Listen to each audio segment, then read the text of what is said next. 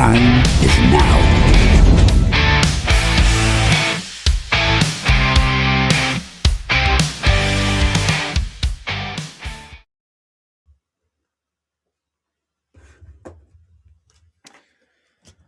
Welcome all. This is NUFC Talk, and it's Liverpool tonight. So, I can see us all in the chat there. That's great to see us getting involved. Before I do get into any chat about the Toon, about Newcastle, Liverpool, PSG, what a performance that was, I'm going to get into the housework. So, let's have a look here. I can see two nuts in the chat. That's great. So keep your comments flooding in. While I'm going through the housework, I'll come to all your comments. I love it. I love all the opinions that you throw at us. So keep it going. Yeah, trolls. Good to see you, mate.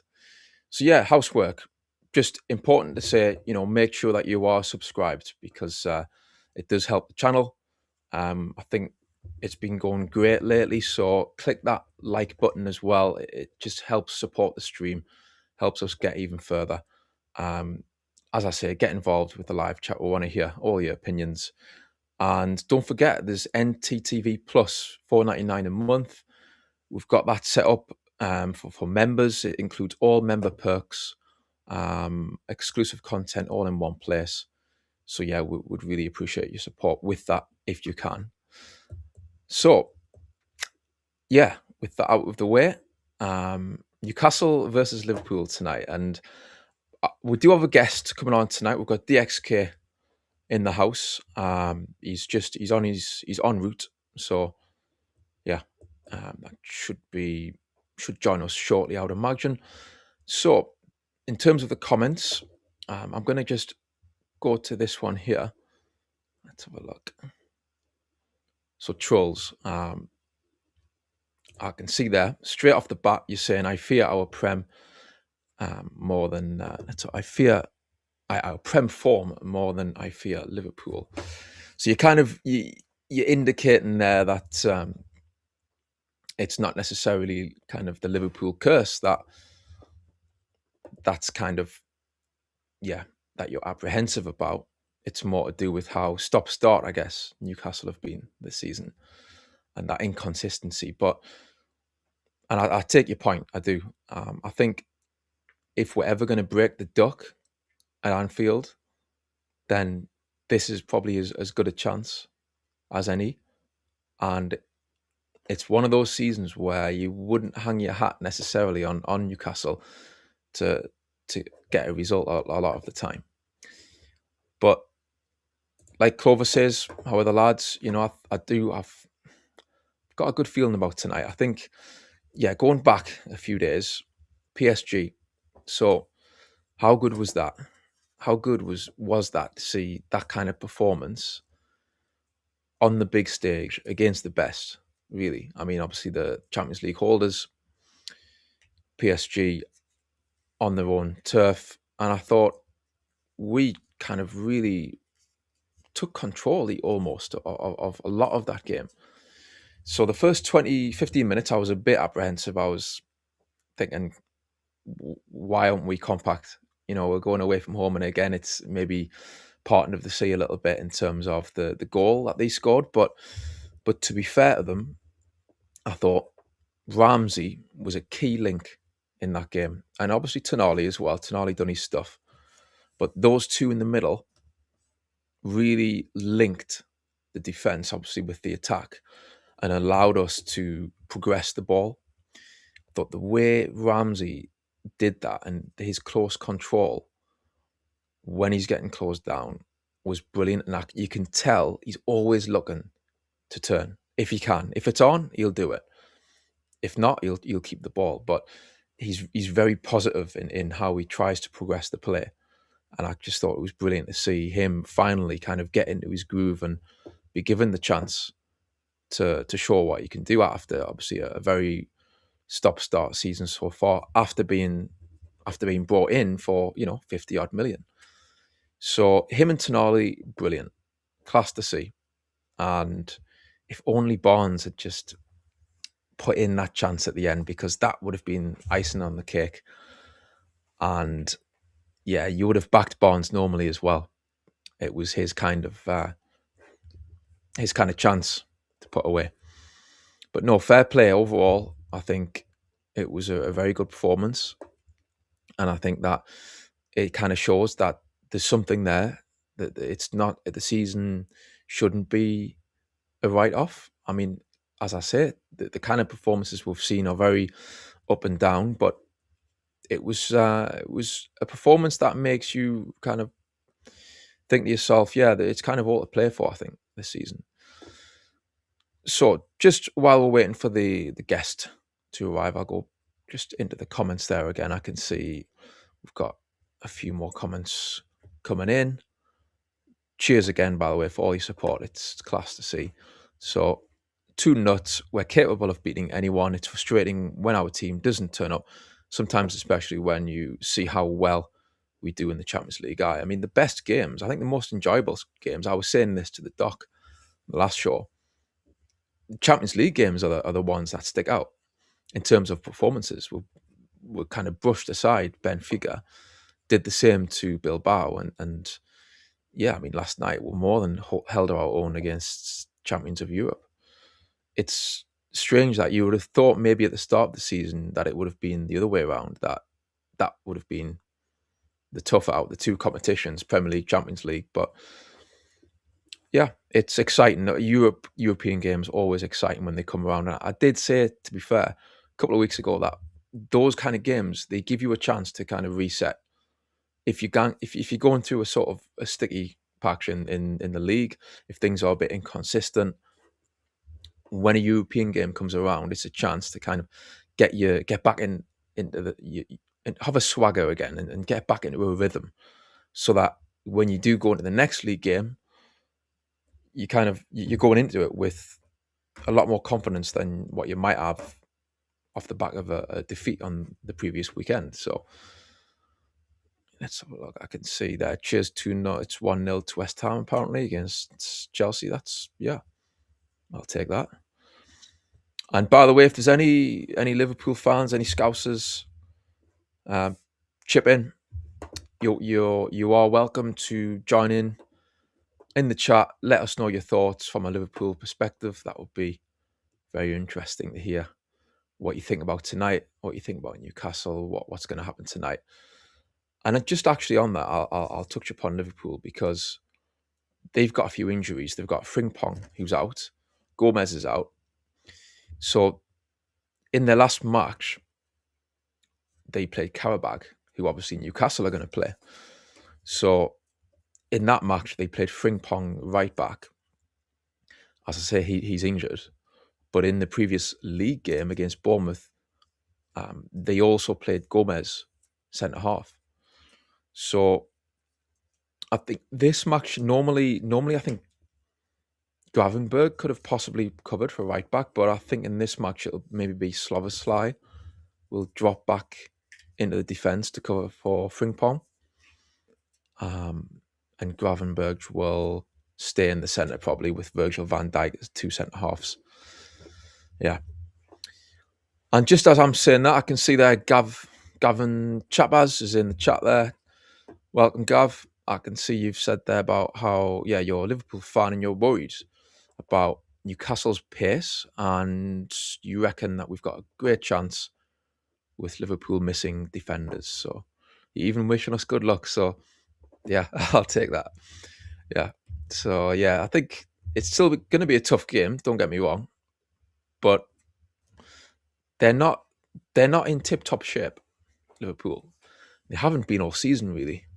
When you think about how up and down they've been, you talk about Newcastle being up and down, but they're, even some of their fans, from what I can read, from what I've seen online, in the kind of comments that you see when results don't go their way, Slot's under a bit of pressure, I think.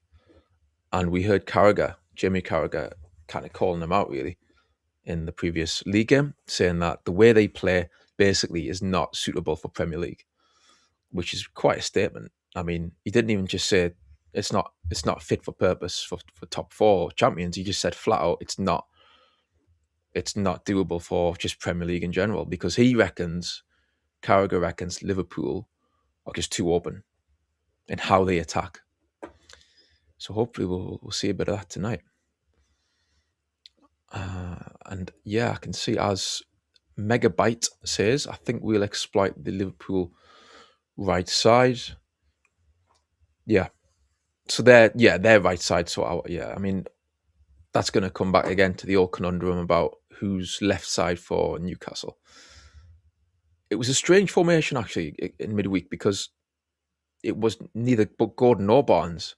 Normally the whole conundrum there is, who do you play out of those two? And I've always said, I think Barnes is the stronger, and the stats back it up.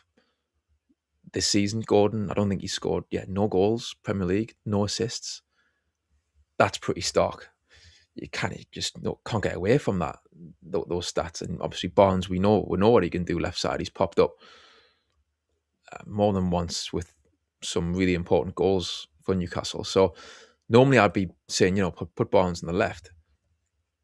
Against PSG, it was quite a strange formation. I mean, it was brilliant, but it was tough to figure out at times, because I think Willock was more like the left-hand attacker, and he played really well. So let us know in the chat. I mean, would you not say, maybe is it harsh on Willock if Newcastle if we were to go to Anfield and drop Willock for tonight's match?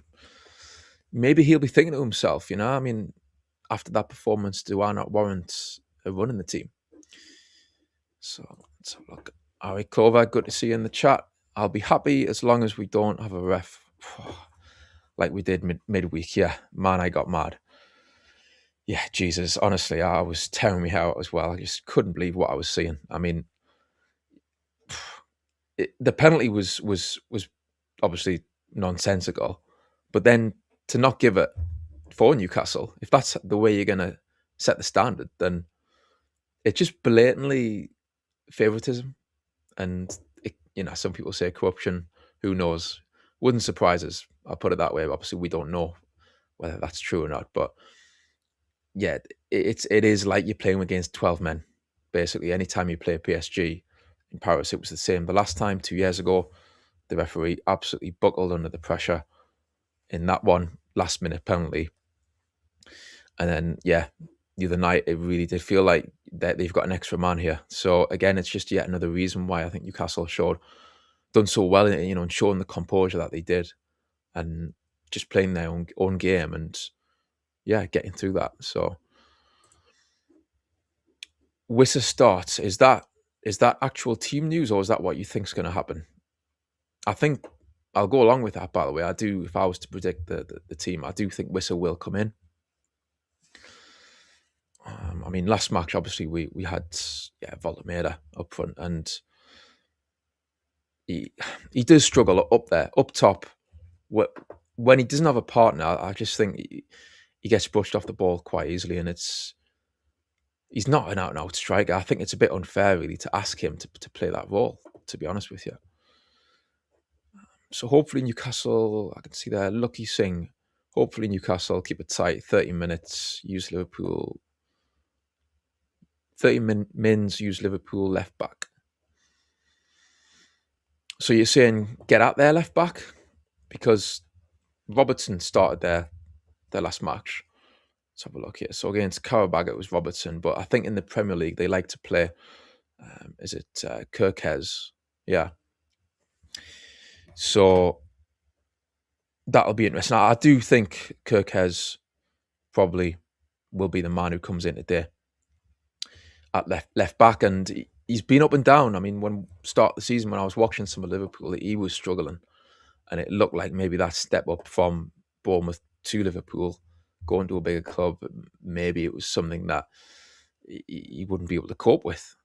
I was getting was it Konchesky vibes at times, but to be fair, I think he is a talented lad, so I do think he'll come good. I think it's just you got to give him time if you're from a Liverpool perspective, All right, cheers, mate. Yeah, I can see that. So team is in an hour. I thought so. Normally we get the team around about an hour and a half before. or an hour before kickoff. Yeah, that sounds about right. Okay. Two nuts. I wouldn't be surprised if we beat Liverpool today. It might be the nail in the coffin for Slot. Yeah, I think, like I said earlier, I think it's a funny season for them because you win the league. Previous season, first season as the manager of Liverpool, and then this season it's all, you could say, gone to pot. I mean, in terms of title challenge, it's certainly gone to pot. And now top four is going to be their aim, and that's nowhere near guaranteed. So yeah, I think the pressure is on Slot. I think that they'll be getting a bit nervy about whether they can, guarantee that top four. The longer the season goes on, I think they'll want to be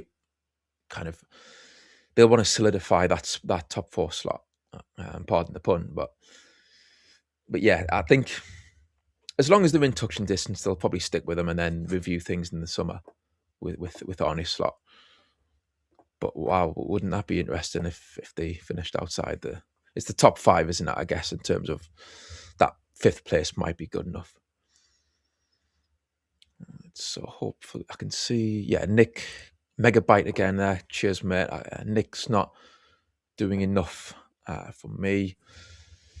It's a balance in it. It's a balance between, I think, understanding from his point of view that it's not ideal position, I think, for him to play. But at the same time, yeah, I want to see him kind of try and hold the ball a bit better. He gave away a few passes against PSG, which you could argue it was a bit sloppy. And yeah, maybe he needs to just refine his hold up play, I guess. But yeah, maybe bulk up a bit as well. Get yourself in the gym and just be a bit harder to bounce off the ball, because it does tend to kind of get nicked off him quite easily. So, all right, trolls, cheers, mates. I just pray we don't start with Trips right back, Burn left back. That would truly scare the bejesus out of me. So let us know what you think, right? But do you not reckon they should maybe stick with that back five? Because I thought it works brilliantly. I thought that what it did is it allowed Burn, because obviously Lewis Hall is the main left side kind of defender, but he's playing in such an advanced role. Having the three centre halves, it allows us to even attack with the two left side and right side centre halves. So Dan Burn was bombing on against PSG at times, and because you've got that middle defender there, in this case, I think Botman was in the heart of the defence, and having that kind of insurance policy allows you to kind of play that way, where on paper it might look defensive with a back line of three centre halves, but actually the way that they can kind of split, I think it's quite an offensive setup. So maybe just keep it the same, and keep Hall where he was in a more advanced position on that left side. Yeah, so Mercury Dime there. I've said it for weeks now, but Big Nick needs to be greedier and stop his little flicks. Just put it through your laces. Yeah, put your laces through it. So, yeah. He doesn't have that striker's instinct, does he? That's the thing, though. To me, I remember that if you go back to that FA Cup match, Newcastle played Bournemouth, and Voltemada had that chance, kind of edge of the box, just inside Bournemouth's box, to shoot, and he lays it off to Wissa instead, and obviously Wissa goes out for a corner. But yeah, in those moments, you think if you're an instinctive striker, you would have just went yourself there, and you would have just took the shot, without passing it. And yeah, I think it's, like I say, it's just not his game. I think he likes those flicks and tricks. He likes to link up, and he likes to get the goals. Don't get me wrong, but he's just, I don't think he's an out and out striker, basically. Cheers, red light. So Wissa is gradually improving regarding pace and appetite for goal. Yeah, I have a feeling today could be fruitful. I was really hopeful when we signed Wissa. I thought, yeah, he's quality. I've seen him for Brentford, and he is a quality player. And yeah, okay, he might not be on the same level as he who shall not be named, but he's, don't want to say the old Prem proven cliche, but I think it was a good sign. I could see him doing well when he was brought into the club, and he's more similar to that kind of striker that we were used to having up top, and just purely in terms of movement. And he's been a bit stop-start since he's been gotten fit, and you got to cut him, I think, a bit of slack in terms of getting up to speed with his fitness. I was disappointed with his performance against Villa because I just thought, again, a bit like Voldemort, he was getting brushed off the ball quite easily, and he wasn't influencing the game like I wanted him to. When the ball did get up top, but it's still early days as well. I guess you gotta kind of think about that as well. And he's come back from a very serious injury, so I think business end of the season.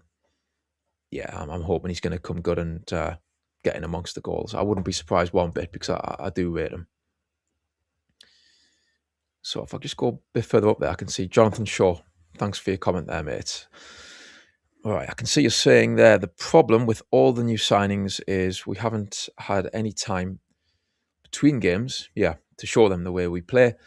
The usual detailed sessions aren't possible because, between games, it's all about recovery. That is a criticism that I've seen thrown at Eddie Howe in terms of, can he get his message across? Can he coach the players? Can he get his tactics right when you have a season like this?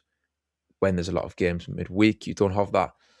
You don't have that time on the training pitch like you normally do without Europe. Where I think that's where he thrives, and he said himself he loves to coach the players and really drill the players to get them fine-tuned as to what he expects from them. And obviously that kind of, the time to do that is very much minimized when you have a campaign like this with European football. And obviously they've had cup runs as well in the domestic cups. So that's, I understand that criticism. I do. But I guess, we'll see at the end of the season where we finish. I think it's a fair shout to kind of like balance that as well, though, in terms of like allowing players to bed in. Yeah, you've got to kind of let them get up to speed and give a bit of leeway, I guess. Right, so we need one striker in the summer, to take Wissa's place, right? Okay, so Charles, are you saying you would out and out replace Wissa from the summer? I do agree we need a new striker. I mean, I totally agree with that. Because I think if you look at it, it looks quite likely that Asula is surplus to requirements and he will probably go. That just leaves you with Wissa and Voltameda, so clearly that is not enough. You need at least 3, probably 4 strikers who are going to give you a bit of depth to rotate. So yeah, you're saying yes, you'd replace Wissa. A bit harsh, like, but no, that's fair enough. Who would you replace him with? Let us know if you got any names in mind. I mean, in the summer, I thought Watkins was going to be the man. I thought he was our best bet to replace Isak, but I do think Wissa is pretty good as well. Yeah, Wissa is 30, 29, hence why I would replace it. I understand, where you're coming from, but it's not too old, surely. I mean, if that's old, then I better get me walking stick. But yeah, I guess in football terms, we've got Big Nick, obviously, to provide the youth and to provide that kind of longevity. Yeah, Newcastle don't need to replace Wissa. I'm guessing that means you need to add another striker. Yeah, totally, we do. That's totally right. You know what, as well, just going back to Paris, we've got this horrible record of not winning with Bruno. Okay, and then I said on a previous show that needs to be rectified if Newcastle are going to be serious about challenging, I think, regularly in the big competitions, then we need to break that duck. And that's, again, the reason why I was kind of so gutted that we didn't put PSG to the sword in that final 10 minutes and break that duck, because I thought it's one of the few times where we actually looked really good without Bruno. We didn't really miss him. Don't get me wrong, massive player for Newcastle, and he's still a key player, but we need to try and kind of look like a decent team and not just rely on one player. We need to kind of look like we know what we're doing without him always having to pull the strings. So yeah, I think that was a really positive sign that yeah, we were kind of looking like I would say well-oiled machine, like against PSG. It didn't look like a patch-up job. Sometimes you got injuries and you've got players sometimes playing out of position and it's a bit of a slog, but no, they looked well drilled. Tonali, to be fair to him, was really good. Villa, I didn't think he was so good, but him and Ramsey against PSG, yeah, I think we've got some decent depth there in the middle. Obviously, we've got J7 as well, who's out. But come on, Eddie, I really hope Eddie Howe does rotate a bit more with J7 and Ramsey just in the coming months when J7's fit. Let's not rush to always put him straight back in. I think there's certain games where we benefit from Ramsey's style of play and his energy, the way that he can, as I say, spin when he does receive the ball. He provides he asks a different question to the opposition to what J7 would. And also, did you notice as well against PSG how he was getting stuck in? Like the thing about J7, yes, we do miss the physicality, but mind you, Ramsey, he does like a tackle. He doesn't shy away from the nitty-gritty as well. Right, enjoyed that watch along in the Empire Club in Gosforth. Yeah, you and the crew did. Yeah, hope you made Chris welcome. Yeah, it did good. Bonnie lads, nice one. Yeah, it was brilliant. Good to see Chris and Betsy in town. And it's a shame about the result and the match on that day because, I just wanted some goals to make things a bit more interesting. But obviously 0-0 against Wolves. But class to see Chris and yeah, we don't worry. We kept him right and we showed him Chinatown. And he had a lovely Chinese there, and I'll take credit for that because we went to a major, and yeah, they do some very nice Chinese food. So we got the thumbs up from Chris on that one. So all good. But yeah, I hope we, obviously I'm sure at some point in the future we'll get to do that again because it was great to watch the game with the lads in person and watch it live with the live stream and having you guys see our reaction, see everyone watching the game as it happens. So hopefully we get to do a bit more of that in the future. Yeah, Ramsey had a good game, definitely. Yeah, honestly, I think he's a good signing. It's just, there's, like as I said, there's competition there in the middle with Joe Linton and obviously Bruno and Tonali. Miley as well. Don't forget about Miley. Obviously, he's done so good at right back, but Eddie's probably thinking maybe I need to put him back in the middle at some point in the midfield. Yeah. And yeah, some shots from outside the box wouldn't go amiss. Yeah, mentioned that countless times this season. Only really Bruno and Tonali give them a bash. Yeah, I mean, I think Tonali is a bit shot shy as well, to be fair. And Bruno, he's really kind of stepped up. Before the injury, my God, was he dragging us through some games. And he's so good because he's not shy in showing for the ball. When the chips are down, things are a bit tough, he will shout and scream for that ball. And he'll want to try and make something happen. He won't always try just a simple pass. He'll try and play the killer pass. Even when the pressure's on, it might be a bit easy just to try and keep the ball and, the crowd are getting a bit nervy. But I thought before his injury, he really kind of showed captain material in his performances. And he pops up again now and again with important goals. And yeah, the midfield need to try and replicate that and chip in. We can't just rely on Bruno from midfield, you know. Right, best case scenario, Wissa starts scoring, all is fine. Worst case, he keeps going like he is now and don't score many.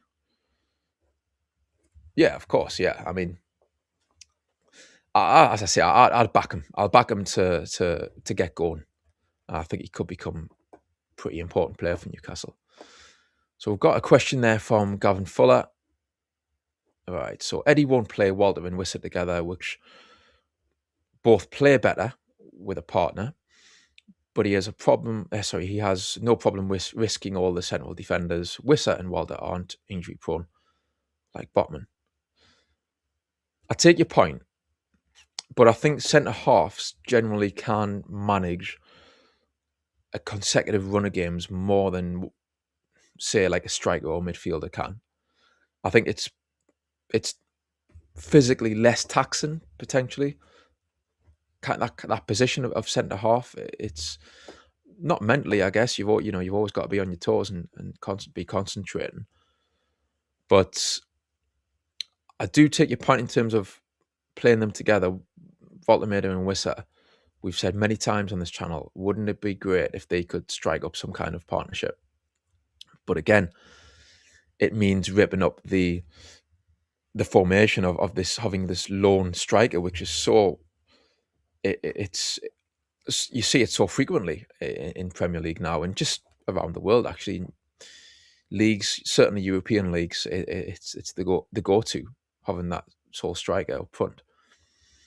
But yeah, I mean, I would love to see them both playing together and strike up an understanding where they can cause all sorts of problems with against defenders. I would imagine if they were to click, it would they could be quite formidable. And you could have Voltemeda just dropping deep as he likes to do. So he drops deep to do that, have that link up play, and play Wissa in on goal as well. I mean, I'm sure that there would be times where he would receive the ball just in an advanced position in the midfield area, and then Wissa would make the run, and Voltemeda would have the vision just to pick him out. Yeah, Ramsey was awesome. Absolutely agree. I really like how he, as I say, he just really drives forward with the ball, and he's very positive in his movement, and doesn't. Yeah, it doesn't take very long to think about what he's going to do. I think he's got a good kind of vision as to who is where. He's mapped out the midfield area before he receives the ball, so doesn't waste any time in turning with the ball. And if he can, he will play forwards. He won't just always play the kind of sideways pass. So Wissa and Nick are not aggressive enough. Yeah, I mean, against Villa, I thought, Wissa, come on, man, you've got to get in there and make yourself be a nuisance. Make yourself make your presence be known. Again, I've said before, Voltemeda, yeah, he needs to bulk up, but it's not his game, I don't think, to be kind of tight against the centre half and holding the ball up. But you know what? You're playing in the Premier League now, and that's a big part of it. Like it or lump it, I think he's going to have to some extent, he's going to have to adapt to that. Yeah. So Visser and Nick not aggressive enough. It's like they are not looking for a goal. And that lack of shooting outside the box, yeah, kills me. Just passing around. Yeah, it's so frustrating. It's the pendulum, isn't it? And it's embedded in football.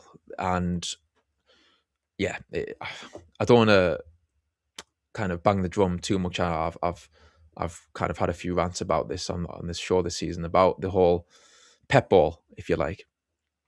And we're not the only ones. There's teams way worse than Newcastle who overdo that.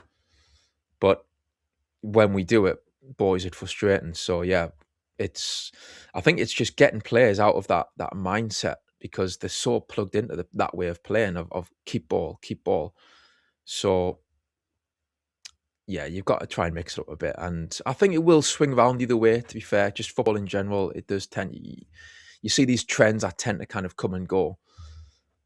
maybe Pep leaving City could help with that. So, yeah, if you want to kind of hurry up, Pep, and maybe get another job or retire, then that would be good. But you see, when they do it, they're the best. So he's got the players to kind of make that style of play really come off, and make it kind of like devastating for the opposition. But yeah, most teams just don't have the players City have. Obviously, they're on a different level to a lot of teams, and it's when you see the likes of Burnley as well last season. Geez, trying to play Pep ball, and I mean, if I was a Burnley fan last season, wow, I'd be asking serious questions about potential refund if I had a season ticket, because it was just bordering on unprofessional, some of the stuff I seen. We are due for the long-awaited win at Anfield. Bring them on after what we did to the European champions. Exactly, Gary. Let's have that belief and that confidence to go there and get the 3 points. Because if we can play that like that against PSG, come on, Liverpool, they're not invincible. They're on the decline. If you look at their season, if you're going to look at just as things have gone so far, yeah, let's not shy away from it. They are on a decline, and let's take advantage of that. Nice one. So I can see there you've said there, Trolls. When we come to the opponent's box, we suddenly seem to forget it's a match. Yeah, it's not five-a-side. Yeah. It's, as I say, it's modern day football, and it does my head in. But you see, that's why I like Bonds when he is playing, especially from the left in that advanced position. He doesn't tend to waste too much time in getting that shot off and being a bit more direct. I mean, the worst thing about it, when you mentioned their five-a-side, I mean, have you seen Tottenham? What they do is the worst type of five-a-side that you see in the modern day football in the Premier League is when they do that in their own box. Because Tottenham, their centre-half takes the goal kick, and he plays the ball from the goal kick to their goalkeeper. And the goalkeeper will then kind of just hold on to the ball, just wait for the striker to close him down. He'll dice with death, and then at the last second, he'll play the ball out to the centre half and go from there. But it's just like, if you're a Tottenham fan and you're watching that, you're paying good money to watch your goalkeeper desperately hold onto the ball for as long as he can. I mean, come on, like that ain't exciting, man. Jeez, they call it like a philosophy, don't they? And they say like, we want to play the right way. Is that the right way to play five-a-side with your goalkeeper and your defenders? It's, at least we don't do that. That's the thing. As frustrating as we can be at times with this tippy-tappy stuff, we don't go to that extent. I don't think I've not really seen too many times when our centre halves take the goal kick, and then Pope or whoever it may be starts trying to kind of play five-a-side that way. We can't really do that if Pope's in goal, because that's not his forte, to say the least. This mad what happened at Chelsea. Let us know, Lucky, what that's all about, because I'm not too sure what you're referring to there. Trolls again. As a diehard fan, NUFC fan, I hope we smash Liverpool. I just hope we turn up, and do the business. Yeah, of course. Hopefully we do get that long-awaited win, because bloody hell is it due. And these records are there to be broken. I mean, didn't Villa do that to us just the other week? I mean, they hadn't beaten us at St James's since 2005, since that infamous match with Boyer and Dyer. So, bloody hell, that is a long time. So, come on. It's our turn now to break that kind of duck. Yeah, you mentioned their trolls about Chelsea. They had a good manager, now they're starting to struggle. To be fair, right, I do think that their new manager, I know he gets a lot of stick for how he speaks and the things that he said, a bit David Brent-ish. He is, like, I'll give you that in terms of some of the quotes that he said, and it's maybe a bit cringy. But do you know what, though? I like what he says in terms of he's very positive, and he's very kind of he seems to be someone who has a strong sense of what he wants to do with the game plan that he has, and also I've seen a few behind the scenes as well when he was at Strasbourg, and he's talking about changing up the tactics, and he's very intense, isn't he? He's always on it, and he's always on the sidelines there, always thinking about how can he tinker things. And yeah, I do think he could do all right. He could be. I know there's a lot of talk about it's a crazy appointment, but we'll see. Time will tell. I don't think Rossini is good enough yet. Top four club. I mean, don't get me wrong. For him to get the job from Strasbourg, I mean, yeah, it's a big step up. He hasn't won anything major, has he? So yeah, I do get that point of view from the Chelsea fans if they're thinking what's going on here. But yeah, we'll see. I can see that. Cheers for the update there. That Chelsea 2-0 down now. So yeah, the knives will be out for Rossini, no doubt about that. It's one of those appointments, isn't it, where it's not going to take long for kind of the negativity to snowball, and they'll be onto him quick enough. If he doesn't start well, it's that kind of appointment where the pressure will be on, maybe earlier than usual. You'd appoint someone maybe who was a bit more experienced. Okay, we do have our guest in the building, DXK. Well, how you doing?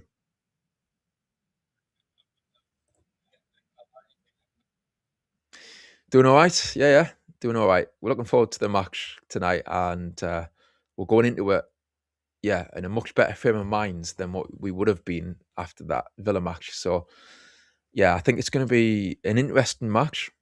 And like we've just been saying there in the chat, we've got this horrible record at Anfield, and it's about time that bloody hell we need to break that hoodoo I'm because. not on the screen, by the way. I'm now.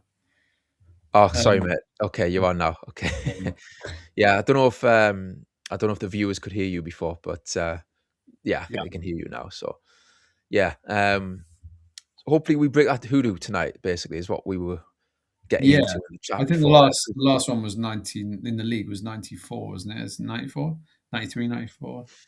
I Or was it believe so. Yeah. 94, 95 maybe? It was when Andy Cole and Scott Sellers scored. Okay.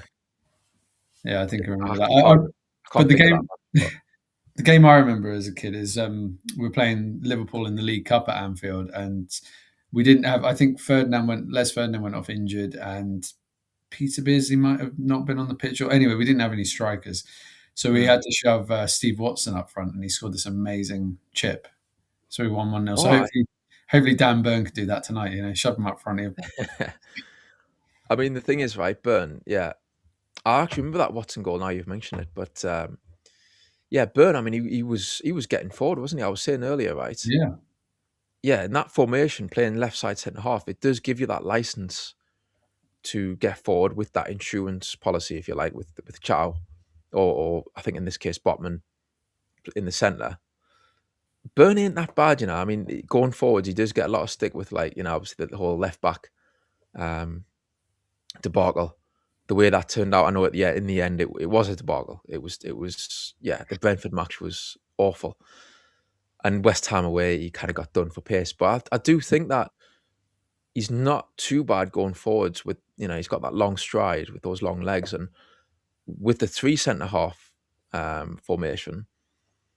Yeah, I think I was saying earlier, what would you do? But I mean, I'm thinking, why not just keep that as it is? It's quite an attacking formation, I think.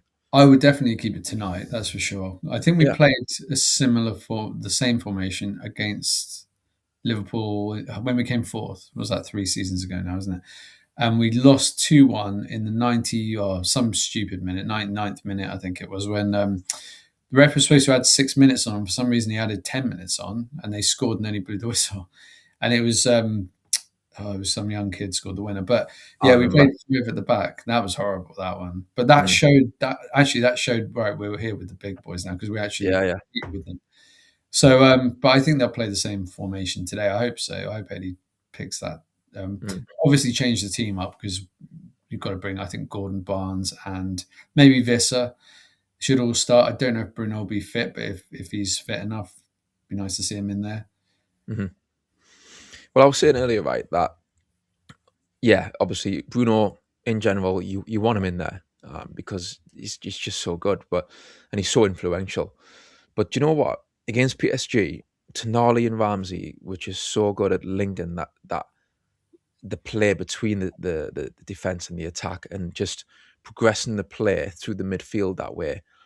So I think Newcastle, I was saying before, they need to start showing that they're not just a one-man team. So if Bruno's not 100%, I wouldn't worry too much about him not playing. I think they've got to try and get over that.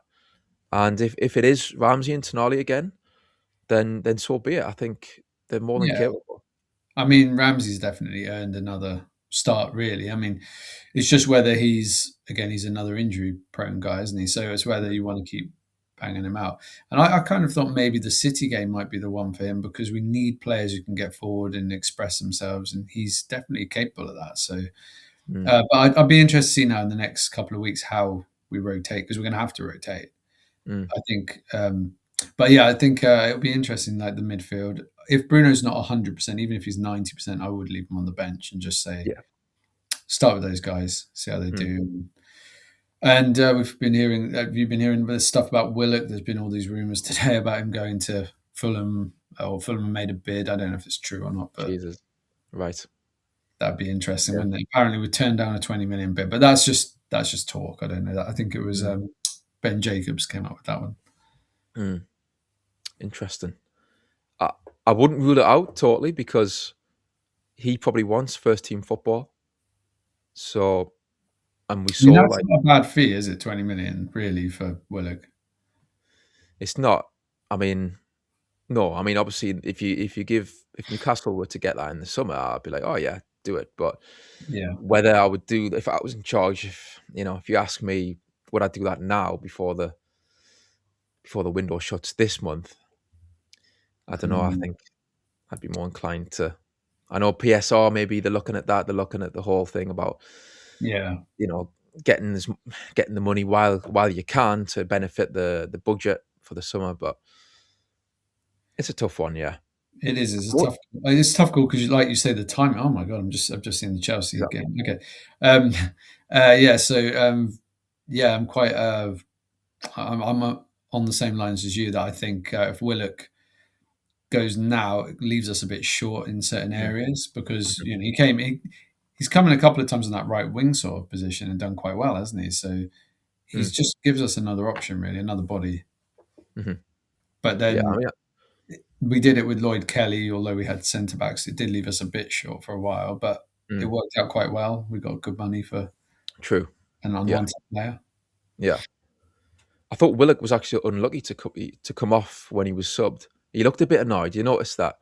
I thought Yeah, he he looked did. Yeah, a bit peed off. He did look a bit, yeah, angry Mm, about it, didn't he? I think he was just a bit confused, which he was unlucky to come off. But I can understand the thought of let's get some fresh there. And actually, to be fair, we created quite a lot after Gordon and yeah. Barnes came on. Yeah. And Barnes, if he'd had his shooting boots on, we would have won that game. So I know. I've got to say, I think that was much more promising from Anthony Gordon as well. Although he does it in the Champions League, doesn't he? So Mm, it's hard to judge it really. If he does yeah. it tonight, then we'll start talking Mhm. about it. Yeah, that's it. I was saying earlier, there's no getting away from those stats. No goals, no assists. Is that right? Premier League this For season? Gordon. Yeah, I think it is, isn't it? Yeah. Unless you did he win a penalty at some point? Did he win it? Or he just took it, didn't he? Still Like, not. Yeah, I guess maybe if he still won it, technically then not an assist there. Fantasy Premier League would give him an That, assist, that but no, it's not right. really, is it? Yeah. But yeah, It, it, yeah, I don't think he has. I think it's been a long time. Was it last January that he got? No, I think he did get one assist, didn't he, recently against someone? Maybe the chat right. can help us out. Yeah, let us know in the chat. I know his last goal, I think that was January, like last year Yeah, in the Premier League, which is just, come on, that's kind of bonkers, really, for someone who's like a left sided or, yeah, who's a forward, basically. He sees himself as an attacker. yeah, Uh, then you can't go a whole year without scoring. Come on. But to be fair, I do agree, like you say, against PSG, he was his pace, and I said in the pre-match, as much as I kind of bang the drum for Barnes' left wing, I can't deny Gordon's pace is always going to be something that could be useful even when he is on the left. And we saw that against PSG. I mean, they simply just could not cope with his running. So, and his link up was good, to be I fair. mean, he It had that wasn't right played in back Barnes. absolutely on strings, isn't he? Like, Mm, I haven't seen him dominate a fullback like that in a long time. Like every mm, time the ball was knocked over the top, you thought, okay, but then he would outpace the guy. And to be fair to him, he's put in a couple of good balls. One for Barnes with that little flick to Barnes, where I thought, oh yeah, this is a goal because it's Barnes. He scores yeah. that. But just a bit too close to the keeper, made a decent save. So, but Mm, yeah, there was some nice link up between them. It worked a lot better that actually having mm, Barnes on the right. That looked a bit more. Maybe he's getting more used to it now. mm. I'm still planting my flag, like, and I'm still saying Barnes should be left. But no, I think, Who would you have on yeah. the right, Gordon or Alanga? I mean, that's the conundrum. I mean, again, Elanga, he's not looking as timid now, like as he was against PSG. He was good, not outstanding, but he held his own, and he Yeah. looked like, yeah, that he was a threat. Mm. And I would be tempted to, yeah, keep him in the team. He's a 50 odd million signing, so Yeah, yeah, you've got to give him an opportunity to give him an opportunity. Sounds weird, an opportunity to fail, if you know what I mean. Like if yeah, he's going to fail, let him fail. If he's going to succeed, let him succeed. But you can't mm, just write players off and go, "Nah, get someone else." So mm, send him on loan to uh, Germany or whatever. You mm, need to give him a chance. And yeah, I think he's done okay. I think there's certain games I would quite like to see him start in where we're playing a bit more on the back foot. Like today wouldn't be a bad game, but mhm, yeah, he's done okay. yeah. Like last few sub appearances, he actually looked much more like what I was hoping we were getting. Mm.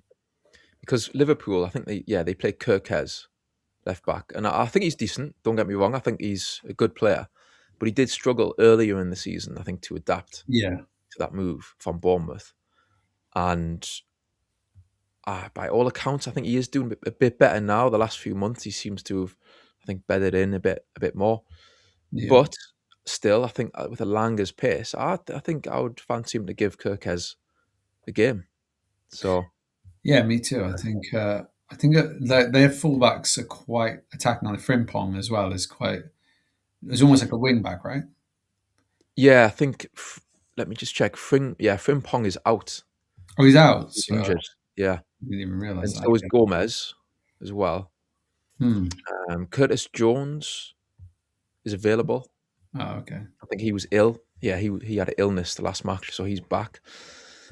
Just on that, actually, so Slot, what he said in the pre-match is that about Newcastle. He said it's always been a very tough contest against Newcastle since I've been here in the games that he's had against us. So he also said that he says I like consistency and to play as much as I can with the same players. Sounds like So Eddie Howe, doesn't it?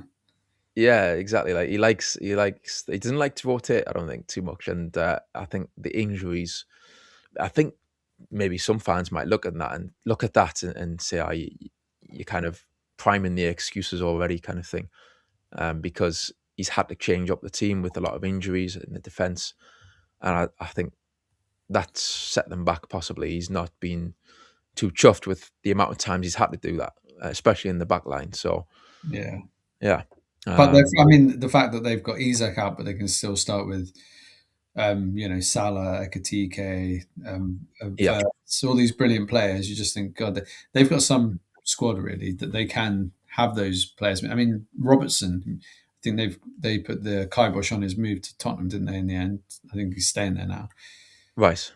I was So wondering about that. unless it goes from deadline day or something, but yeah. Mm, So I mean, he's a very good player as well. So they just have the depth where they can have these injuries. And yeah, you can say they've got 8 players out or 6 players out, whatever, but it doesn't hurt them like it does 17 of the other clubs in the Premier League. So no. So it's still put out an amazing team. It's still going to be a Yeah. tough ask. Ekitike is immense, no doubt about that. He's the one that got away, isn't he? One of the ones that got away. We Yeah. tried 3 times. You can't say we didn't try. I mean, No.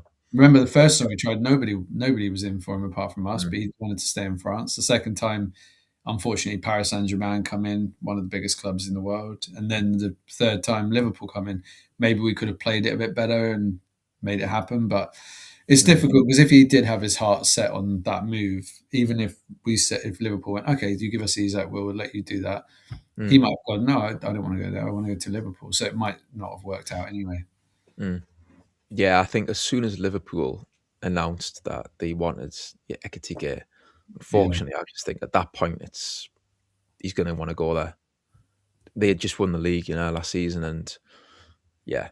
And remember, he went there before Isak, so he would maybe if it had been the other way around, he might have gone, well, am I going to get enough minutes? You're spending on Isak, but I don't know how it could have played out. But it's a shame. I really rate him. I actually think, how old is he? 23. I think he could be an even better player than Isak.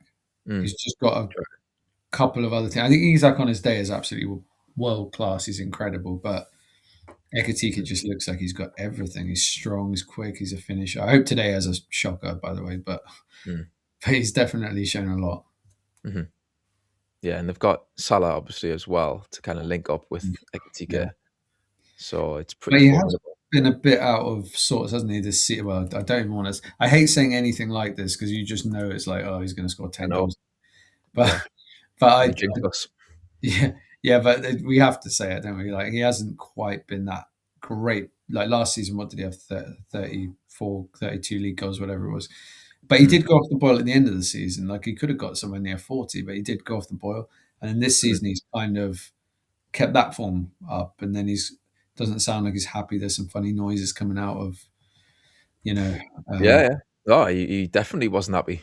If you go back, a few months ago with that whole debacle, that when he was coming out with the statement about being thrown under the bus. Yeah. So he's got an ego, no doubt.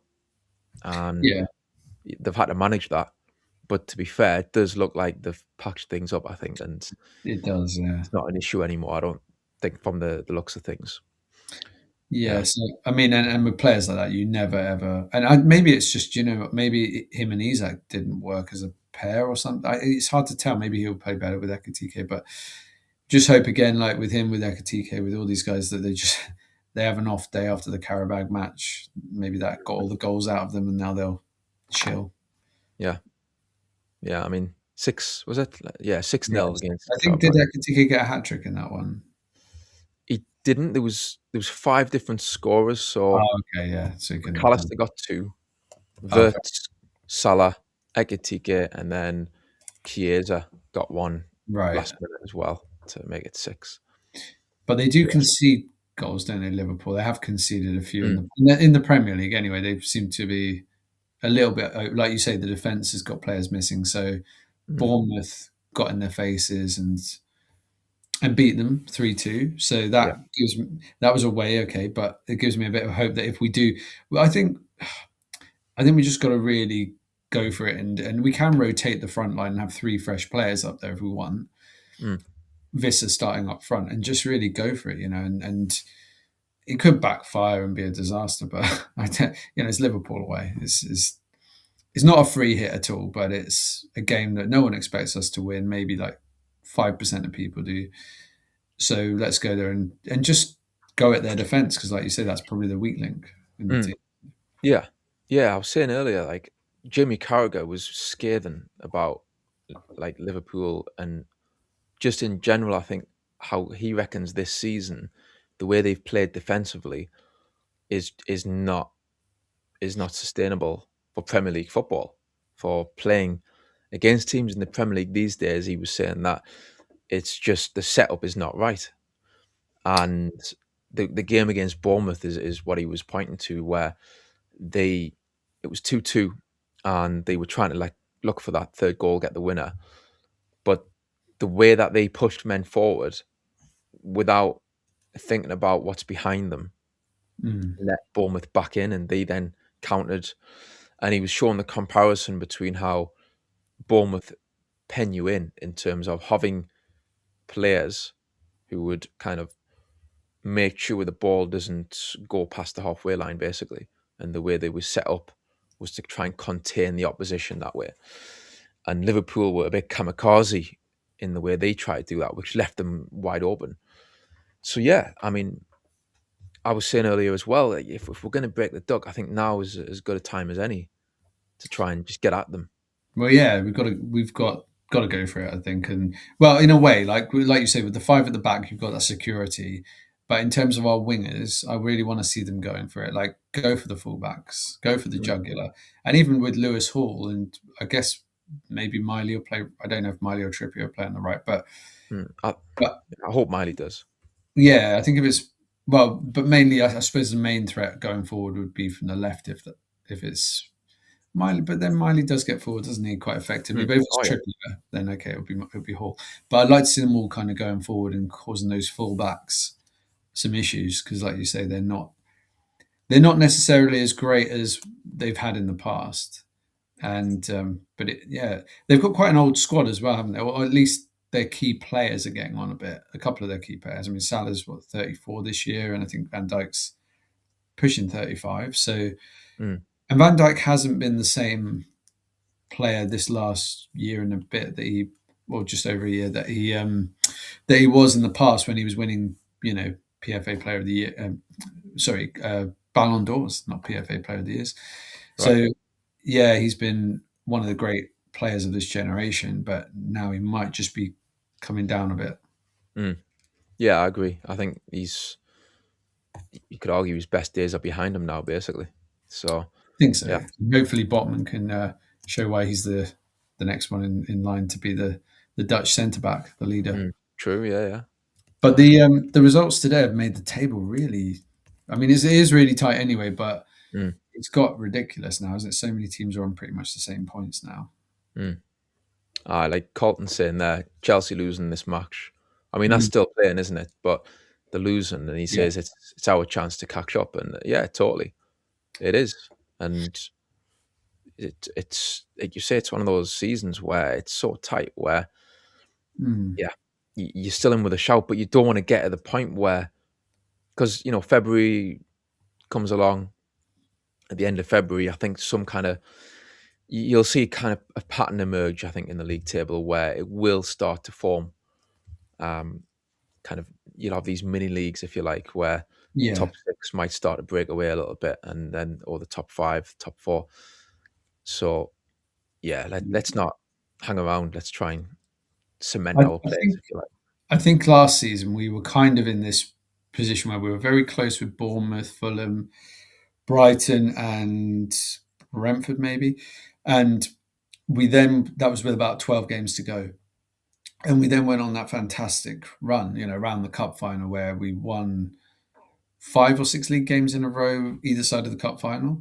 And that propelled us then into the next part of the league, that other mini league of top five. And Forest then came down they fell massively. So that helped. And Mm, then just that momentum was enough to just get us fifth place on the deadline day. So yeah, deadline day, I mean on the final day. But final yeah, day, so yeah, that was good. I see Connor said that there's no Bruno in the squad tonight. So yeah, yeah. I was just going to come to that. So cheers, Connor. If that's true, yeah, wow. I mean, there you go. No Bruno, but as I was saying, you know what? They've got to learn to you know yeah, do the business without Bruno all the time. And absolutely. I love him, and for me he's one of the best signings Newcastle have ever made. He's Yeah, I that good think for so, me. yeah. Yeah, In but this market, 40 million, like there was only what 4 wow, years ago. yeah, Sensation. it's unreal when you think about that price tag there you've just mentioned, signing him for that amount. When you look at the transfers now and the fees that are thrown about these days, it's just it's an absolute steal to get Bruno for that. And it's a So chance tonight for Tonali to. I really think this is now because I'm not sure if what Joe Linton's physical condition is, but this is a chance for Tonali to really show that he can be the leader of that midfield. Because if it's let's say mm, Ramsey, it might be Joe Linton in there with him, But like this is his chance to say, look, I'm gonna take the bull by the horns now. I'm gonna be the guy like Bruno who galvanizes everyone and Hmm. gets the crowd going and all that. And yeah, I think hopefully we'll see that in his performance tonight because Mm. we know what a great player he can be. He's Hmm. incredible. Being you don't get compared to Pirlo if you're not pretty good, you know. So Yeah. hopefully he'll step up now and be the leader of that until Bruno can come back. Hmm. Yeah, I think, like I say, against PSG, he came into his own and he was very sort of dominant. And he's got that long stride, isn't he, Tonali? He's got like, Mm. um, he's like a sort of, I don't know, he's kind of like a terrier. The way he's got a lot of energy, and he's good at breaking up the play, but he's also good at progressing the play, a bit like Ramsey. Um, I wonder if that, I mean, that formation Newcastle played. So against PSG, like it was Tonali, Ramsey in the middle. I wonder if that helped Tonali because it wasn't a three, was it? No, not really. No. Yeah. So I'm just thinking when he plays with like Bruno and then normally J7, is it maybe just too crowded for him? You know? You could be right, yeah. I mean, Yeah. I quite liked Willock's role as well. I thought that was quite when he's a supporting player like that, he's much more effective, isn't he? He's Mm, actually could be good. Like obviously injuries have held him back, but he's definitely. I don't think he's good enough to play in central midfield as a proper like central midfielder. I think as a sort of 10 or leaning towards the right and then coming in, he looks so much more effective. And I mean, the header was really he's a good finisher apart from open goals, but he is a good finisher. Like when there's headers and stuff, he can score all kinds of goals. yeah. Like in the past. Yeah. No, I totally agree. And that's why I'm thinking about this transfer. Like, is that good business if they are to sell Willock? I mean, yeah, it wouldn't surprise me if maybe Willock is the one who's saying, "Look, I want first team football. Yeah, I No one would can think. offer me that." You know, back to London as well. I don't know if that plays is going to play a part So. in his decision, but I mean, it is always a difficult balancing act because, like you say, if you let a player go now, we've got less than 48 hours, haven't we, till the window shuts. So you're then saying, right, okay, we are going to get rid of a player. We're going to take a punt. We hope we don't get any more injuries. Bruno's got an ankle problem, but we'll just hope that we can keep enough players fit now for the next. And we've got all these games coming up. Bear in mind, like I think it's some people say 11 million, some people say 14 million for just qualifying for the next part of the Champions League. So that puts into perspective, like even if we can win one more round, say we get Chelsea, we win that and then we go out, that could be another, I think you get even more, you get like 16 million. So mm, that is almost the same fee. And that could be Willock making a difference in those games. So yeah, I think although he probably wants regular football and all of that, and he might want to move, like you say, back down south. I just think mm, that it's such a gap. It's rolling the dice. Unless you can yeah, get someone in the next 48 hours to replace the man that is going, then I don't think if you're Eddie Howe, you take that risk and do it really. no, yeah. I think it's funny because if you were to ask fans, if you had have asked fans before that PSG game, Mm. we've got a bid here for Willock from Fulham, 20 million. I think to be fair, most fans would be like, "Oh, do it." But I think that PSG match has just reminded people what he's about. When he is on form, he's a very useful player, Yeah, and maybe we shouldn't just write him off just yet, at least for this season. yeah, and I think if we could sneak in a Douglas Luiz type loan signing, then I Mm. might be more for it. Like, okay, get that cash in the bank, get this loan signing in that will probably cost 2 or 3 million and some wages. Take a punt, but I Eddie's can't. not a fan of loans, DX. No, he's not. He's not a fan, What's is wrong with he? doing that? I mean, but under Ashley, we used to get a lot of loans. They were mostly terrible. Danny Rose and what was his name, Bentaleb. They weren't great players, but um, I didn't Yeah, think any of them apart from Rondon did anything, did they? But or London, don't know. Loic back in the day. But yeah, so Second time of asking, I yeah, went for Loic Remy. I think the season before. yeah, he was the original Ekatike, wasn't he? But we did get He him was. Yeah, we for got one him in the season. end. Then he went to Chelsea and never played. But We got him in the end because Joe Kinnear, director of football, he done his business. yeah, He only worked his son. magic. Yeah, and then we got him over the line. So Yeah, yeah, but he was aye, good. But but yeah, I think it is a market that we don't utilize enough. Like there, you mhm, see other clubs making some interesting loan signings. And you think, well, that we did at first. We got Matt Targett, didn't we? And he did well on loan. He wasn't mhm, as good when we signed him, but on loan he was a really good upgrade on the left back position. I can't even remember who we had in the left back position before him. It was mm. some Mankio, was he playing there or something? But anyway, Mankio played. Maybe Dummett or someone. Yeah, Mankio was playing that Leeds match when we got the first win under. I think, yeah, first win under Eddie Howe. Leeds away, Shelby free kick. That was a bit of a turning point. And Mankio, yeah, it was left back in that match. So I think So he. obviously Target was a bit more of an established Premier League football, good Premier League level footballer, or average at Yeah, least. and he offered that balance with being left-footed as well down that side. So there must be another one of those sort of loan signings if we look deep enough. But yeah, I guess that's not what we're after. Mm. You would have thought so. Looking from the outside, you'd think, is there not someone?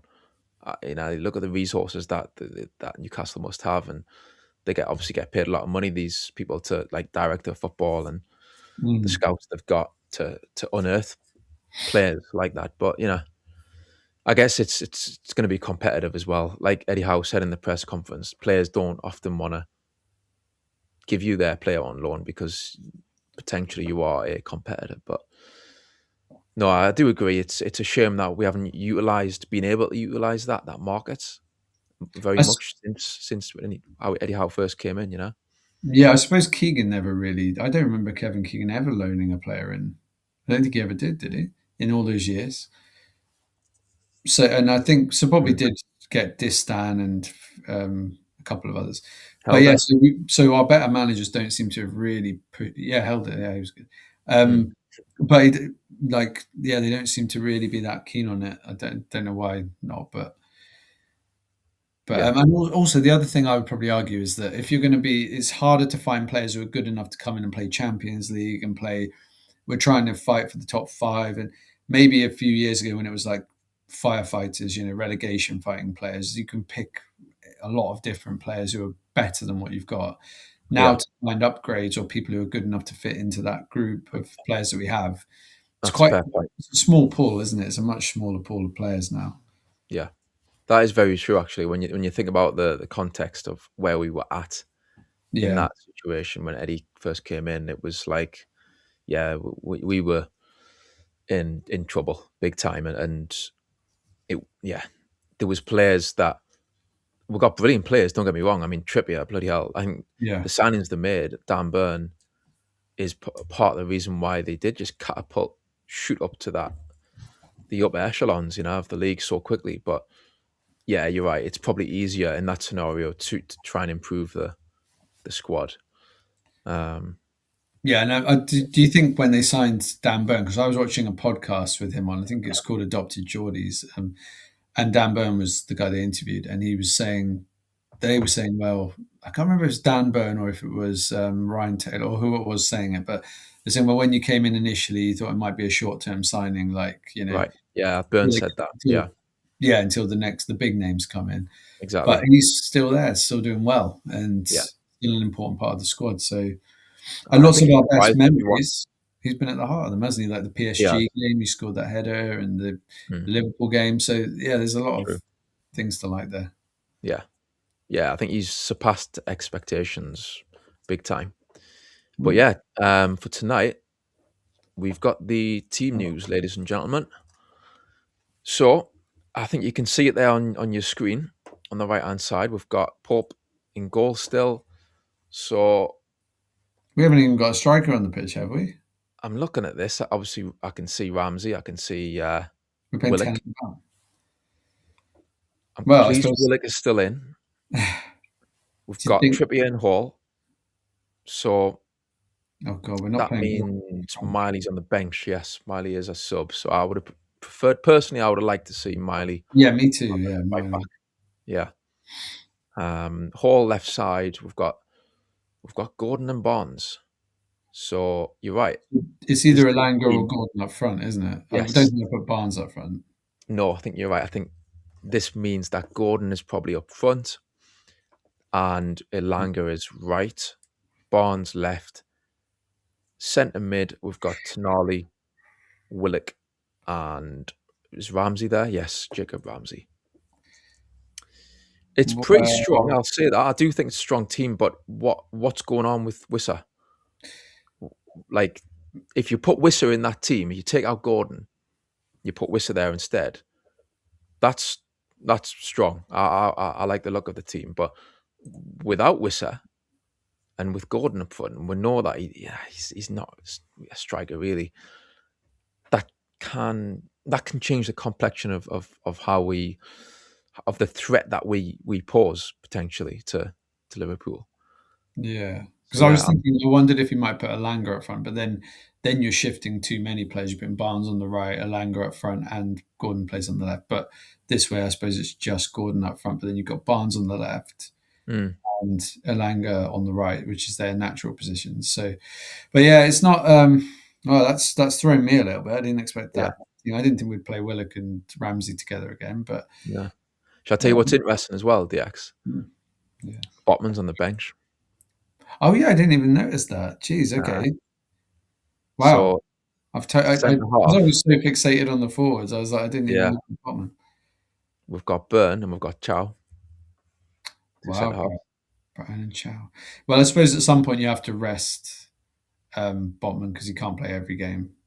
Mm, And, yeah, although Chow does, but I don't think you can play Burn and Botman together. So I would have liked to back five today, but okay, we'll yeah. see. We'll see how we could be proven totally wrong here. And Hmm. I suppose, do you think maybe it's because the two strikers haven't been that brilliant, have they, recently? I know they've had the odd game where they've done well, but I think Voldemort has scored in 2 out of 17 games or something like that. He scored two against Chelsea and one Tottenham, I think. Mm. And this has been hot and cold. I don't know. It's a bit tricky. But the thing is, I get what you're saying, but Wissa, this is he's a striker. Like, it's his bread and butter. Yeah, Like, um, yeah, I find that strange that you wouldn't. It must be fitness, That's all I can think. Why he's not or starting, because, like, I can understand the reluctance with Voltameda not wanting to put him up there yeah, in that formation because it's just not really his game.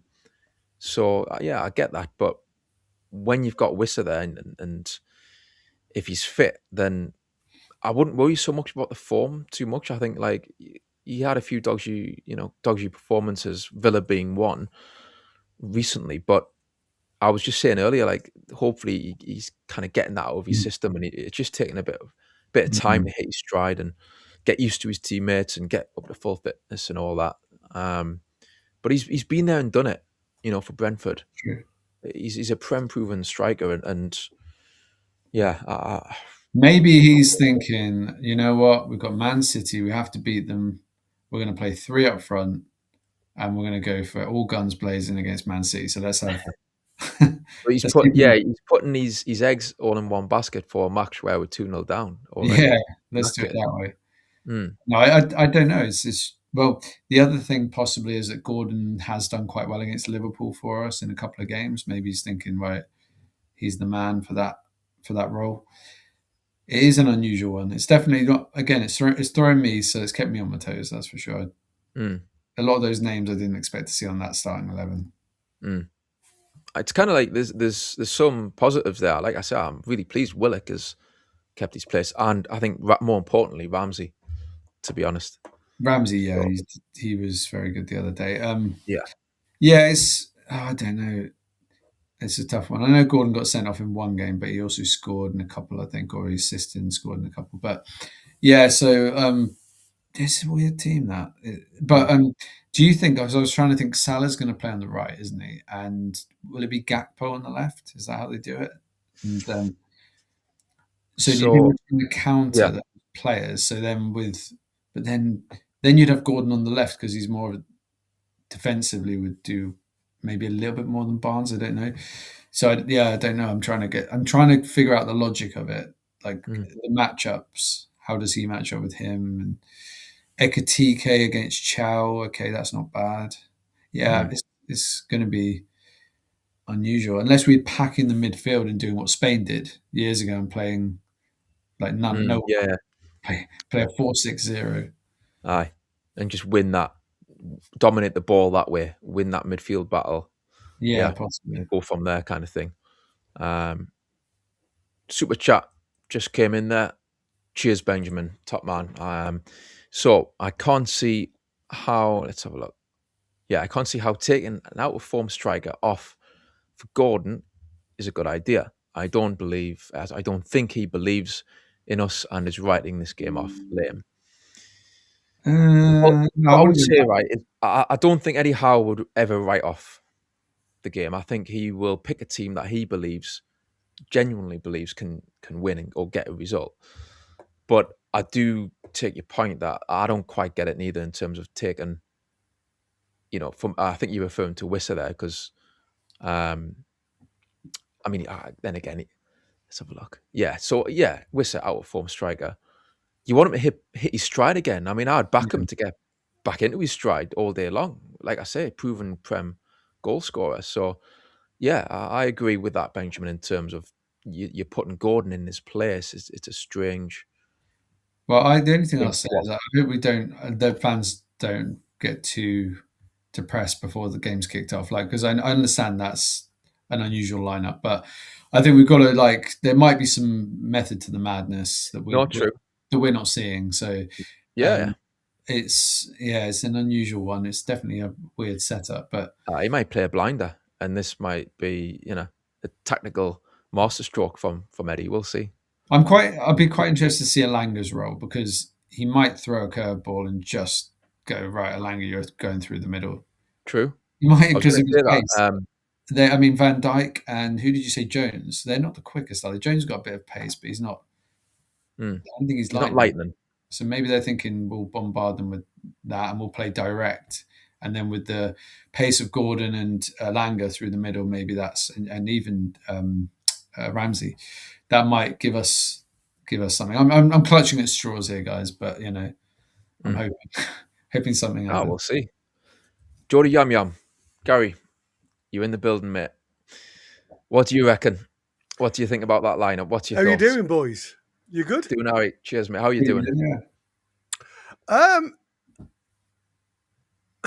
Oh, I'm very well.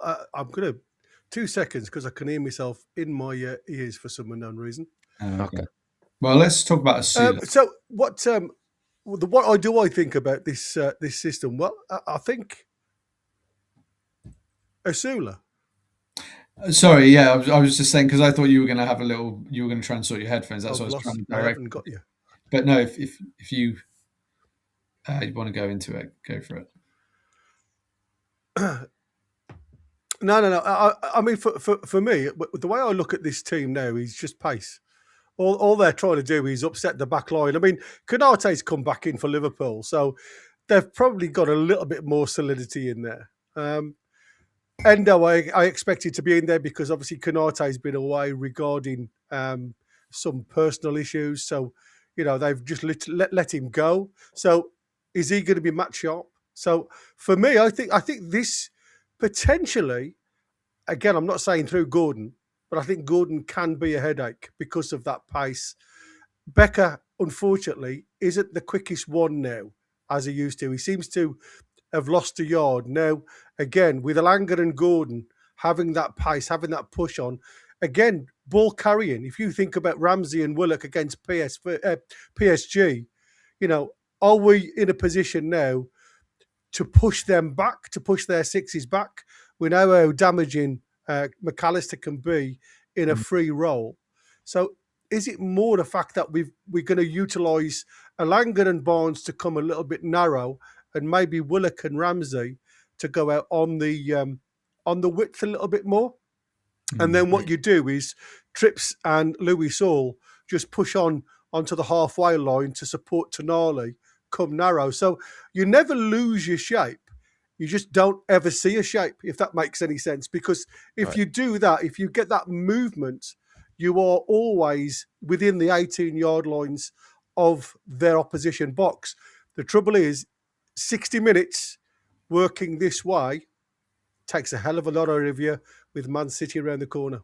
Yeah, but do you think he's starting to prioritise certain games, Eddie Howe? Then do you think he's looking at like maybe? But then I would think we've got more chance of getting something here than we have against Man City in the second leg. I mean, I would have thought this would be the one where you'd go, boom, let's go for this, and then if we are going to rotate in a big way for one game, I would have thought Man City. I think he'll see the two. Okay. So as in he won't have one game that he'll be going, okay, put the chips in for that. Yeah, I mean, I just think, they'll go gung-ho. I mean, they're 2 goals behind. And for me, to try and, it's like Bruno not being in the side. I think what Eddie Howe is going to try and do with Miley, maybe Bruno and Miley be those 2 real pushy midfielders, standard midfield, probably even go a 4-4-2 against Man City, which is something you don't see these days. And I think this team set up the right way with potentially maybe Barnes on the left-hand side. For me, the only thing you lose with Barnes is that natural crosser of the ball. He always has to stop and come back onto his right foot. But when he does it, he can sometimes pick out that back post beautifully. But it's like I say, for me, I think it's going to be an interesting game, an interesting setup. But I think that is what you're going to start seeing now from this team. You know, we've been critiquing, if you like. I don't want to say criticising, but we have been critiquing Eddie Howe not for utilising and rotating his squad. And there he has. We're all scratching our head because you're just trying to find a formation, aren't you? You're just trying to find a shape. But I think that will be the way he sets up today. Elanga and Barnes. We know Barnes likes to get in tight, and I think that will open up the likes of Willock to try and get round the back. And again, you know, I don't think you'll see much of Hall tonight because of Salah. I mean, Salah's always been there out. Yeah. So it'll be that diagonal ball you have to watch right to left. It's always on Van Dijk. Alisson is always looking for that out ball. So are we looking at just leaving Hall sitting deep with Trippier, like I say, and Gakpo, just try and shore up the back line? There's going to be a lot of people say, oh, here we go. Dan Burns in for Botman. Gordon's up front for the forward line. You know, it's the favourites are in. Well, I thought that's why I thought we might have played 5 at the back to counteract Salah's kind of threat, that you would have the security of Hall, Burn, and Botman kind of all leaning towards the left. So I thought that might have been the ideal formation for this game, but I'm, you know, there's obviously something else going. I mean, that'd be interesting. Like Gary says there, I mean, look, I don't want it to look like we're being too negative here, because we're just, the whole thing with Gordon up front has always been a bit of a mystery, I guess, for a lot of fans, because it's just not. But mate, I'm with you. Eddie Howe, he did pull off a pretty much a masterclass against PSG. You know, I mean, so no, I'm just curious about that position up top as to what he's doing tonight without Wissa or Almeida. But I'm pleased, like I say, that Elanga's getting a run out again. You've got Ramsey, you've got Willock. As I say, I think he is rotating now, and I think it's brilliant to see, especially, like I said, Jacob Ramsey getting into his rhythm and showing what a good player he is. So, hey, if Eddie Howe can pull off, you know, he almost got a famous win. It should have been really on Wednesday, but he got them playing really good against PSG. So if you pull it off again tonight, and I'll give him all the credit. I think he's the gaffer, and you know, at the end of the day, he does see things behind the scenes that we don't see. So I guess it's always, and I mean, we've got always right to bear that in mind. 10 games in 29 days, haven't we, or something like that coming up, so including this one. So there's going to have to be rotation, and there's going to be time. I mean, we're all a bit surprised there's not a recognised striker in the team, but in terms of rotating, he's rotated, I guess. There's a lot of the boys we'd expect to be in there are out and having the rest. Yeah, I think you know, if you look at it, you know, the one thing that I don't want is for Anthony Gordon to do an Anthony Gordon against Liverpool, as we've seen. Sometimes, again, you know, that boyhood supporter if you like, and he's going to be into it, like literally in the thick of it. We've seen he likes to leave a boot in a little bit. So, there's lots of things that we have to be careful of, that we're not leaving ourselves wide open.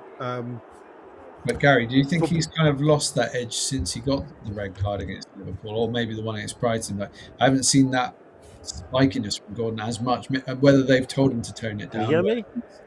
Toned it down. And don't I could hear you, Win. Yeah. The one thing I look at is the fact that, yes, you're right, we haven't seen it a lot, but we haven't played Liverpool Can you a hear lot. me? Yes. He's in a time loop. He is. And I think, like I said, sometimes you get that extra bounce when you're playing a team that, again, we've seen that there's potentially, he's been in the shop window for these guys in the past. Whether he'll be in there again, he seems to have gone literally off boil a little bit in the past. But again, Arsenal now seem to be the team in for him. So he's still got a lot to play for, and it's like, for me, it's a case of he's got to produce something. I like the fact that Elanga's in this side, because at the end of the day, Elanga just needs minutes. Yeah. These are the teams that will potentially give you or allow you space in and behind. The one thing I still don't see in this team, and that's a problem for me, is accuracy with the ball sometimes from that midfield. As much as I love Toon Army, sometimes that just doesn't give me that confidence that he can thread a ball through all of the time. Yeah, we were giving the ball away in the last game. Yeah, a lot of players can, but that goes for Ramsey. That goes also for Willock. So I still class Willock's pass against Spurs with the outside of his boot on the left hand side. It's probably one of the best passes I've seen for the distance covered as well as pace on the ball, because Isak didn't have to change his stride whatsoever. So there's still a hell of a lot to prove from this side. For me, I still think we're missing somebody who can just have the vision in the field. I love Toon Army. He brings so much guts. He brings so much pace. But to me, I still think we don't have somebody with that vision. We don't have a Pirlo in the side. I think very Bruno few and far between these days. Yeah, no, I agree. I think Bruno's the one who can thread the ball through an eye of the needle. But like I say, if you look at Bruno sitting in the six, and that to me is where I look at players and potentially want to see something else. And then you start looking around. We saw Vitina. I mean, look how he ran PSG. He's the organizer. He's the orchestrator. That's Bruno. Bruno always wants the ball, and we've mentioned it before. The problem with Bruno is it's stopping the likes of Ramsey, Miley, even Willock when he plays a free roll, because he's so wanting the ball all the time. Sometimes we're passing 2 and 5 yards just to give Bruno the ball because he's calling for it, rather than looking up and going ourselves and having that confidence. That's been the biggest bugbear with me with Bruno. I love him to bits, but sometimes he does stop the rest of the players' play. Hooray, I can hear you. Hey. Well, there's a surprise lineup. Yeah. Yeah, I don't know what I wanted and I don't know what I expected, but it's neither of the above, I'll tell you that. Yeah, exactly. This five-a-side team's also a bit of a surprise lineup. Be quite a good team. Yeah, I mean, the bench is all over the shop, isn't it? Yeah, it is a bit if you strange one. Ramsey, Botman, Wissa, Asula, Murphy, Fultamara, Alex Murphy, Shahar, and Miley. So again, no risk of Bruno. Why did he go to PSG? Sorry, I was just going to say, go on. I was going to just say, can you remember when we've ever had 3 strikers on the bench? I can't think of another. Maybe back in the Keegan times, but. Did we have 3 strikers back in Keegan times? I don't think we did. No, actually, there were only 5 on the bench back then, weren't there? I'm going to say. It might be a first. This could be a first, yes. I must admit. It's an interesting lineup. I mean, people, you can say we're a bit light in midfield with just Miley there. With a bit light as well on the wings. unless you throw Wissa left-hand side. If you want to bring him into that, what people say is his, usual spot. At this present moment in time, I've not really been enamored by what I've seen up top by Wissa or Voltemada. They've both been given us something different, but they still miles off it. Now, sharpness, when you've been out for such a long time, you can say, yeah, Wissa's still getting his sharpness back. He's still trying to read the play. Newcastle will always try, and feed the ball into you. And that, Chris the other day said, it seems as if we change roles. As soon as Voltemada comes on for Wissa, we stop playing high balls. Now, again, is that because... What must Asula be thinking? Well, again, are they keeping Asula back? Not to play Voltemada or Wissa, and yet Asula still can't get on the pitch. Yeah. I was thinking that earlier. I was like, God, this guy's days are numbered. He's rolling the According to Mercury, there's no doubt about that. But according to Mercury, DX is up front. Oh, okay. winning. I've been a speedy playmaker. Indeed. I did see somebody put something in there. Question: is Voltemada and Wissa going to film not playing over a winger? Well, like I say, it's not as if they haven't played. They have had roles within the team over the last few weeks, and unfortunately, our goals for column hasn't always been, a big thing. And it's something that maybe, like I say, against Man City, we're going to have all guns blazing if we are going to try and get something back from that game. A lot of people say throw it. I just don't think that's in Eddie's mentality, if I'm honest with you. No. I think every game is a game to win. Give it a go, at least for the first half. And then if we go 4-0 down, then you start taking all the players off and putting children. What I would say, though, right, is I would like us to, it's away from home. And I think it would be good to see us be a bit, and it might sound proper boring, but we need to be compact. I think away from home at Anfield, don't let them in early doors. I think that's been a reoccurring theme this season for Newcastle, where it's a bit kamikaze, and there's a lot of gaps that appear between the midfield and the defence. And I think hopefully tonight, I know PSG got that early goal, but after that, I thought we kind of ran the show, and we didn't let them in easily. Obviously, they've got a lot of quality, and Liverpool have got a lot of quality, so they will get in at times. Don't get me wrong, but let's not, let's make it difficult for them. Let's rock up there, and don't make it easy for them. Let's plug the gaps and have Tonali and Ramsey kind of marshal their midfield. And if they're going to score, they're going to have to work for it. And then we've obviously got going forward either way the pace to trouble them with Gordon and Elanga now. And Willock as well has got the pace. So we don't have to pile everyone forward. You know what I mean? We can, I think, be a bit more measured that way.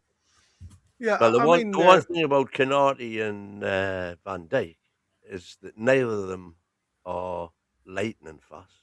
No, exactly. And they're not. We've got two attackers there who are lightning fast. Yeah, but as just going back to your Asula conversation there, see Ryan Stapey here has put down, and Gordon has never worked at striker. Correct. Eddie just can't leave him out. And I think that is everybody is assuming, that Gordon is going to play striker. And I looked at that lineup and myself and thought, well, I wonder if it becomes a 4-4-2 instead, with Elanga dropping into the midfield to give that a bit more solidity and cover for trips, and Gordon and Barnes having more or less a free roll up front between them, with Barnes maybe getting into the box a bit more than Gordon. Gordon using his pace on either side. Let him in the. I think when you look at it, like I said, I think you'll find this goes into 4s at the back. It'll go to 5 at the back at times, as we always know it does. It'll go a 4-4-2 because that sometimes it'll go 4-5-1. And I don't always necessarily think that Anthony Gordon may be the target man. I mean, it could be the fact that we've got these guys on the press to press high, and then when we've not got the ball, it'll just be dropping off and sitting in front of them. And that's what I'm thinking as well, because if he plays Gordon up front, he loses Gordon's qualities at getting back and helping the defence, because Barnes, bless him, is not well, he hasn't got the pace to do that. Yeah, I would love it if it is Elanga up top and you do have Barnes and Gordon. I remember when Forest battered, I think it was Brighton, and Elanga got 3 assists from playing that central role, but it was one of those where Forest pretty much just sat deep. And I think it's one of those where realistically, that's probably what we're going to need, because you're completely right. Like, Elanga isn't exactly the best at tracking back. One thing Gordon does have over the other wingers is he works hard. But if that was enough, we'd still have Miggy Almer on. So I think it is one of those where I wouldn't be surprised to see Elanga more central. I certainly hope it is, because, well, you've got to learn from past mistakes, and what we saw at the start of the season is that Anthony Gordon up front is usually not the answer. But after midweek, he got it absolutely spot on. If he gets it right again today, everyone will be calling him a genius. If he gets it wrong today, then he's in for a bit of a hounding, isn't he? But we'll see how it goes. We know we're going to hit on pace. We know we're going to have about 25-30% possession. I just hope, Konate is just back from an injury. Szoboszlai is not a right back. These are a bit weaker defensively than you'd normally see. Let's get at them. Let's be a little bit more direct and not pass it between Burn and Malik Chow about 12 times in the first 10 minutes. Yeah, let's have one pass instead of 2 passes, because the number of times we see a player free, especially on the wing, and it still goes via Trips or via Burn, but to then pass to the winger instead of that first ball, giving them much more of a chance. Because when it comes to the second ball, the defence have got those extra half seconds to get into better positions. Yeah, it does make you wonder whether there's going to be some, like I say, leaving some of these guys again. Is this? Let's go the other way then. Is this just Eddie saying, "Well done against PSG. Now go and do it again"? To some extent, definitely with Elanga, Willock, and Ramsey being kept in, definitely, I think that's good. You've got to reward these players for playing well at the highest level, like they did away at PSG. And you've got to use your squad, and we've called for that all season, to see definitely Ramsey to be given a chance to get into his stride. So I think he said that in the past, Eddie Howe. He likes to kind of say to players, look, if you play well, you keep the jersey. You've got to earn the jersey, though, first of all. And I think at times we've questioned, he says that, but has he applied that way of thinking with different players? Like, you could argue Gordon earlier in the season, he was still playing him. So it's like you're kind of your philosophy, it goes against that. But no, I think in general, certainly tonight, it seems like that's what he's doing. He's saying to these lads, look, go again. And I'm pleased that we've got those players in the midfield at least still getting another chance to show what they can do. Because if you start just taking them out, if Ramsey was to come out and Elanga was to come out, it's just going to make it harder for them to kind of be players that we can rely on. Because how much credence does everyone put in these reports coming out today that Fulham have bid 20 million for Willock and we've turned it down? And along with that question, was Willock aware of Fulham's interest before the PSG game? Did that give him additional motivation to go out and perform well? And does the fact that if he's heard that Fulham have bid 20 and Newcastle have turned it down, does that increase his ambition to perform well? Or does he say, well, it doesn't matter what I do here, I'm not going to get a move? Well, I was wondering if Willett might play more through the middle tonight because we don't know how it's going to line up. But I just thought There's another alternative. Yeah, he could play sort of as a number 10, or maybe they just take some weird punt and play him up top or something. I mean, that'd be interesting, wouldn't it? Yeah, so if we go along with that in a kind of 4-4-2 again, with Elanga dropping back in the middle where Willock is, Gordon dropping to the left and having Elanga up front. So Barnes and Elanga on the left. Sorry, Elanga and Gordon as the outside pair of the midfield pivot, with Wissa, not Gordon and Barnes up, but Willock and Barnes up. Yeah, I mean, and Willock's best form for us was on loan when he was a number 10 behind Wilson, wasn't it? So that's right, when he was coming in at the box late. So maybe there's some legs in that. There might be another subplot in there somewhere. Yeah, it's certainly options. Yeah, I was saying that the whole Willock stuff was not correct. There was interest, but they hadn't launched a bid. Sorry, Gary, I cut you off there. No, you're right. I was just going to say exactly what you've just said there, but going on what Widder's just said there, yes, you are right. Any player would have been told, and we've heard and we've read the reports from the Craigie Hopes of this world, that if the right bid comes in, then we have to look at it. The problem for me is, like I say, I think we are over blessed, if you like, in that midfield, and Willock, Ramsey are always going to be those knocking at the door. I don't think there'll ever be that type of player that show enough. Ramsey potentially. Yeah, Ramsey. I think he's got something about him, especially from what I saw against PSG. But again, I think that will stop once Bruno's back in the side. I really do. I think, unfortunately, like I said, I love Bruno, but sometimes he does take the play out of players. For me, and Maley, of course, on the bench.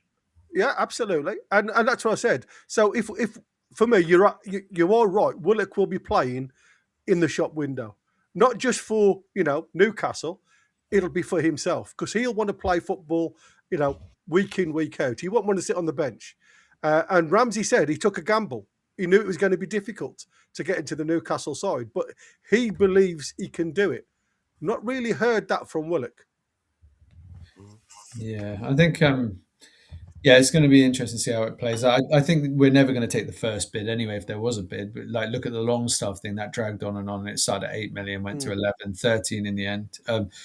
So that's just how business is. And if they're desperate enough, they'll pay 25, they'll pay 28, whatever, to get him in. So, and then there might be a tipping point where we go, if there has been a bid, and it sounds like there might not have been, but there might be a tipping point where they go, well, 28 million, 25 million, can't turn that down, even though it's a risk. That sets us up for the summer. We can go big.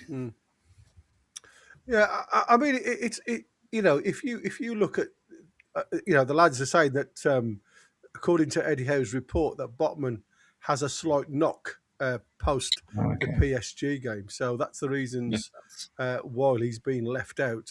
I mean, people, as I've already read, will believe that. Other people won't. And that's, like I said, unfortunately, I think Eddie Howe has made his bed more than once. You need to get away, more than normal. So it's a case of just seeing how it pans out now for me.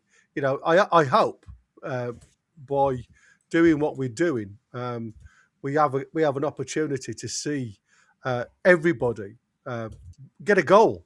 Let's start cheering the boys on, and hopefully Elanga gets on the score sheet. I'd love to see Elanga and Gordon break the duck against Liverpool. I'll tell you now, that will make my day. That's already been a very pleasant one. I've just become a father for probably about the 500th time. A guinea pig that was, though, today. We've had a baby guinea pig. So bless. Congratulations. I know, it brought a tear to my eye. Like I say, it's always the way. You want to come and set up, and it just disappears. Yeah, they're all going, oh, look at the size of it. Oh, I tell you, that's it. I can't. I'm trying to be professional. For me, it's a case of looking at this team again. Solidity at the back has to be what is required. These are awful at tracking back. We know that. So again, the Gakpos, the Salahs sometimes like to stay a little bit higher. The main threat for me is Ekitike. I'll think he'll have that little bit of a shine in his eye because obviously we're the one that he turned down. I think he'll want to put a performance on to say, look what you've missed. So he's definitely one for me. He's probably been one of their standout players this season, to be fair. Can I just bring up what Kenny W said there? Lose tonight, that's 5 points off fifth. That's a mountain. It's not a mountain. It's 2 games. Yeah, but you're not a mountain at all. I think it's because the teams that we've got to play come and go away, isn't it? Like I said, these are the not informed. If you look at the last 6, was it drawn 5, lost 1? You know what I mean? So their performance haven't been fantastic, and they have put some really poor performances against lower teams. Was it Burnley who got a draw against them? Yeah. Burnley, they've lost to Bournemouth in the last minute. And these are all, like I say, Bournemouth, a similar team, that get at you, really push and pressure. These looked all over the place with teams that come at you, get your faces into them. So I think this has got the opportunity for us to go in there, really get our faces, get our toes. We've got to start well. We know that. We've got to, monopolise in that first 20 minutes, get a goal. Yeah, we need to settle us down. Clinical, because I don't think we'll get many clear-cut chances. So if anything comes along today, it just has to go in the net. Well, on that note, lads, I'm going to do a dash. Gary, I'll let you crack on with the show. Cheers, Peter. Thank you, matey. Thanks, DX. Yeah, nice to see you guys. Yeah, cheers, lovely to see you. Happy football. Away the lads and all that. Indeed. There you go. So, welcome one and all. We've got 35 minutes to go. So, throw some questions at any of the panel just to see what you want us to talk about. Is there something in the side that you fear is a weak point? I don't say the forward line because that's an easy cop out. What's your thoughts about Willock and Ramsey getting a second chance? 3 days post a really tough match against PSG. Have they got the legs to go again? I think that's the big thing. Yeah, for me, it's one of those, obviously, Willock and Ramsey. It's both very injury prone, let's be honest. The reason they're not at top clubs is because injuries have, held them down a little bit. They both had the potential. Ramsey's come to us to try and realise it. Willock, let's be honest, his future likely lies elsewhere. But in a midfield 3 with Toon Army, I can see some real movement there. And let's be honest, against PSG, we wanted to hit them with pace. We wanted to hit them on the counter. I can understand Gordon coming in because of how effective he was against PSG when he came on. I just didn't think he'd be striker personally, but we're not going to talk about the forward line because, it's pretty obvious. But what I do think is I don't think Alanga, Gordon and Barnes up front as a 3 was the original plan. I think Botman was supposed to be in there, and I think he's picked up that knock and he's gone, right, okay, 5 doesn't work without Botman. We're going straight back to Old Faithful. The slightest hindrance to plan whatever it is, B or whatever it was, he's gone straight back to Old Faithful. Gordon being there with Alanga and Barnes is an interesting one, but we're going to be up against it for a large part of the game today, and I wouldn't be surprised at all if Toon Army actually sat in between the 2 centre-backs for a lot of the game. A lot of the game, yeah, I agree with you. And I think, we've been seeing it, haven't we? Previous weeks, previous games where Toon Army's picked up that role. The lads have been able to go out a little bit wider. I do feel sorry for Botman, to be fair, who's picked up that knock. And like you say, when he goes out the team, well, we know we've only got 3 centre-backs fit, full stop. Yeah. So there isn't there's very little option post that. I mean, obviously, Alex Murphy, we know, just isn't going to get involved. He may come on later on to give Lewis Hall. Once we've gone 5 up, I think you'll see a few changes then. But it'll be in the 88th minute. 5-0 in front, and then potentially you've got it.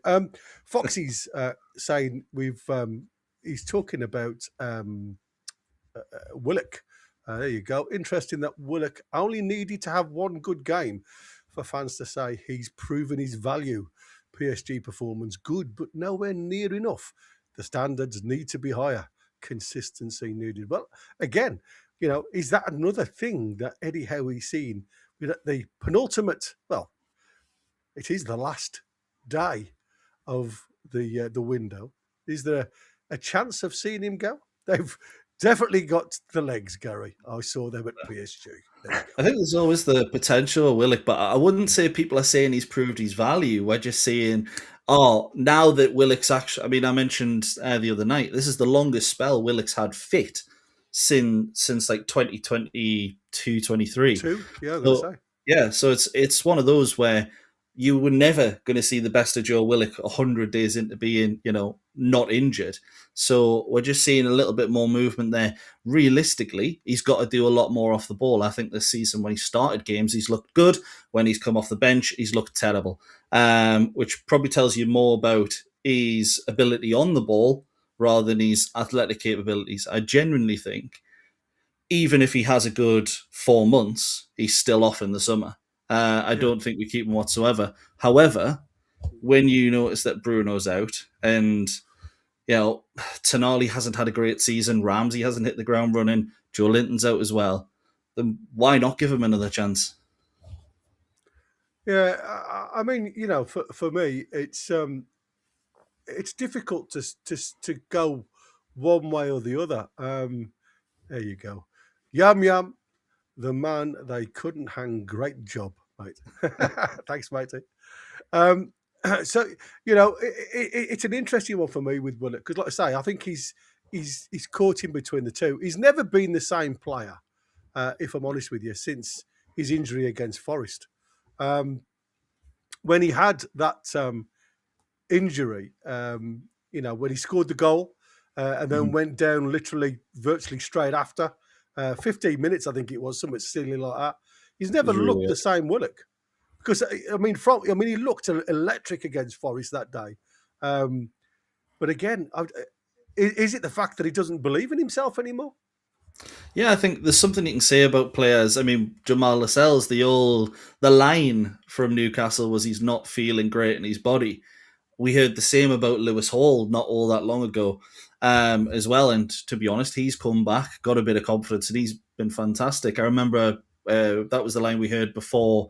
I think it was Athletic Club when he came off the bench and he had a decent game. He's kicked on since then. So I think for a player, if you're feeling something like Jacob Murphy was before this injury, he knew there was something wrong with his body. Medics couldn't pick it up. Nobody knew what was wrong, but he knew something was. And I think as a player, you need more players who are actually going to say, look, I don't feel great. Because as much as you also need the Bruno, who will go, even if I've got a broken leg, I'll try and play. You can't really rely on that. The Fabian Schär's concussion against Barcelona, tried to play on, said he was fine, ended up making slight mistakes, slight out of position. Barcelona score and he gets taken off afterwards. So for me, if someone says that they're not feeling right in their body, but they're still willing to try, I'm more than happy to trust them on that. The thing with, I know he's not the topic of discussion, but the Lascelles thing, it doesn't seem like he's willing to try, which I think is the difference between the two before anyone asks. Well, again, it does make you wonder, doesn't it, when you look at Lascelles and you're questioning when the gaffer says he's fit, but his body just doesn't feel right. You've got to start questioning what that means, because that doesn't really. He said he's got no injury, but his body just doesn't feel right. Now, strange. Maybe it's the retirement time. I don't know. It's an interesting one. We haven't beat these guys since 2015 in the Premier League. I know there's been something happening in other competitions. As we know, we won the final against them. Do I have to repeat that? We did win the final against them. But yeah, it's been an interesting one when you think about it. The first sides, the first meeting of the two sides of this season ended in a 3-2 victory, which, to be fair, saw my heart literally fall in between my legs, because it was such an amazing comeback following Anthony Gordon's red card, to come back from 2 goals down to get the equaliser, and then to go on in the dying seconds for Rio to get the winning goal. It was gut wrenching. The Magpies have failed to win. Yeah, it was a great game. Great game for the neutral, I suppose. Wasn't a very good game for any of us. I think that Newcastle completely, didn't it? There's a stupid decision to give for Gordon. Puts us down to 10 men. We go behind. I think before that, they score again afterwards. And then we come back. The roar of St. James's was there. Everything that was great about Newcastle, you were seeing in those last 30 minutes or so. And then the 11 minutes extra time went up. Yeah! Yeah, we all thought it was going to be our way. Crazy. Absolutely crazy. I mean, like I say, for me, it was an amazing game, but I just think, I think Eddie saw us on the front foot, but literally in the last 5 minutes of them 11 minutes added on, the legs are gone. They're just absolutely gone. The Magpies have failed to win any of their 16 Premier League meetings with Liverpool since the 2-0 home success during December 2015. It's still a hell of a mountain to climb, if I'm honest with you.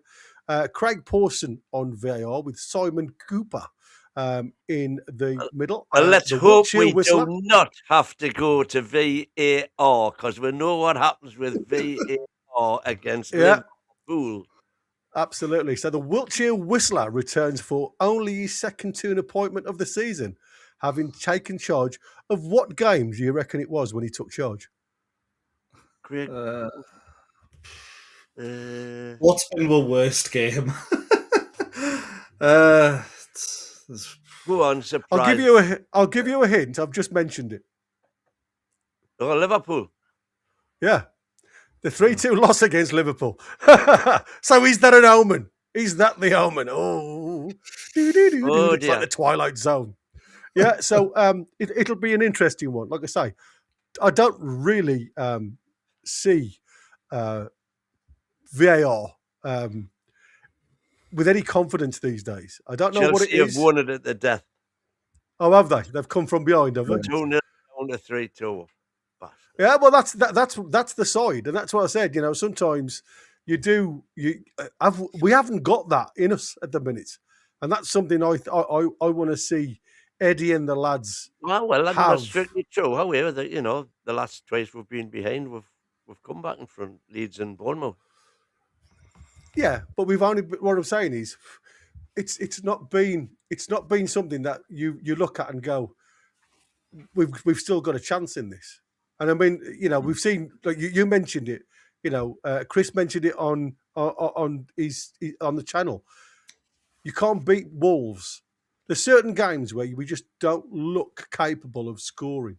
Now, I hope that ain't an omen for tonight. There's a couple of really bad omens for tonight. One is win, and we're up back into the Champions League places. And every time we've been in that situation so far this season, we have failed.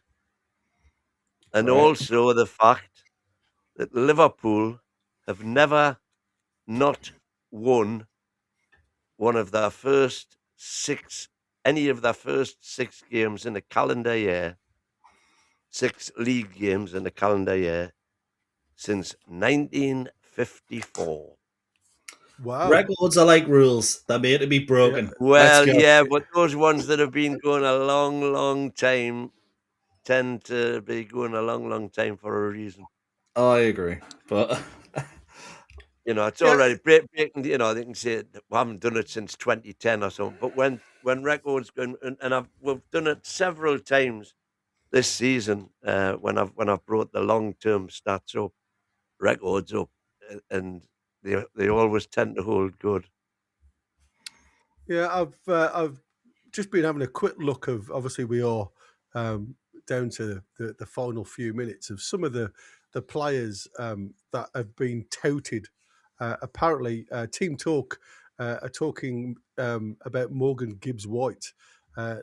Newcastle seem to be one of the players, one of the clubs, I should say, interested in Morgan Gibbs-White. Do you think somebody like him would give us an extra dimension, even though we know Eddie Howe doesn't play with a 10?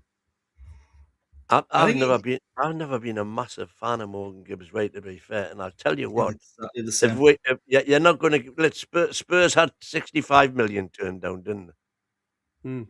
So when the chairman stepped in, Yeah. so you can rest assured we're not going to get him for less than 65 million. Well, sorry, I don't know quite what he's just signed a new contract, hasn't he? That's why he was going to go. That's what I said, yeah. So they've just paid him off. Yeah. So we're not going to get him for less than 65 million. If you're telling me that we're buying Morgan Gibbs-White for 65 million, having sold them Anderson for effectively 15 million, that doesn't sound like any sort of deal I want to be associated with. No, absolutely not. I mean, I must admit, like I say, I think a lot of it is all, like I say, Pied Piper stuff, if I'm honest. Obviously, Giorgio Scalvini, 4 hours ago, Graham Bailey reported that Newcastle interest is growing, and sources stated that the club were considering signing the centre-back, but it may not be, obviously, the January window, but they will be looking at going again in the summer. 45 million has been touted for him. But again, I love him. I think he's a great player, but I think he's just terrible with his fitness issues. Interesting one. Like I say, you talk about Alex Scott. Wynn thinks he's Roy Castle of Newcastle. I don't think Roy Castle would like me very much with me smoking habits. Well, exactly. Now, I'll tell you something now. You know, the one thing that actually I absolutely loved, and this is what I do love about BS, when it's out there. According to El Nacional, Newcastle United are ready to pay 85 million euros, 73.7 million for Barcelona midfield Fermin Lopez. Now, I'm sure he's just signed a contract. Yeah, they've been trying to tout him with places for ages. I remember towards the end of the last transfer window, he was linked with Sunderland, and all their fans are going, "Oh, we're going to get him." Sitting there going, "He's not trading Barcelona for Sunderland." No. He'd get off at Newcastle, think, "This is our eat this." Get the metro through. Obviously not, but he'll get the metro through and be like, "What the is this?" Yeah, where do I park my car here? Anywhere it's obviously yeah, exactly. 4 years on his contract left at 140 base plus 30 grand bonuses. Yeah, pounds. Exactly. Ridiculous. Absolutely ridiculous. But again, it's typical Newcastle news, isn't it? Do you believe there's a Newcastle tax, Michael? I actually do. I think it's one of those where I'm not saying the Premier League have come together and there's a whole elaborate conspiracy. I know they don't want Newcastle to do well, purely Saudi ownership, rather than the fact we're from the north. From America. Yeah, we're not from America. But I think it is one of those where, let's be honest, every club looks at Newcastle and goes, you have massively rich owners. We know that there's probably money there that you are willing to spend. Especially now we've sold Isak. Let's be honest. Every club is going to look at us and go, 10 million more. Wissa was apparently available for, I think it was 25 at the start of the 27. Sorry, at the start of the summer transfer window. Forest went in for that, and they said, no, we'll want a little bit more. Newcastle came in and went double it. So for me, Newcastle tax exists, but I don't think it's an elaborate conspiracy, should I say? And I don't think foreign teams will be all that keen to put an additional tax on Newcastle. No, I think it's just astute owners, basically. It's no conspiracy. They're just thinking that, it's Newcastle, it's PIF. Get the money in. At least push the boat out, see how much money we can get in. So I want to jump back into the Asula debate because I'm just trying to find some information about Asula. There's still quite a little bit of interest out there for Asula. Obviously, Ipswich Town seem to be another team that have questioned. I mean, we know about the Aston Villa, and there was some conversation about Marseille, and there was some. Again, I don't know how true this is. Again, it might be totally BS. Angel Gomez was as questioned whether if a team comes in for him, if he could move. And according to a report, again, it's an intermediary report, so there isn't any value on that. Newcastle have questioned the availability of Angel Gomez because of the link between Marseille and Asula. Is that the reason, do you think, that Asula isn't playing? Are they just keeping him on the back burner in case there's a 11th hour bid? And don't want to get him injured? Yeah. Don't want to risk injury. It's possible. I think it's one of those. I think he's out of favour, isn't he? I think we've seen it since he was starting games. There was rumours afterwards that him and Howard had a bit of a falling out. How true that is, I don't know. But it was clear when he was playing striker that he wasn't particularly good enough to be that position. We wanted to get rid of him last transfer window. To be honest, a potential swap maybe in there. Angel Gomez, Willem Asula going the other way. I mean, it sounds good on paper. I haven't seen much of him since last season when he was called up for England. But he seems like a really tidy player.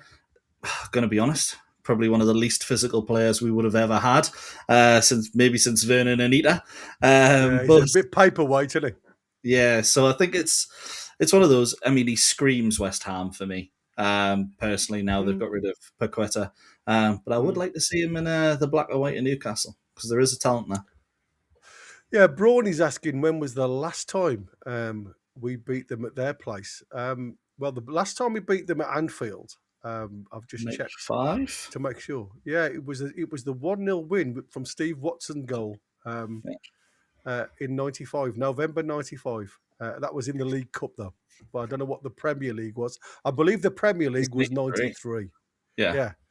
So Premier League '93, but the last time at Anfield was the League Cup in '95. But what was that one that I've just read there? That was at our place, wasn't it, when we beat them? Yeah, so it's like I say, it's been a long time coming. The Premier League terms, however, their last win at Anfield came even earlier. The 2-0 win in '94, actually, and it was goals from Rob Lee and Ann Cole. Oh, what a pairing! I wish we still had them two in our team. They'd probably be a bit old now. They still have the legs. Gavin has got a question for us. Let's have a look at Gav's. How can we have different teams and managers over the years, but the curse seems to keep going? So it must be a mentality thing. I don't know what it is. It's not just Liverpool, though, is it? Brighton at the Amex doesn't seem to be a good place for us to travel. Bournemouth's another one under Eddie Howe, especially. Yeah, absolutely. I mean, we don't tend to like it, do we? I just see was a super chat there. It's a bit hot in this group. You got your rosy cheeks there, like a couple of ripe apples. Michael's got a heat like a bag of apples, a rosy glow. It's a bit hot in here, I can't lie. Yeah, I must admit, I've got a face like a bucket of frogs. Because that's a giveaway. Well, it is. Yeah, absolutely. I'm only looking at your nose now, Win, and it looks all right. Yeah, steady. There you go. There's the gaffer, Steve Watson. I was born. Was I born? 94. Wow, incredible. West Ham have just bought 2 strikers. West Ham are turning a little bit of a corner at the minute. They are really doing all right. They're starting to score a few goals. Like I say, it's taken a hell of a thing. Yeah, like I said, I think the problem is with West Ham, they're always going to be leaky at the back. And once they stop the press and allow Chelsea to play ball, they're always going to be on a downer, unfortunately. I'm not being funny. How many times have we said that? That same trap. Well, that's what I said. How many times have we said the same? And yet against PSG, we looked as solid as a rock. I don't know why, but I felt really comfortable watching them. 13 minutes to go before kickoff, ladies and gentlemen in the chat. So like I say, this is your final push if you want to. The only thing I will say, if you wouldn't mind, is if you are in front of us, and you probably will be, keep it at the chat until we get involved. It just spoils it for everybody else watching. And like I say, it's we try and make it fun for everybody. We'll do our best, as always, me and the boys, to make it as enthralling as we possibly can if you're listening to it. And like I say, if you are watching, turn the volume off. Listen to some proper punditry. Forest beat them 4-1. Yeah, exactly. I mean, it is weird, isn't it, when you think about it? When you think of when you get to that point. Yeah, I was born in 94, says Chris. Well, you wouldn't remember it, mate. On the counter, Liverpool will get a huge shock, says Canazis. I think that's probably where he's set up to be, if I'm honest with you. I think we are on the verge. I mean, I've not seen a lot, as much as I think Kirkes was really shining at Bournemouth. Since he's been in a red shirt at Liverpool, he seems to have regressed massively. He certainly isn't the player that I saw at Bournemouth. And I think Alanga's got every opportunity to beat him and Van Dijk. What I was going to ask you, do we exploit the space that Van Dijk offers? Because I would imagine you'll get Konate sit on Gordon. Van Dijk then will drop off 15 yards as the anchor role. Do you say to Anthony Gordon, just go and sit on Van Dijk? If he wants to go back, I want you to go up. Just keep following him. Just go. And then when the opportunity arises, play the angles. The one thing I want Anthony Gordon to do that I haven't seen a lot of our strikers do all year, if I'm honest with you, is play the 18-yard line. Very much like, we've seen opposition play against us. When you play the channels, you come out from the middle, it does open the opportunity up for others to exploit. I think we've been a bit static up in front of goal in recent games, especially this season anyway. I think just for me, the main thing is you've got to run at Van Dijk, because let's be honest, we've all seen the clips. Van Dijk loves to just jockey back, try and hold the position, try and stop players from taking them on and getting a one-on-one with the keeper. Let's be honest, if we can get our players running at Van Dijk, there will be a chance there, and sure, maybe 2 out of 3 times Van Dijk ends up stopping it. But that 1 out of 3, you're going to have an absolutely fantastic opportunity to get something. I actually, despite the lineup, I do actually fancy us to get something. I do. I've been saying all day to my missus. Yeah, I have a feeling today will be the day that it breaks. Foxy's saying the 4-3 defeat, probably the greatest ever game end to end. Was that the Stan Collymore? When he stuck it in the first 4-3. Yeah, the first pretty much on record as being the best ever. Oh, it was an amazing game. It was one of those games. Tell you what, I don't think it was as good as the 3-2 this season. Do you not think so? Oh, some game I that think was under the circumstances. 10 men and 2 behind, and nearly getting the winner. Same result, sadly, but. You're absolutely right, matey. TNT, with all the Liverpool bias, the appreciation group, unfortunately, it will only be spoken to about if they're winning, how good they are. If they're losing, still how good they are. It will be a case 32 years ago. Wow, that's incredible, isn't it, when you think about it? Well, lads, good luck, says Gavin Chappers. From a Liverpool fan, may the best team win, but I'm worried about your pace. Yeah, Gavin, thank you very much, mate, for coming on board. We wish you well, as always. Everybody's more than welcome on this channel, as long as they keep it tidy. What else have we got in here? Carlton's in there with something. Gordon couldn't kick a moving ball, though, says Burn the Heretic. Well, like I say, I mean, something has to change. We can keep saying listen, he's made 2 gilt-edged, chances with those air shots, where on another day, he's probably putting 9 out of 10 of those away in training. So it's like I said, it's different under lights and under pressure. FIFA Vendetta again, TNT Sports is the Liverpool fan club, complete disgrace. They're all having a go at TNT. Darren Mills, he's saying he fancies us tonight, just like the Villa game at our place. Something got to change. I agree, mate. I've been saying it. Even Michael's been saying it. And we know how Wynn says it, even in the bath. I mean, he'll just carry on saying it. Let's see us kick their bottoms without a clear striker. It would be just like the NUFC. Love the tune. Who are the lads, says Clover Starfall. You know what? I think pace will be a worry for them tonight. And I think that is the setup. It's pace in the middle. There's pace up top. Say Harvey Barnes is pacey. But decent balls to run onto. But that's the thing. We've just got to have that quality on the ball. And hopefully, like I say, if you're right with Tonali dropping in the 2, freeing up Trippier and Hall to go a bit further forward, I'd love to do that. Wow, Gavin, thank you. Thanks, Gavin. You're the star, buddy. Great content, lads. Go on. Question. Can I be a member of Super Chat? Because my phone won't let me join. Well, that's strange. Super Chat. Well, we can always put you in. I'm sure. I was going to say, with that 999, we could probably gift him the membership and then set it to renew. Maybe that might work. Like might do, but I don't think we can send him one. I'm sure that's what the thing. Chris You can't pick if you just pick this to send a one. It's randomly generated by YouTube from the current chatters. Whoever's viewing at the time, type of situation. We'll see what we can do. Can tell I'm a novice at this. Well, yeah. I mean, this is all totally new to me, matey. But like I say, we'll see what we can do for you, Gavin. Bear with us, buddy.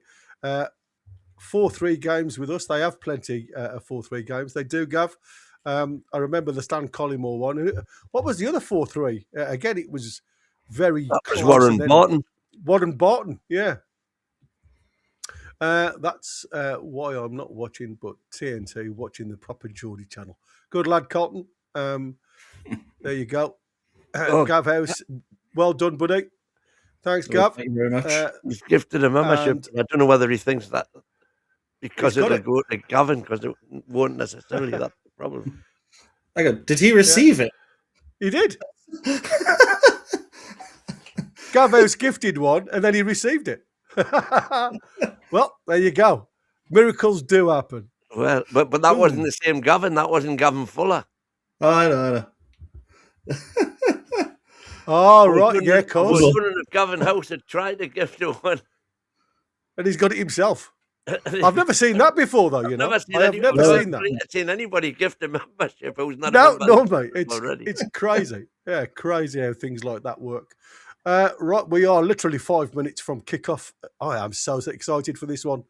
I have been waiting. And like I say, there's lots of Toon fans that are always in my face when we play Liverpool, because, like I say, we've had a long history of not doing it. Great work, Gavin, mate, says Chris, behind the scenes there.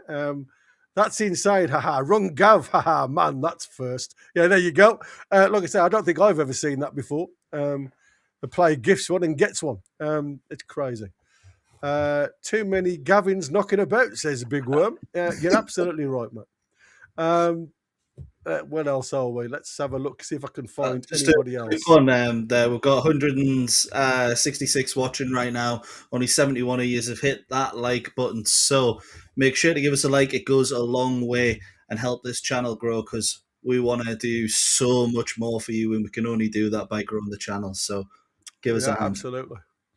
Absolutely. Would have been interesting, says Kenny W. Barnes scored Wednesday night as the flag was up for offside, and he wasn't. Well, you know, when we were watching, maybe we should come on that. It's certainly something we should address, I suppose, in Europe, because they are still governed by IFAB, which is exactly the same as the Premier League. So the rules haven't changed. They do still follow the same rule. The only difference is they have a different attitude towards the handball rule, where we give a little bit more, common sense. When the ball gets deflected up from a body part and onto the hand, we will say, it's deflection, carry on. They don't see it that way. So they'll automatically just go, handball, it's hit your hand, bang, done. So that's where the scrutiny is, I suppose. Even though they do still follow the IFAB ruling, it's literally down to, the way they see the foul or the penalty. Right, the lads are literally coming out. I was going to say, for a minute there, I thought Liverpool were giving us the guard of honour there. We haven't won yet, lads. Give us a chance. It's coming now. Absolutely it is. Let me just get the live feed coming through. Let's just make sure I've got everything there. Cool. Always lovely to see the live feed. So what's your thoughts on Anfield now? I mean, it's a nice stadium, don't get me wrong, but I still don't think it's as loud as SJP. No, definitely not. To be honest, they have the atmosphere at the start of the game. Don't walk alone. It's buzzers, and then it just yay, no, and that's it. Yeah. What's the point? Yeah. I mean, like I say, it's been built and built and built, and I don't think it's going to get any more of an extension from where it is now, to be fair. And let's go through the sides then. Alisson, Zoboslai right back, Konate, Van Dijk and Kirkes left back. 2 6s with McAllister and Gravenberch for Liverpool. Out on the left-hand side, we've got Gakpo, Florian Wirtz, and obviously Salah. And as we all know, Ekitike up top. So let's have a look at how TNT Sports sets us up then with Popey in goal. Obviously, we know that. We haven't still come to the grid as of yet. Kieran Trippier, Malik Chow, Burn Hall, Ramsey Tonali, Willock Kalanga, Gordon and Barnes. Like I say, come on, show us your 4-3-3 and who's playing where. See where the line up. Yeah, there you go. Barnes left, Anthony Gordon middle, and Alanga up top. It's exactly how we thought. Willock on the left-hand side, Ramsey on the right, which is virtually where we were against PSG. So here we go then, boys and girls. Strap in. Enjoy the game. We are literally seconds from kickoff. We're just waiting for the feed to come on board. Final thoughts, lads? I think it's one of those, just don't lose. Because if you lose, obviously there is a bit of a gap between Liverpool, Chelsea, Man United and us now. You get that, you get the point. Hopefully you get a win, obviously. But you get something today. Bit of confidence going into the next ones as well, because the next two, particularly in the league, I think are a little bit easier. Because I'm commentating, guys, can you keep an eye on the chat? Anything that we need to go on, and then we'll go from there. That'll be grand. So here we go. Newcastle looks like we're going to kick off, and we are off. And we're all the way through to Kieran Trippier, who goes long down the line on the hunt for Alanga and gets a flick off Kirkes and onto Alanga. Yeah, and it's got out for a throw into Kirkes and Liverpool on that left-hand side. Again, it's really high up on the Liverpool side there. It's been thrown back in, and again, a little bit of a tussle, but Wirtz kicks it out for a Newcastle throw-in. Good throw-in from Trippier to Tonali, who gets on the ball and feeds it back just to Hall, down the line to Harvey Barnes now. Again, Zoboslai straight into him. Again, just trying to feed the ball to Hall, who'd done the overlap, but again, just couldn't get it out of his feet in time to feed the ball down the line. So it's a throw into Liverpool. I just want to start quick, and really get at these boys because then see what they're made of at the back. Yeah, absolutely. Let's be honest, there's some issues there. We can capitalise on them, just like they'll be hoping to do with us. This could be a goal fest. Yeah, absolutely. Ekitike there with his blonde hair. That's good throw. Again, straight back to Toon Army, who sees an opening to throw it back to Popey. And again, Popey goes down to that left-hand side to Hall with a throw, and he's getting into the Liverpool half, all through the channels for Anthony Gordon. Anthony Gordon trying to get into the box, but again, it's cleared quickly. The final ball had to be better there. Yeah, I mean, Kirkes. Yeah, I mean, I don't know what Kirkes. He had plenty of time there. I mean, obviously, he didn't know what was behind him. And Gordon just gets a little bit of a flick from Van Dijk. But like I say, Kirkes just clears it out for the Newcastle corner. This ain't bad in the first 2 minutes, I must admit, under a bit of pressure with Liverpool. Oh, we're big Dan. Yeah. No, I think he just goes down. Yeah, he just goes onto his onto the tips of his toes, doesn't he? From the attempted header clear. Especially if they wear the kicker blades these days, which they don't very often now. The kicker blades used to be awful for metatarsal snaps because of the shape of the blade, even though they give you loads of protection.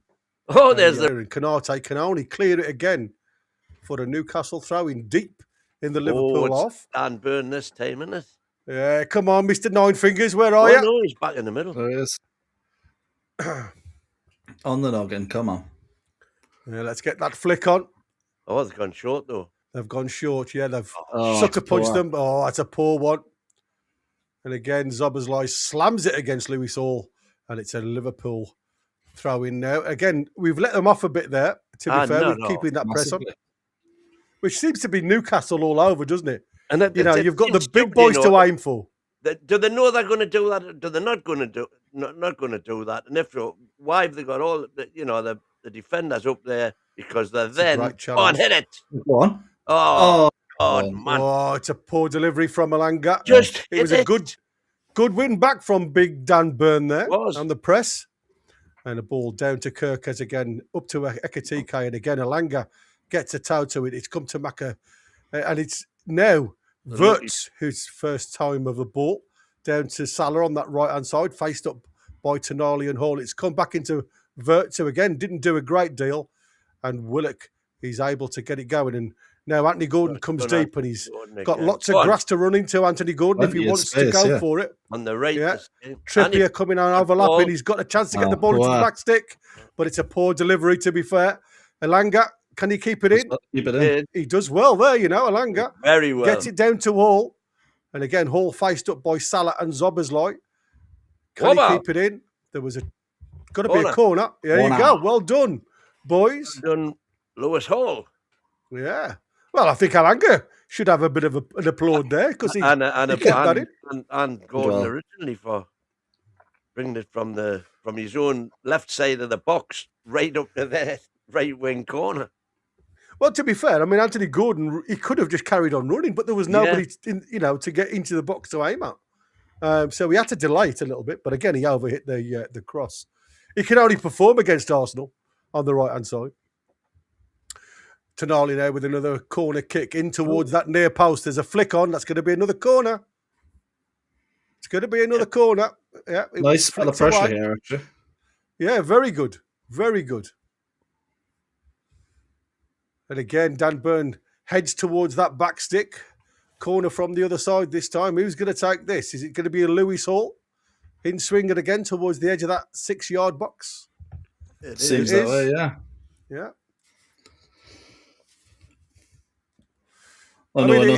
Take it short and hit it straight over the bar. Yeah, that's another thing, isn't it? Now Tonali has done one Hall again into. Oh, it's gone all the way through, and again Becker's fallen to the floor. Gives Dan Burn a push. Yeah. Let's see. I don't know what happened there. Anthony Gordon backing into him, but then Dan Burn backs into him. Pushes him completely out the way there. Canate is pushing him into. I was going to be fair. Yeah. Yeah, Canate is the guilty one there, to be fair, putting all the pressure on Dan Burn to go backwards. Ball down the line to Salah this time. And again, Salah hasn't got anywhere to go and just kicks it out of play on the halfway line for a Newcastle throw-in. Great press, great start, if I'm honest with you. Where have we seen this before? Not at PSG. But had a great result then, so what lanes! Nearly the right ball. And again, Tonali in with Verts in the middle. And again, comes out the winner there. Again, keeps player between ball and player there. Tonali sends it all the way back to Dan Burn, gives it to Chow. It's the first time I think Chow's touched the ball. And now McAllister's now saying that he's been chopped in the neck. What's happened there? Oh, how weird, man. Come on, referee. There's more contact than touch rugby. What are you doing? There's more touching tag rugby. I don't know about anything else. My days. Gordon's even saying that's embarrassing. Yeah. I mean, he can say it properly as well. That's embarrassing, that, lads. Saying a language that an Ireland has to hand. That is horrific. You can't really say that well to an Argentinian, though, can you? Yeah, I don't think he's got the accent properly, but you never know. He might be trying. No. He may have to get a clipboard out for that one. He's not going to give him a yellow card for that, surely to God. No, Van Dijk sticking his nose in again. Yeah, no new there. Although it is a little worrying that it's took 8 minutes for them to get under Anthony Gordon's skin. Well, like I said, that's the trouble for me with Anthony Gordon. I don't know what it is. When he sees red of Liverpool, he certainly sees red. Burn on the run. He's forced wide by Ekitike, and that looks like it's going to be a throw to Liverpool on the halfway line. No, it was deflected by the looks of it, so it has gone Newcastle's way. So again, a lot of decisions go in Newcastle, and they deserve to. On the turn there from Willock, and again, gets the decision from the Wiltshire whistler. Surprised at that one, actually. Not a lot of contact there. Obviously, there was. It was enough to stop them, but usually against Liverpool, we don't get those, so I'll take it. Right, Luton's in the chat saying, just to cheer you all up, it's 25 degrees here and it's only 7 a.m. I don't know where you are, Brian. If you can get me a plane ticket, it'd be appreciated, lad. It's been 9 degrees here today. It's been tropical. Ball into the box. Headed up again. Willock trying to force it out towards Lewis Hall on the edge of the corner of the box. Back to Gordon to Hall. Hall going out. Zoboslai all over the back of Lewis Hall there. And, he's giving it to Liverpool. Shut up. He's saying that you're playing netball. Yeah. That's shocking. That is crazy. That's more like what we expect. Yeah, exactly. There we go. Oh, look at the press. Anthony Gordon's going to... I told you. You watch this. There you go. There's the first one. There's your first one. Yeah, it's all happening again. He knew where he was going. VAR might overturn that. I don't think they will. Not seeing the replay. It ain't a great challenge, I must admit, by Anthony Gordon, but he's just got that. He's just got that thing in him. That go gadget. I want to kill somebody against Liverpool. Tell he's from he was signed him from Everton, couldn't you? Yeah, I mean, listen, don't get me wrong. He's got every right to go for that ball. I mean, I'm never going to say that isn't one that he should be going for. He's late. Yeah, I agree, but not being funny. He gave him an out, to have a go at the ball there. I mean, I'm not being funny. They have got Mamadashvili on the bench, so it's not a big loss for them. I mean, let them know you're there, I guess. Stop absolutely. Doing that again, but it certainly gets in your head. The only problem is now will you know what Van Dijk's like? Is Van Dijk the typical guy who's going to get into Anthony Gordon's head now? Yeah. You can tell he's already wound up. We might be seeing Wisser at 20 minutes. I mean, I must admit, Liverpool look absolutely awful at the minute. Ball over the top for Trippier, and Langer goes down to the ground. And again, Kirkes had done him all over there. Again, Kirkes with a long ball, trying to feed Mo Salah in round the back, but Dan Burn picks that ball up, feeds it back to Pope, who again goes high to Gakpo. And again, Ekitike coming back from an offside, so he couldn't get involved, but there was enough from Trippier to head that ball safely back to Pope. Out now to Dan Burn, who again plays it up towards Willock, who lets it run. Willock dummies it to nobody. Yeah, dummies it to himself. I haven't seen anything of Ramsey yet in the first 13 minutes, I must admit. No, You're not really able to get into the game at all. But it seems he's sitting a little deeper. Going back to that incident just before, when Trips saw Elanga on the move, played him the ball, and he slipped and fell over. Crazy. Van Dijk plays it into McAllister. Again, ball goes over the top from Liverpool, but that's straight back to Pope. And again, it's really poor football from the Anfield faithful. They're all moaning, I would imagine, in the stands there. Pope, he throws the ball to the floor and again goes long, looking for Elanga. Elanga gets up, heads it up towards Anthony Gordon. Ramsey there with a headed forward. Canase heads it back, but again, it's not cleared. It's only half cleared. Gakpo now on the turn. Comes inside of both Tonali and Trippier. He's got lots of grass to run into now. Willock on the way back. Again, the ball goes free, and they're all looking for a free kick there. Anthony Elanga there with Kirkes, and it goes all the way back to Alisson. They're certainly getting the crowd moving this game at the minute with all the challenges that's going on. Yeah, I'm not liking how it's constantly the long ball to the head. I don't know if we're just not getting it right and we're trying to put it in behind, but every single long ball out has been at head level at the minute. So it's just going straight back to Liverpool. Elanga wins a header. It's against the odds anyways. Never mind it going to a second player. Yeah, you're right. Random access, thank you for the membership, mate. It has gone to Top Grumps. Welcome on board, Top Grumps. Top Grumps, not a name I've seen before, but welcome. No, welcome on board, and thanks ever so much. Enjoy the membership. And Mo Salah there, stopped by Lewis Hall, but the ball has got out of play for the throw-in, roughly in line with the penalty area of Newcastle. So it's in a dangerous area, but they decide to go back. Zoboslai to Konate to get that ball. McAllister again with Ramsey on his back to Van Dijk, and again Van Dijk going backwards towards Alisson. If I'm talking to Gordon now, I'm telling him don't leave a foot in anywhere. Do your press, but you can't be the one to make the tackle. Yeah, because they'll go down. I mean, that's exactly what they'll do. They'll just keep the referee thinking about absolutely everything.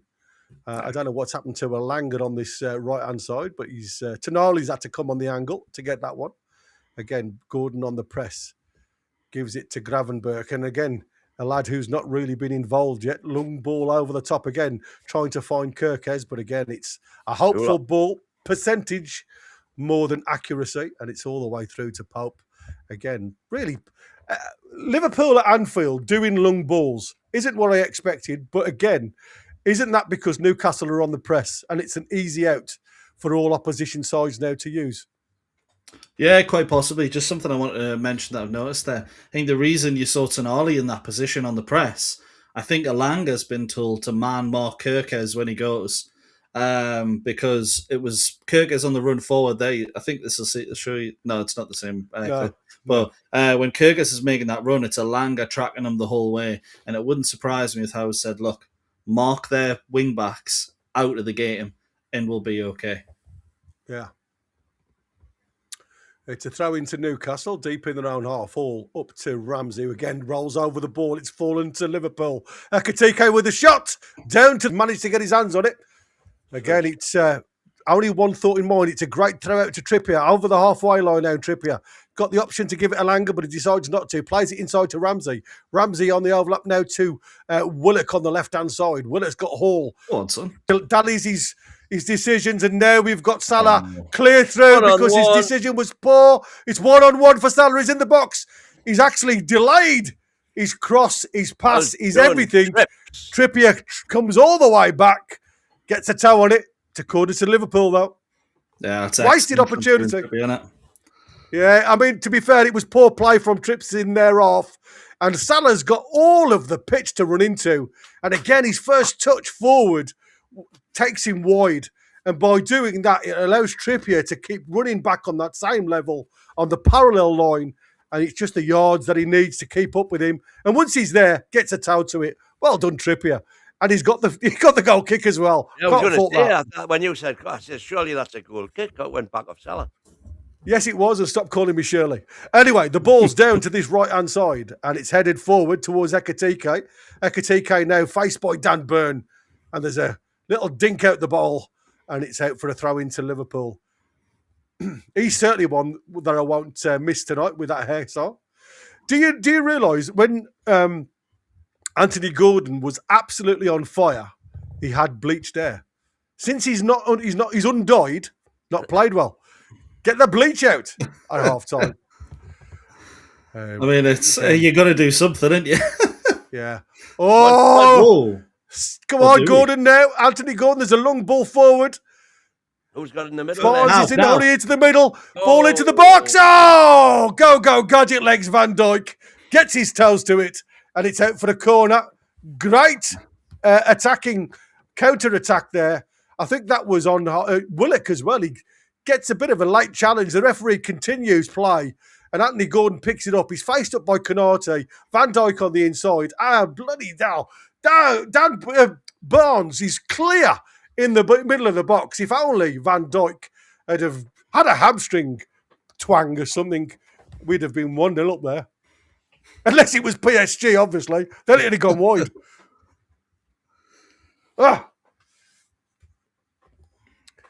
4 corners to 0 at the minute, in the 20th minute at Anfield.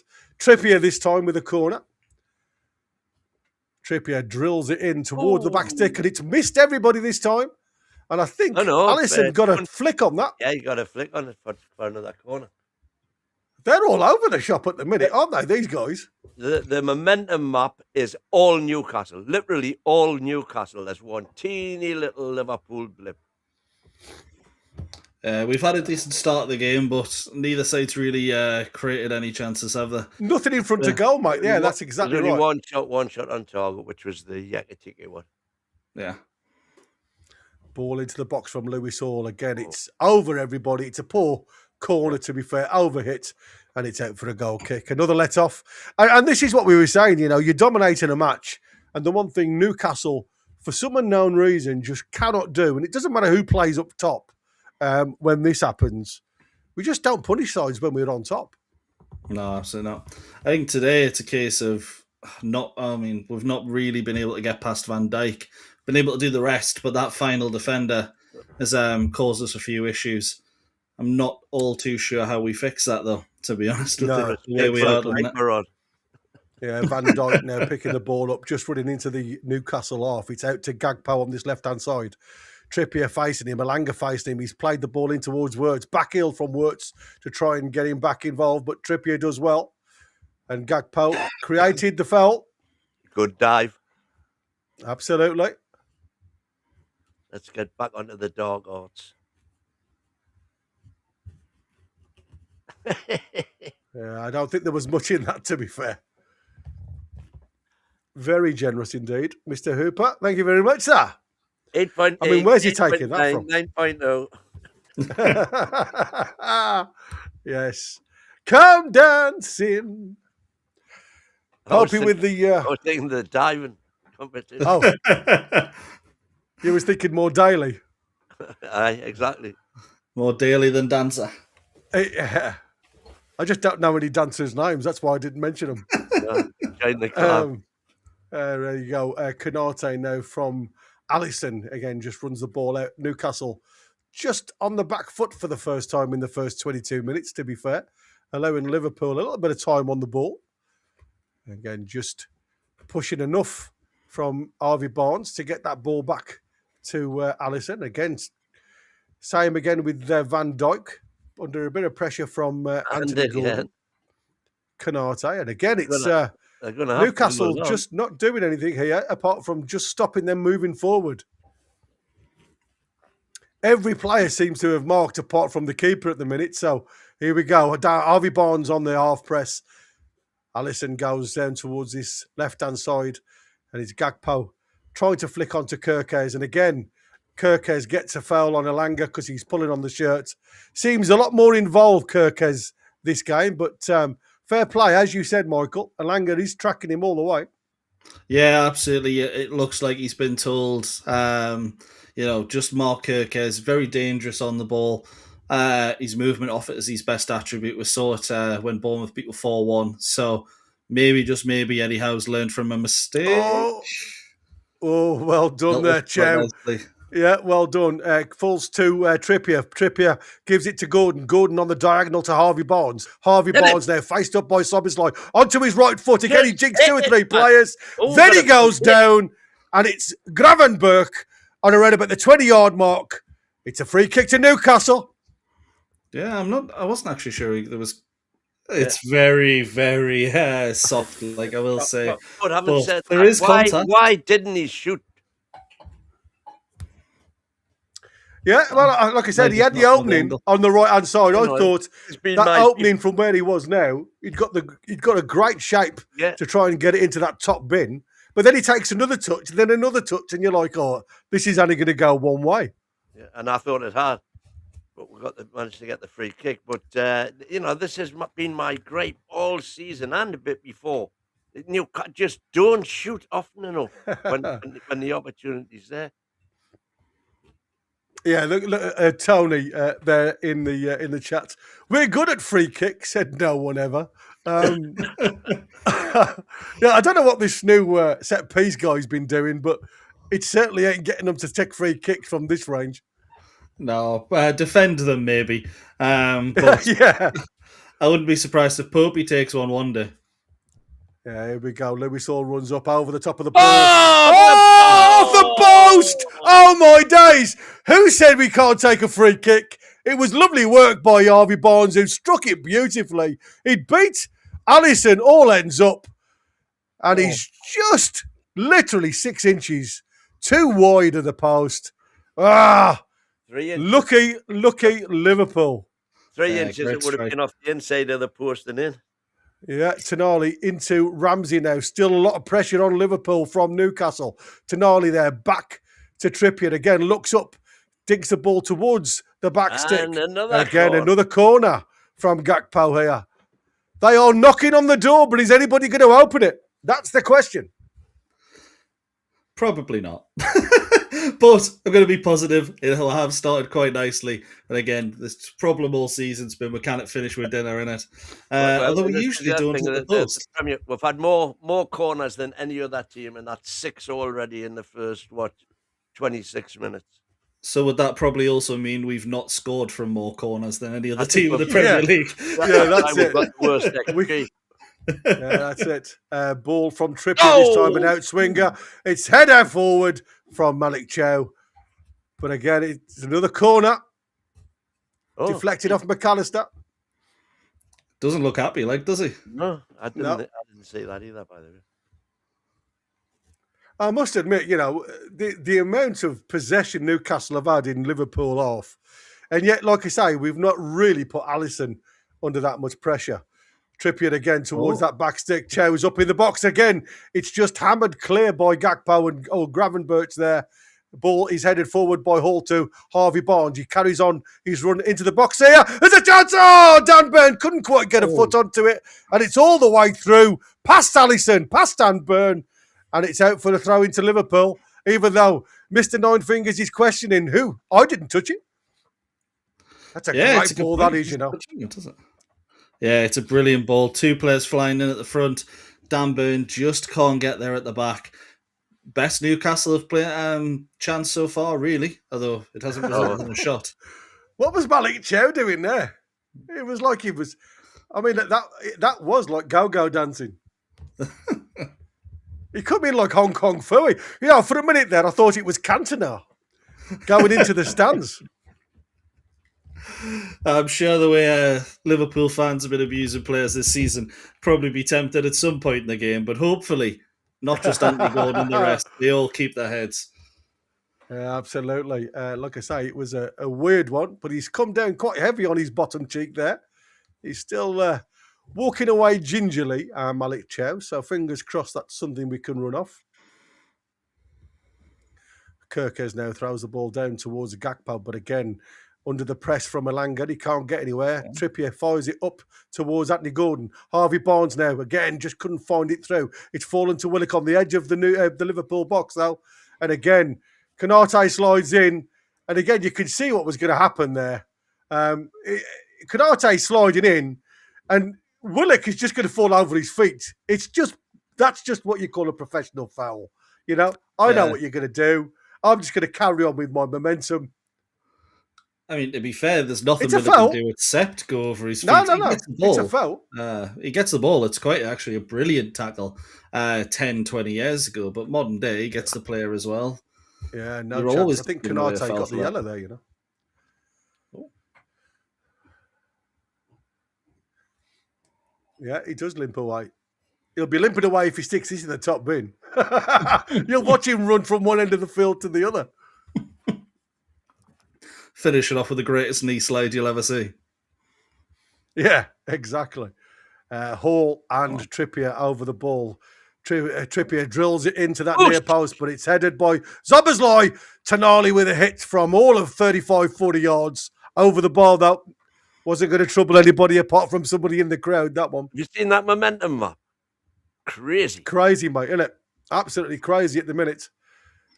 Ball goes long. Dan Burn heads this one out. Again, just takes the pressure off Liverpool for a bit with the throw in line with the Newcastle penalty area. Ball goes back. Again, no momentum. Szoboszlai to Konate. Konate on the halfway line gives it square to Van Dijk. Again, the pendulum work from Liverpool down to well done, Elanga. Being tracked all the way by Elanga. Gives it now to Trippier. Inside to Ramsey. Back to Trippier. Ramsey picks the ball up, goes square again. We've got Malik Chow now. Again, just looking for options. Drops it back to Dan Burn. Dan Burn sees Louis Saul with the option. Again, being chased all over by Mo Salah. Don't lose it there, Louis Saul. Oh, well done. Was that an outstretched? Oh, well done. Here we go. Tonali now gives the ball out to to Harvey Barnes. Harvey Barnes sees the run of Willock up top. But again, Willock under a challenge from Szoboszlai, can't control it. And it's out for a throw-in, but it's taking the pressure away. I think that's the first bit of luck we've had today when Lewis Hall got away with that. Yeah, and it was diving. He was off the floor as well, wasn't he? Yeah, it's one of those he catches the player. Happy birthday, Mighty Mag, by the way. Yeah, happy birthday. Happy birthday, buddy. Indeed. We got Kirkes now, picks the ball up, gives it back to Van Dijk. Van Dijk steers one through to Wirtz, who's got a bit of room there, Wirtz, but didn't want to use it. Again, gives the ball back from Ekitike to Wirtz. Now Gravenberch, Szoboszlai out to Salah on that right-hand side. Salah trying to get one inside, but Louis Saul had read that and comes away with the ball. Louis Saul again, faced by Szoboszlai, but Szoboszlai is just a little bit too strong for him, and he's forced him out for a throw into Liverpool. Back with Konate. Again, Wirtz now. Konate. Square now to Van Dijk. Dijk in the centre circle. Got to be careful how I say that. Konate picks the ball up and again, just over the halfway line into... here we go. We've got a chance here. Gravenberch, Ekitike. Well done, Popey. Well done, Popey. It's cleared by Trippier. Trippier's got his arms outstretched. It's a great run from Ekitike, to be fair. Was he offside? I'm not sure whether he was, but well done, Popey. Yeah, absolutely. Pope does absolutely fantastic. Just sticks an outstretched arm out to get a hand on it, but it's one of those, that's how quickly Liverpool can get in between the lines and get in behind. Need to be a bit more alert because they look a little bit better the last couple of minutes, Liverpool. Yeah, absolutely. I mean, again, happy to come through the middle. Salah's gone deep, but again, Palpy just comes out and claims that one without a problem. Palpy sees Harvey Barnes with a run. Elanga goes on the inside. Elanga picks the ball up now. Again, it's stopped to play a little bit, stop momentum, and then Tonali gives it straight back to Gravenberch, and he gives the ball now to Kirkes. So it's a bit of a poor play. We had the overload on that left-hand side, but just wasn't able to pick a player out. Poor ball. I mean, and Gordon was in the clear there. Yeah, just needed to go over the top. And that's what I said. You just need to play with a bit of vision and the execution sitting in that role, because I think Newcastle would be a total animal, different animal, if they had that. Gravenberch now plays the ball in to Gagpo. Gagpo just giving the ball back to Gravenberch and a diagonal ball out to Salah. Hall closes the space down. Salah into the box. But Pope comes out, reads the ball, gets his body behind it and holds on to that one. Easy to spill them, to be fair. He did really well, Pope. Yeah, bounces just in front of him. One of those we've seen plenty of Newcastle goalkeepers over the years just drop that, parry it into the path of a striker who puts it in. Not this time. Yeah, McAllister with Wirtz now up to Gravenberch. Again, Liverpool have come knocking over these last 5 minutes, to be fair. Wirtz back to Salah. Again, on the edge of the box. It's Gravenberch with an opportunity to shoot, but he doesn't. And Malik Chow does really well, wins that ball back. On the run now, there's Anthony Gordon. But again, it's not a great ball. And Konate was able to get in front of the Anthony Gordon run and plays the ball back to Alisson. Zoboszlai now picks the ball up from Alisson. And again, lots of grass for him to run into. The black and white wall on the halfway line. And again, he just gives it to Gravenberch. Gets himself back into position. Van Dijk now. Virtually at walking pace, Liverpool, just trying to look for options. Gravenberch, Van Dijk, out to this left-hand side, and we've got Gagpo. Gagpo now again inside to McAllister, but again, it's a poor reply. And Gagpo goes down. Ramsey plays the ball out. Harvey Barnes now on that left-hand side, faced off by Zoboszlai. Don't look at him, man. I want to see what the game's all about. Gagpo. I don't know why they have to pan on a player that's down in the box when the referee say carry on. It's not like he's doing anything, is it? He's just lying there. Exactly. Ilanga plays the ball back to Dan Burn. Plays the ball out now to Willock, who's got, again, lots of grass to run into. Willock goes on the left-hand side. Harvey Barnes goes in centre. Harvey Barnes on the edge of the box. Can this come through to Anthony Gordon? Yes! Anthony Gordon drives the ball with his right foot past the outstretched hand of Alisson into that bottom right-hand corner. Get in! Newcastle! Anfield, Liverpool 0, Newcastle 1. Get in! Yeah, he's had a ropey start of the game, but what I will say is calm down, and he's put an excellent finish into the bottom corner there. And that's I was going to apologise there when you said calm down. Oh, not you. If anything, bring it up a notch, because we're winning at Anfield. And when does that ever happen? That's quality, that is as well. Well done, Willock. He plays a lovely ball into Harvey Barnes. We get a bit of luck there because Harvey Barnes is under a challenge. And I think it is. It's McAllister who gets a toe to it, but the ball falls directly to the feet of Anthony Gordon. Anthony Gordon gets a touch out of his feet. And then Kirkes opens up his legs. The ball goes through his legs into that far corner. Great finish. Yeah, absolutely. To be honest, it's well deserved as well. Wins momentum map. Now it's going to count for it as well. Gordon. Anthony Gordon. Serenade me win. Beautiful there you stuff. Go. Isn't this just like, Anthony Gordon? He's done absolutely nothing for a year. We come and play Liverpool again.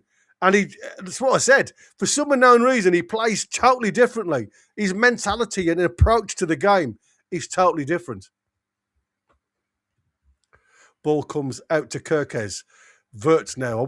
I don't know why they paid so much money for him, because I've seen absolutely nothing from this lad so far. I know why they paid the money, because he was absolutely... McAllister to Gravenberch. Ekitike with the return.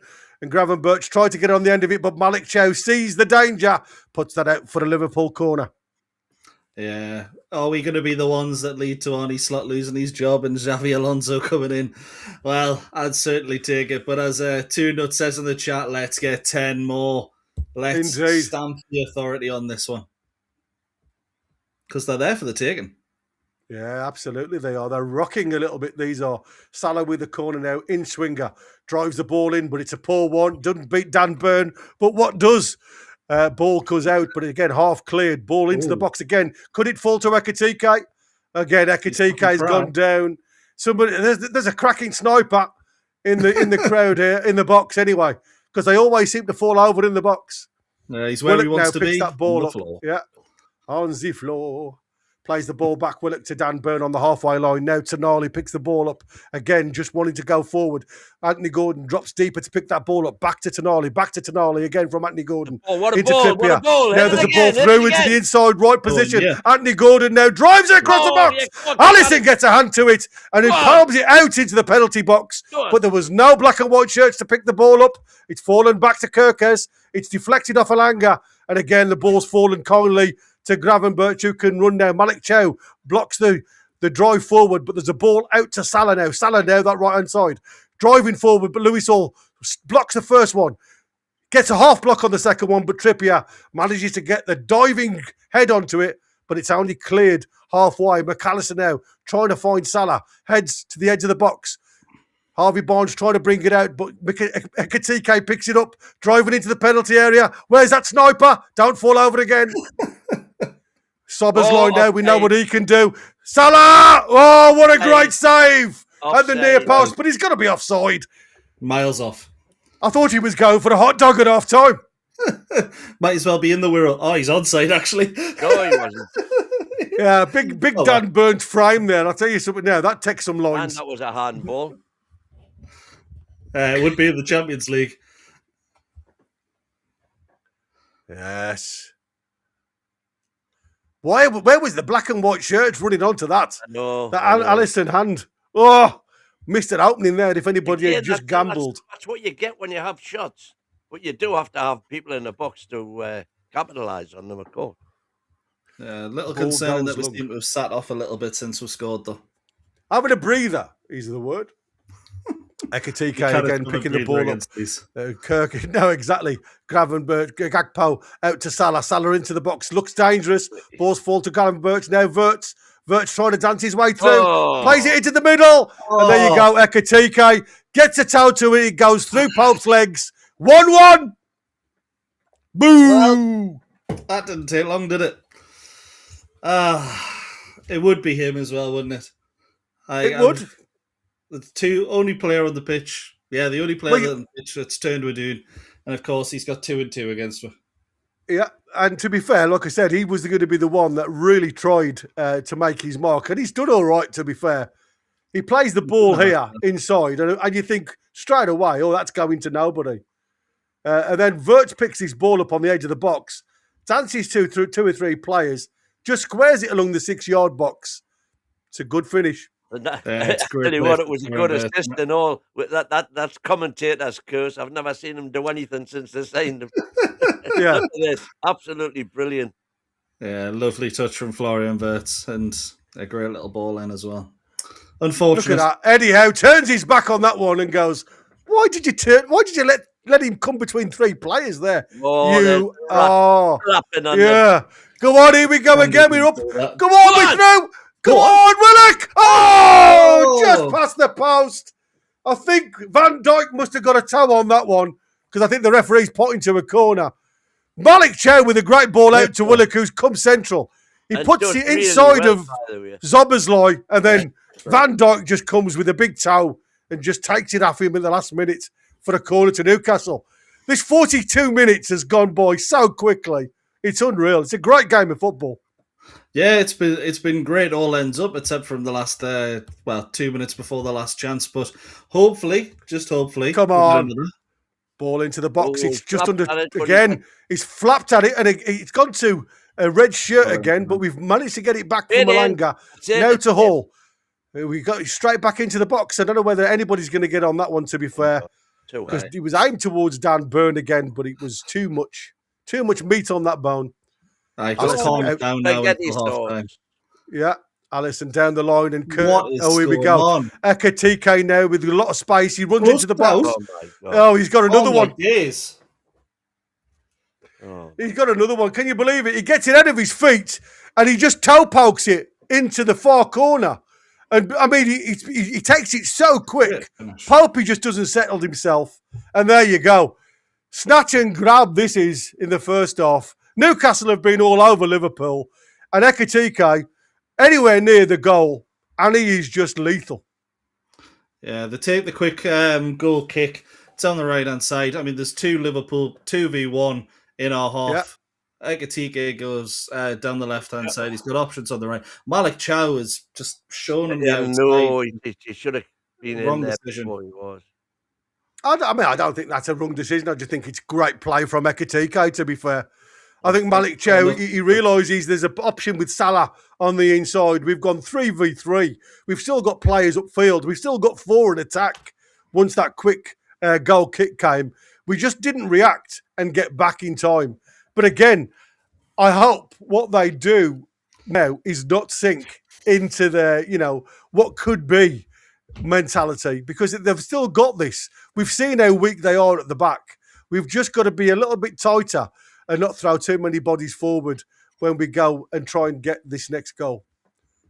Because this is what we do bad and what they do really well, counter-attack. Half the time, we don't get an end product. They've got the players that can. Ekitike, again, plays it through to Wirtz. Wirtz trying to find somebody else, but again, like I said, why would you pay 116 million for that?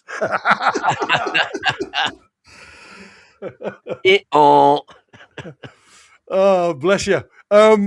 Like I said, I mean, he has got the quality. I'm not going to say it, but it's a different animal in the Premier League. You don't always see the value as you do in the Bundesliga with Wirtz. And I think he'll struggle. I must admit, it'll take him a few seasons to get up to speed with this one. Popey with a goal kick now. We are literally into the last minute of the first half, which is flown by so well. Ball goes up towards Van Dijk, who heads it back into the Newcastle half. But Big Dan Burn gets up and over the top here, and Konate and Elanga is fighting for this one. Elanga goes round the back of him, but Konate is able just to give it back to Alisson. And again, Alisson just goes long to the halfway line, looking for Ekitike, but Big Dan Burn gets that one back. Harvey Barnes can pick this up, but again, Zobi's read the play. Zobi's now running with the ball down that right-hand side. Salah heading towards the box, brings it back to Zobi's digs it towards the edge of the 6-yard box. Malik Chow clears for a corner. McAllister was right behind him. He had to clear that one, boys. It's one of those first 40 minutes we've been absolutely fantastic. The last 5 minutes we've fallen apart, haven't we? You've got to just get in at 2-1 now and start again in the second half, because last 5 minutes, absolute capitulation. But two great moves. The finish by Ekitike for the second is great. Wirtz does fantastic on the first. There's 2 bits of quality that undid us, but far too wide open.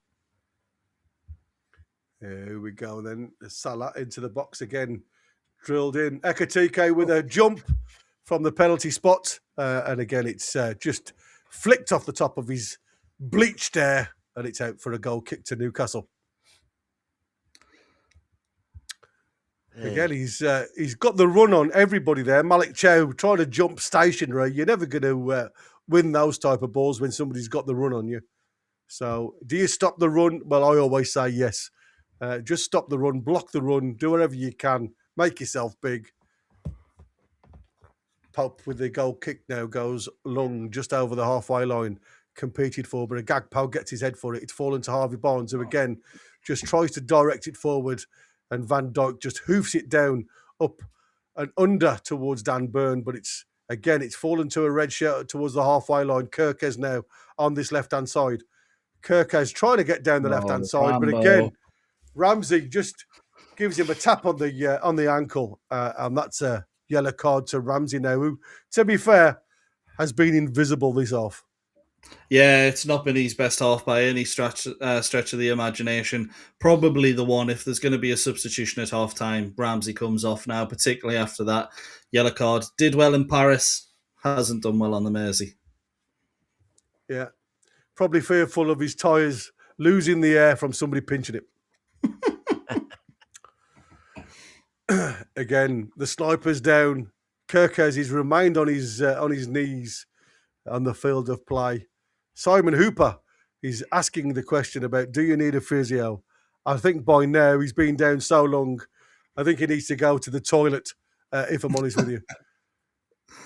Yeah, I mean, to be fair, the only benefit we're seeing the 5 minutes pop up, it shows that maybe, just maybe, he's actually got an eye on the time. But of course, it's first half, Liverpool are winning. if we pull it back, no doubt there'll be 14 minutes in the second half. Yeah, we are into 3 minutes of the 5 added, and there's going to be a little bit more because of the Kirkes injury. That wasn't Zoboszlai now with this ball in from this left-hand side, driven in towards the edge of the 6-yard box. It's headed up by McAllister, but again, just not quite on target. Over the bar, the angle of the bar and crossbar of Pope's goal there. How many times have we seen this season as well where we've conceded and then conceded almost immediately, once again within the space like 5-10 minutes? We don't tend to deal with those kind of situations particularly well, but hopefully halftime comes, we get a bit more time to reorganise things, change things up maybe, and that's not something Howe's mainly used for doing, but we're still in this. Yeah, we are. We just need to be a little bit more competitive in the middle of the park. They're literally walking through us in the middle of the park, and that's something we've got to try and put a block on. Tonali with a good foot in there to Wirtz, but it's fallen to Kirkove, and again goes across on the diagonal looking for Salah, and that's not going to get anywhere near Salah, to be fair. It was a poor effort, and the ball's in for a throw into Newcastle. Again, deep in their own half. Referee tells Lewis Hall that he can't keep going. Everybody paling in here. Another 3 points from a winning position. It's a poor clearance. It's not lost yet. No, but we've made it look hard work over the last 10 minutes, I must admit, from being very comfortable and Liverpool looking all over the place.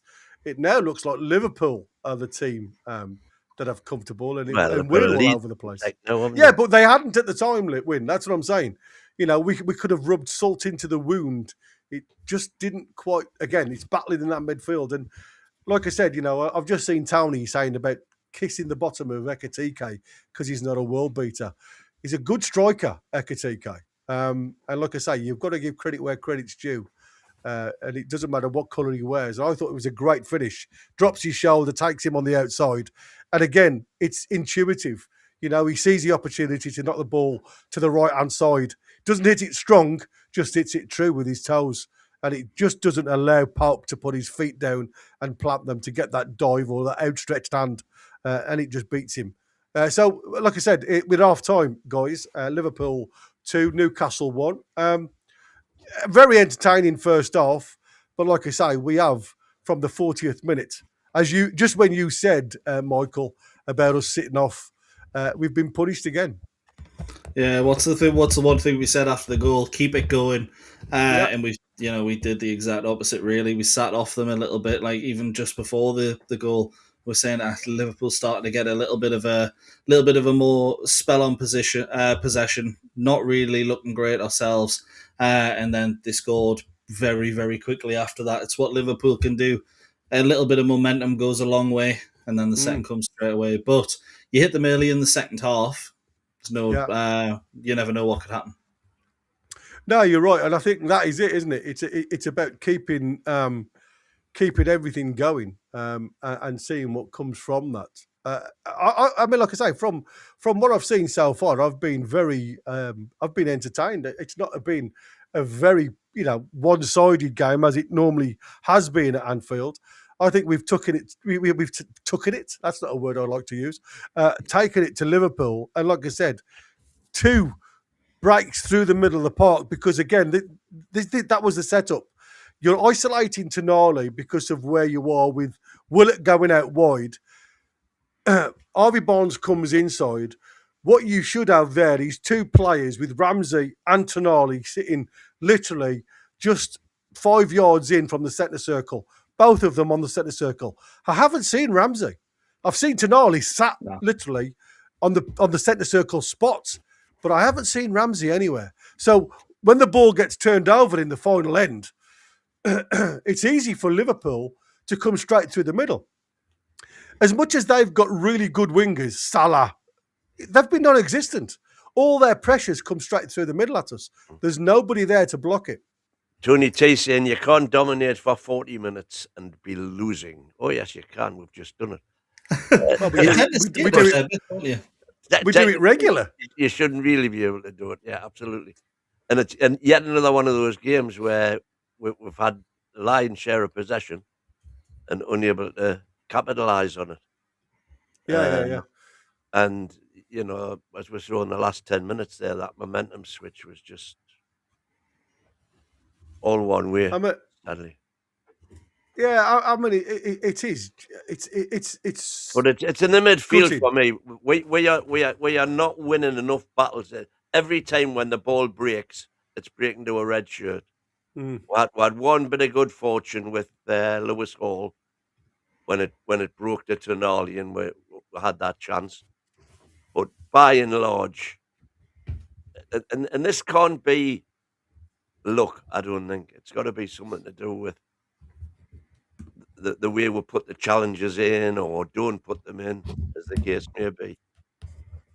Probably, yeah. Far too many second balls go the way of the red shirt. Yeah, we've had a few too many passengers in the first half. I think Ramsey, Barnes are two that Alanga hasn't quite been a passenger, but on the ball I haven't seen too much that I've liked.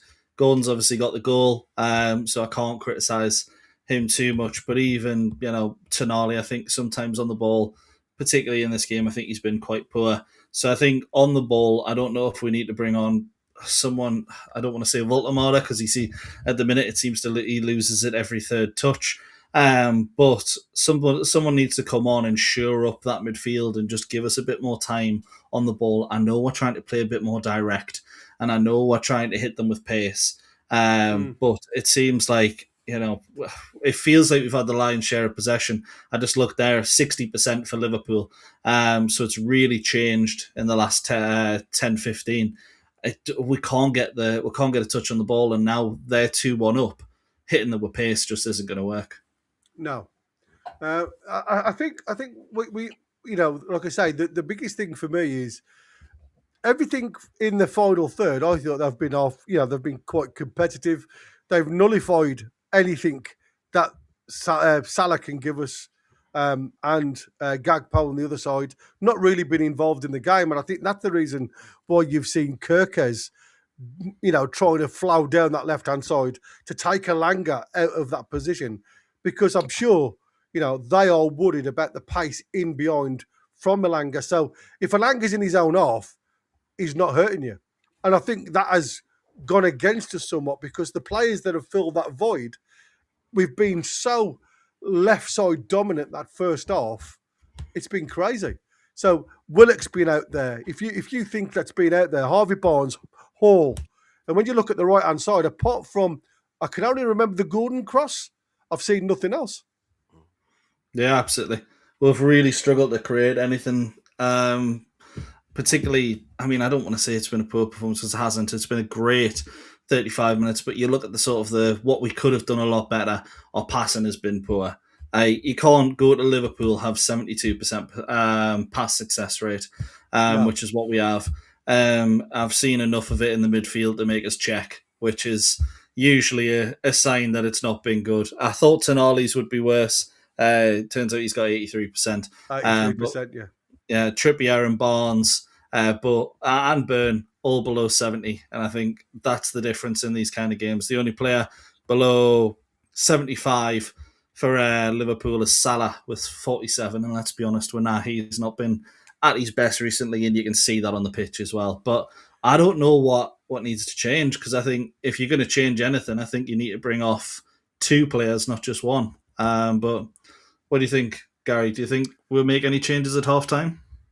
Like I say, you have to question Ramsey's performance in there. Like I say, for me, you win and lose games from your midfield. So at the minute, the two goals that have come, there's been no cover for that for the defenders. The second goal was a breakaway, but again, it's risk over reward, and we just didn't get the reward for taking that risk. There was still four players, and Dan Burn halfway in their half when they crossed the halfway line. So it's a case of then, that's what I said, your midfield has to work to come across. And I only saw Toon Army. Malik Chow, and I think it was Trippier on the other side, because everybody else was so far up the field. So, that's what I said. He's showing him down the line because it's harder to get a goal when you take him down the line. If he'd have tried and cut that off, he's coming back onto his right foot, which is his strong foot. So, from what Malik Chow tried to do was absolutely spot on. What we didn't expect was him to just have that early toe poke at goal, which totally wrong-footed Pope. But again, was it deserved? Well, I've just been looking at some of the stats. Some of the stats are, possession lost in middle third. 13 times they've lost the ball to our 16. That tells you a different story to what I've just said, which is crazy. But that's not what I'm saying. It's not about losing possession. It's about what to do when you haven't got possession. And to me, the one thing I always look at, the four ways of playing, if you like, it's with the ball, without the ball, in a forward momentum, in a defensive momentum. That is the only four ways I look at it. And you defend from the forward line. And like I say, when you commit so many bodies forward against the potential counter-attack from this, and it's right. It's Malik Chow, Louis Hall and Toon Army in the box from their second goal. So again, this is the second goal, and that's just before Ekitike takes control. The ball's been whipped up to him, and I think Chow there has to run towards Ekitike, and he doesn't. He as you said, he runs parallel with him, and it gives him all the time in the world. So, but if you could, if you go into the box, you'll see what I mean. He is literally in line with his goalpost there, so he's in line with Pope's goalpost, and that's, as a defender, that's what you always do. If he comes in on the angle there, you see, you've got to look at what's going on behind that. And you can see Tonali's just come into the frame there. You've got Dan Burn just covering the halfway line behind that. So it's 2-on-2 in this situation. So what you're trying to compensate for here is the square ball. So Louis Hall has played two of them on side, being the deepest player. He's the furthest forward. So what Malik Chow is looking at here is, can I stop the cross ball and can I defend? So if he goes back on that, sorry, I apologise. You can still hear me though. You're looking at my good side anyway. What you do get from that situation is a good defensive position. But from the goal, if you have a look at the goal, what you do see is Popey not able to plant his feet, and all he does is drop to the floor.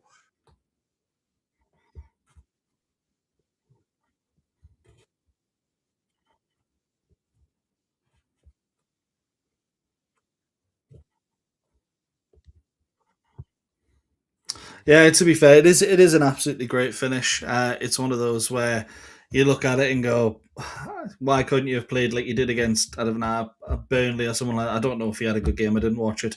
But he's had pretty poor games recently from what I've been reading, and it seems like he's turned it on today just like he turned it on when he came to Newcastle earlier in the season. But I'm not too disheartened by what I've seen the first half. I think we have been okay. Again, the only thing I would say is how often when it's level or we're ahead, do we end up leaving players like one-on-one? Like there was I can't remember exactly what game it was, but Malik Chow, it was like the first mistake I remember him properly making for us, where it's a one-on-one and he just kind of slips. I forgot what game it was, but it's one of those we'd left players one-on-one then when we're trying to push for a goal, and it's a case of, I think you should always have two players back from a corner, particularly against a team where you know they're so good at counter-attacking football. But you go into the logistics of it, they just scored. We were trying to press. We were trying to get back in the ascendancy. We've seen it work, and we've seen it not work at times. So there was someone in the chat there saying, I can't find it now, that he's 6'2", bleach blonde hair. I can mark him. Yeah, there you go. Thanks, Irish, for that one, buddy. He's 6'3", blonde Well, in 22, maybe you mark him. Yeah, love it. Terrible idea. Just had another one. Yeah, Darren. Oh, I don't know. Go on. Where's he? There we go. Darren Mills saying, Gary, no, he needs to come across. It was the first thing I thought of in real time. Bad positioning by Chow. And I agree with you, Darren. That's fair enough. I do like to be stood corrected. I like it. But like I say, I mean, sometimes, for me, it wasn't a defensive issue. It was just, I think if you go 2-on-2, you're always going to try and protect a narrow rather than come out wide because it leaves yourself wide open. Then Salah's coming onto his left foot, which is his good foot. We know that. Ekitike, I think, potentially has the pace on Malik Chow. But what he does, he's slow right down. If you look at Ekitike, he draws Malik Chow towards him. He doesn't go and race him. He actually draws him, and it's just that drop of the shoulder and out of his feet quick. I think he sees Malik Chow, and he slows down because he's expecting Chow to come towards him. And when Chow doesn't come towards him, he says, oh, right. And then he makes the decision to push on again and have the shot. Looking at just some comments on Liverpool's social media, a lot of people saying a big improvement needed in that second half. Ekitike's individual brilliance has them ahead, but I'm not sure if that says more that they think they've been playing terribly and they're still beating us, which obviously ain't great, or if it just backs up the point. Even they're seeing it as Ekitike, absolutely brilliant.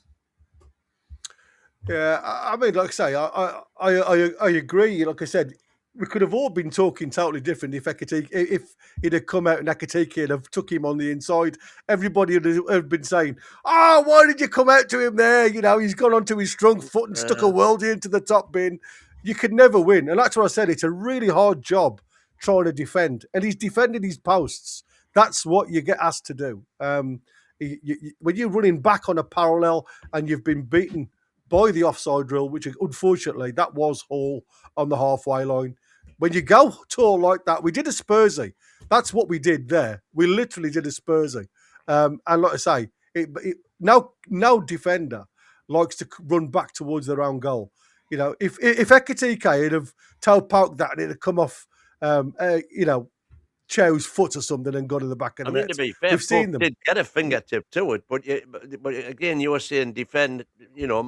Chow was defending the near post. Well, he wasn't. He wasn't even defending the far post. Never mind the near post. No, but if you look the way he runs, he's running literally to the goal, and then he goes on the diagonal towards the 6-yard box. So when Ekitike has hit that ball, he's hit it from wide of the 6-yard box. But it's the speed that he hits the ball. If you look at the way Pope goes down, he's not able to dive for the ball. He just drops to the ball. That's what I said. He's not able to plant his feet. Yeah. We're a kick off by the Newcastle on the break. Here we go. We are off, and we've got Toon Army with the ball, and it's out to Trippier on that right-hand side into Alanga's feet again. Newcastle high up the field of play. Ramsey gets the ball now, but again, he's Wirtz that's pulling him back. Gives it to Chow, gives it to Dan Burns, standing in the centre circle. Out square to Lewis Hall now, down the line to Barnes. Back inside for Hall. It's outside again to Willock. It's nice play this by Newcastle. Toon Army now goes square to Trippier. Trippier looks up, gives it into the feet of Ramsey again. Faced off by McAllister. Down the line now from Trippier to Alanga, who again, he's faced off by Kirkes. And he goes over really cheaply, Alanga. I didn't see a lot in that, to be fair. I didn't see anything in it. He literally just kicks it into touch. No changes. It's as if he was expecting something. Yeah. It was as if he was expecting something from Kirkes, but nothing came of it. Kirkes now with a throw into Liverpool, deep in their own half, down the line, headed up rather than out by Gagpo. The ball breaks to a red shirt and then they're off again. Yeah, Zoba's line now with that deflection. And again, it's contested by Harvey Barnes, but it has fallen back to Liverpool. And Van Dijk gives it back to Kirkes, who in turn gives it all the way back to Alisson. Alisson now gives it to Konate. Konate back to Alisson. Again, no press from Newcastle. Harvey Barnes with the half press, and he makes Alisson get the mistake on the halfway line, kicks the ball out of play. The school of Pope at Liverpool. Who'd have thought it? Ramsey with that half turn. Just inside the Newcastle half, plays it to Dan Burn. Dan Burn plays it through the middle. And again, Gravenberch too close to Willock. And Willock's trying to take it quickly. Oh, what you doing, Big Dan? There was Mr. Hooper showing everybody the size of the fish that he caught. Tonali's just over this ball again. I don't know why they don't just give it to Pope to launch it forward, to be fair. That's how bad it is. Tonali, again, same as PSG perhaps. Ball up to the edge of the box. Again, Dan Burns pushed out the way. The header clears, come all the way back to Tonali, just inside the Liverpool half. Hall down the line now. Willock's got a chance to turn and run towards the box. Willock now plays it inside to Harvey Barnes. Harvey Barnes trying to get it back. And again, there's a mix-up between Gravenberch and Van Dijk, but there's so much time there for them. No black and white shirts. And again, Trippier just heads the ball back to Ekitike. Gravenberch down to Salah now. Back. And there's a shot at goal from Szoboszlai. And it's down to the right-hand side, and Popey saves that one again. Pretty comfortable for Pope, but it's one long ball forward. Ekitike holds it up, and all of a sudden Liverpool not blistering on the counter-attack with any great pace, but still had so much room. Szoboszlai there for his shot. Yeah, Kirk has all of our left-hand side. Possession and attack, and we haven't had a single shot on target yet. Well, we have. We've scored a goal. Well, apart from the goal. Ball from Konate into Szoboszlai, camping into the Newcastle half, but that's a good interception from Louis Saul. Anthony Gordon on the left-hand side. Has he got the legs? No, he hasn't. And Konate gets a toe on it, gives it back to Szoboszlai. And again, Mo Salah looks as though he's still in Africa at the minute because his game has been awful, I must admit. Hall with the ball into Ramsey, bounce ball up, and again, Wirtz put a bit of pressure on and gives it back to Ramsey, gives it back to Tonali. He dinks the ball out to Trippier, who's got us a bit of space. Kirkes comes to meet him. Trippier to the edge of the box again. It's too easy for Liverpool to get the foot on that one. Louis Saul just dinks the ball back to Willock on this left-hand side. Anthony Gordon now with the opportunity to play on the diagonal. It's fallen back to Willock. Willock tries to get on the inside. But again, the door was slammed shut and Liverpool just clear it forward. There's only Ekitike up there. And Dan Burn has got it. This is the chance. Oh, dear. What a miss that is from Ekitike. I think his nose bled there. I think Isak's came out in the second half. That was a terrible miss. Well, that's the trouble sometimes. Instinct and too much time. And I think he just had far too much time there. But again, that's all Liverpool are doing. They are bypassing the midfield. And it causes us so much trouble at the back. It's past Dan Burn so easy, Ekitike. Dan Burn was up to there. That was shocking. Yeah, absolutely shocking from us, to be honest. It's shocking from Big Dan. One long ball, and Liverpool seem to be getting in behind. Yeah, but it was a poor ball. It should have been comfortably dealt with by Dan that day. And then we just try a long ball ourselves, and straight through to Alisson. Yeah, that's the difference, isn't it? When you've got somebody who's very direct. Tony straight in there, world beater. Love it. Listen, even Alan Shearer missed him. Ball long from Alisson. It comes to Trippier. Malik Chow picks the ball up, drives the ball out to the left-hand side to Willock, just inside the Newcastle half. Ball over the top for Anthony Gordon to run onto. Van Dijk hasn't got the legs. And he's given a bit of a shoulder budge there. And it's a corner to Newcastle. Good chance for Newcastle now. Just one of those, so you got to take that corner, and no doubt it'll end up going towards the back post. Liverpool looked the better side at the start of the second half, started it how they finished the first. Again, it's one of those where you're kind of looking at it and going, Newcastle need to make a change, either get some more legs in that midfield or get someone that can hold that ball up. Yeah, Trippier now with his corner. He comes into the box to the back stick. Back post. Burn trying to pull it back in. But again, there's a bit of a block there. It's come back to Elanga, who's fired it back into the box. It's come out to Trippier, who's dinked it to the back stick again. It's headed up by Konate. Elanga again into the near post. Oh, come on, jump for this bloody ball. And again, it's just hooked clear from Virch just to clear his line. And it's all the way back to Tonali. Yeah, good again, chance. The ball just never seemed to drop to a black and white shirt in those positions, does it? No, and it's out for a goal kick now after a long ball forward. Konate getting a little high five there from Van Dijk. Great defending from, I think it was Van Dijk at the front post alongside Malik Chow. Chow comes into him, could just get the knock on, but Liverpool defender strong on the challenge. But Newcastle showing there is still some life in us. Much more needed though. Oh, Dan Burn sliding in on Mo Salah and Mr. Hooper. I don't think there was too much in that, to be honest. No, I don't think there was a lot in that, to be fair. But you see, Konate there just literally all over Dan Burn on that long ball forward. And like I say, what you're supposed to do, you're being hauled, you're being tugged at. That's what I said. Voltemada said it's just so hard to try and get any space in the Premier League. What does Anger put his arm up there? He wants the toilets. I think he's asking the teacher for the loot. The ball goes long again, but Trippier sees this all the way back to Popey.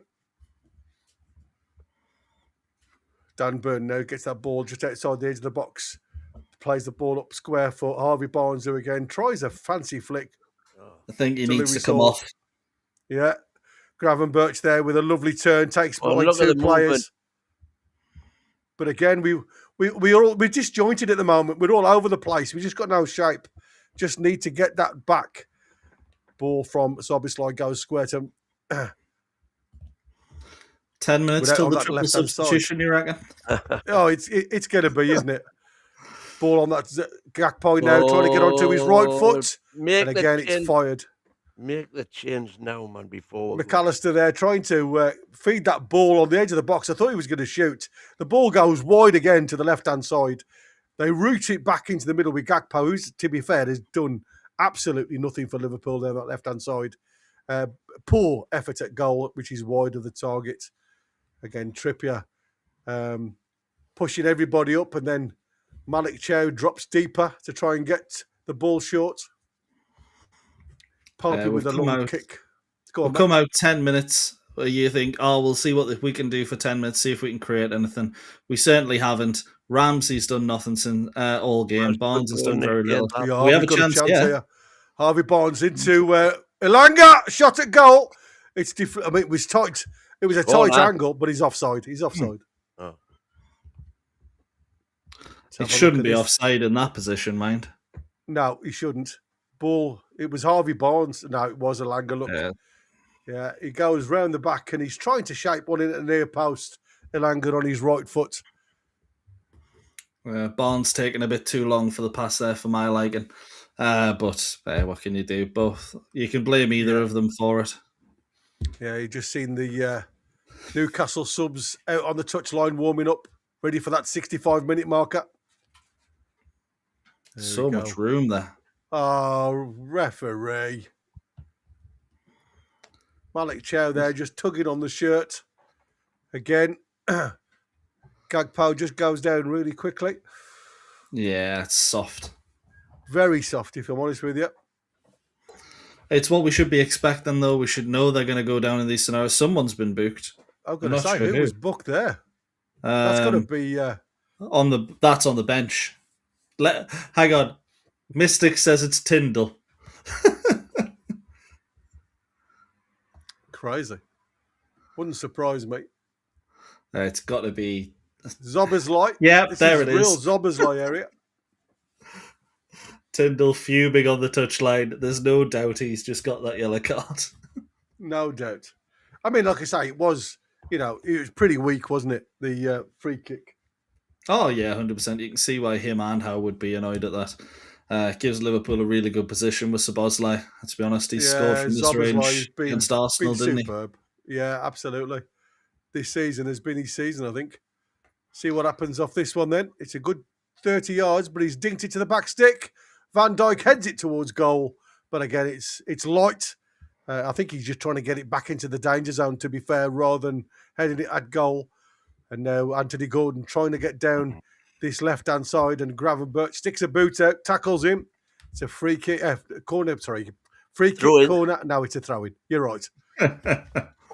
It's one of them. Hall throws the ball in. Yeah, Ramsey again getting pushed all round the back there from Ekitike. And again, you know, he's just niggly pushes in the back, and eventually it's always going to go against you. Tonali picks this ball up now, gives it out to Chow, deep in the Newcastle half. And again, looks a bit of a different game now, the second half of this game with Anfield. It's more of Liverpool trying to ask questions of Newcastle rather than the other way around, as we saw in the first half. But it's well played down the turn there from Ramsey. And he's got taken down by McAllister there, and I think that's going to be a yellow card. Yeah, we had the advantage a little bit there. I'm a little surprised he didn't play it as much, but let's see here. It's a lovely turn. First thing Ramsey's done all game. It's a yellow. Nothing more. No. McAllister there, just committing that one. Again, not really been a stellar performance from McAllister for Liverpool. But to be fair, they've bypassed a lot of the midfield. But, you know, a lot of the time, haven't they? They've just tried to get in and behind us to cause us more of an issue. So maybe I'm being a little bit harsh on them because, like I say, nothing from their midfield or wide men at all. Ball driven towards the back stick. Oh, it's a shot! Oh, what a shot that was from Harvey Barnes. Down to the left-hand side of Alisson, who gets his hands to it and pushes it wide. And no follow-up. Set pieces looking to be Newcastle's biggest threat, particularly the ones from deep, headed down to Harvey Barnes. Just behind the penalty circle there, on the angle. Good shot, low down, good save by Alisson. I just wonder where Wissa would have been in that situation. He's gave offside for that one anyway. That would be for Willie. I mean, but it's typical at Anfield, that, to be fair, because, like I say, he wasn't involved in the play. Not involved at all. No. But it's because he was up towards him. They said, oh, yeah, he was offside. Anyway, Ramsey now with the opportunity to run at the defence. The ball, again, it's a poor effort from Ramsey to try and get Willett going down that right-hand side. Now we've got Wirtz. There's a play down for Liverpool, but it's a great challenge from Malik Chow. It's come back to Ramsey in the midfield, just inside the Newcastle half. Man. Why are we so lax in getting the ball forward?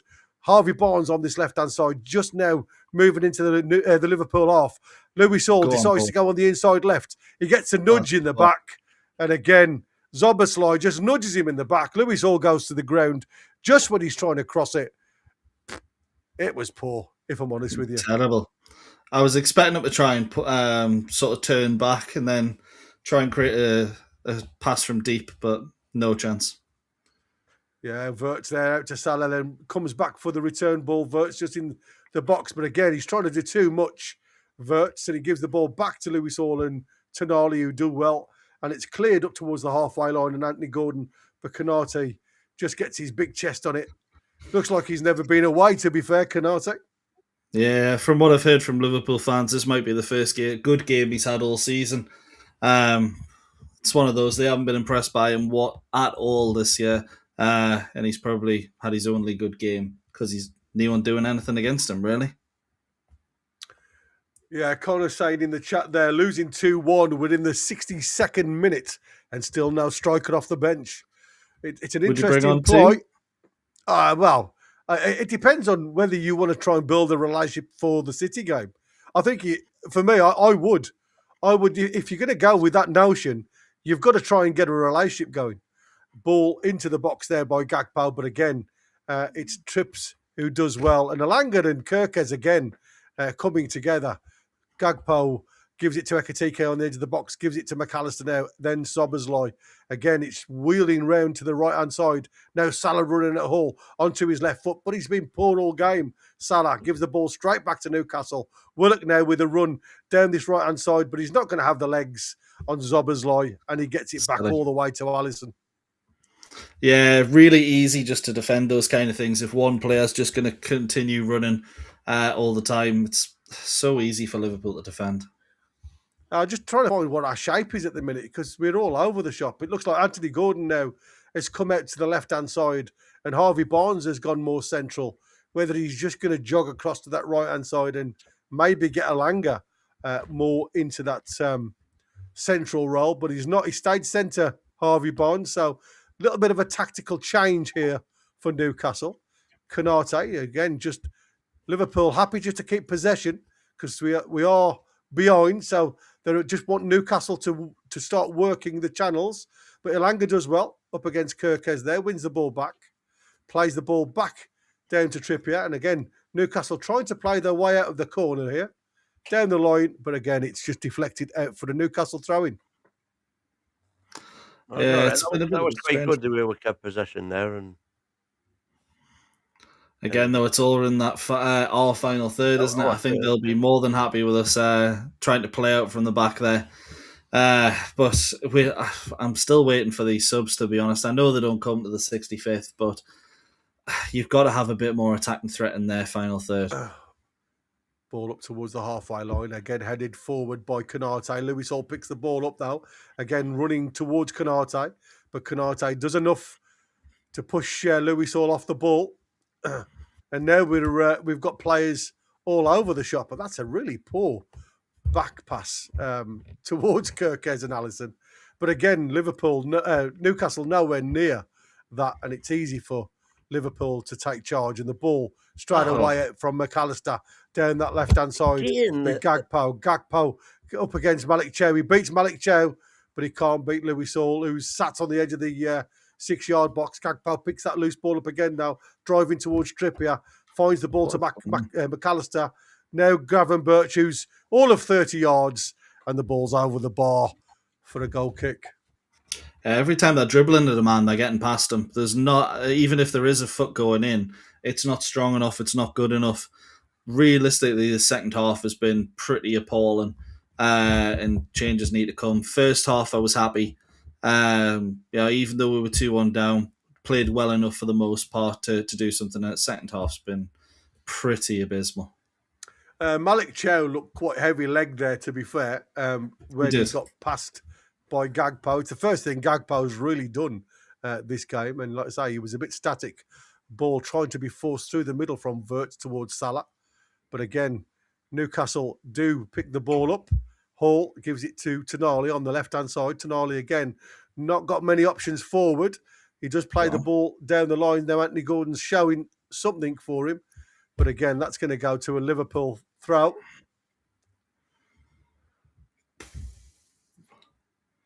It's been a tough watch this second half, hasn't it? Yeah, it's like all huff and puff, but nothing really happening, if I'm honest with you. Ball again over the top for Liverpool to try and get onto, but Malik Chow heads it back to Popey there.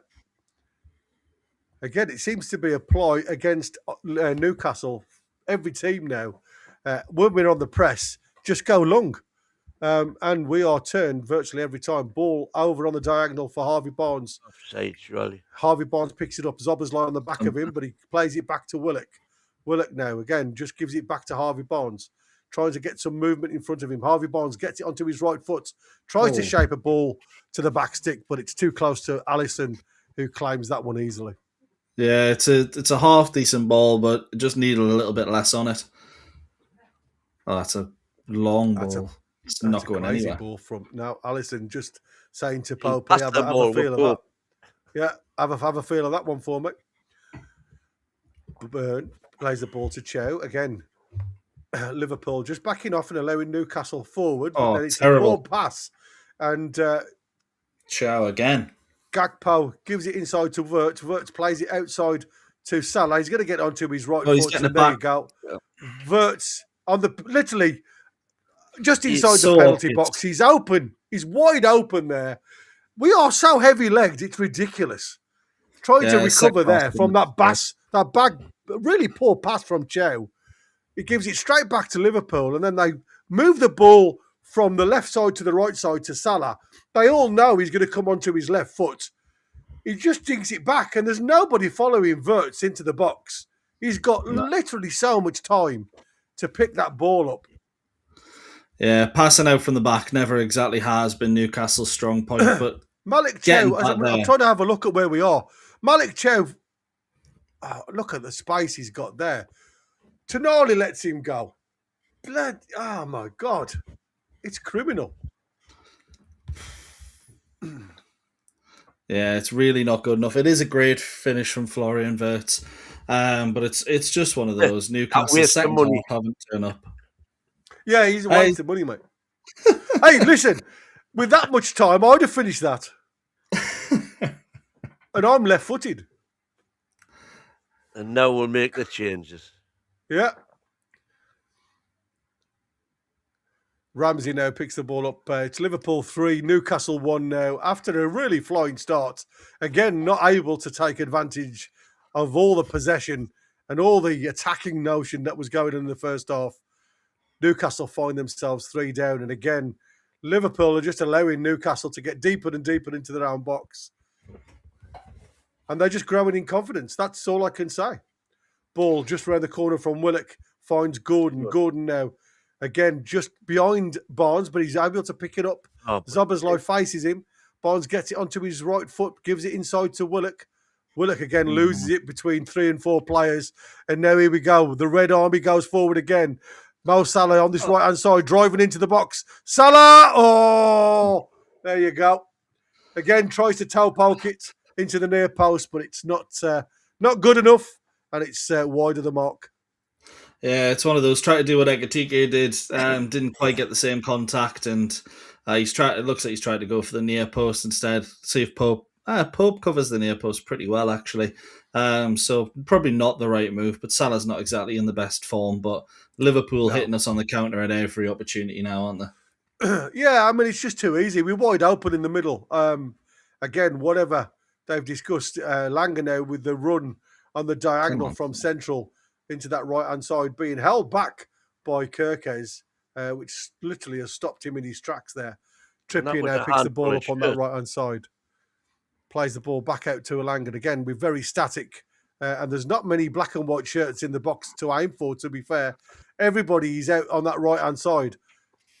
And again, Gordon has just run into an offside position when he gets the ball, and it's crazy. It's criminal, to be fair. And we seem to have lost our way a little bit, boys. Yeah, it's one of those. We were sitting there at half time and saying, oh, maybe you'd bring 2 players on now and make a change.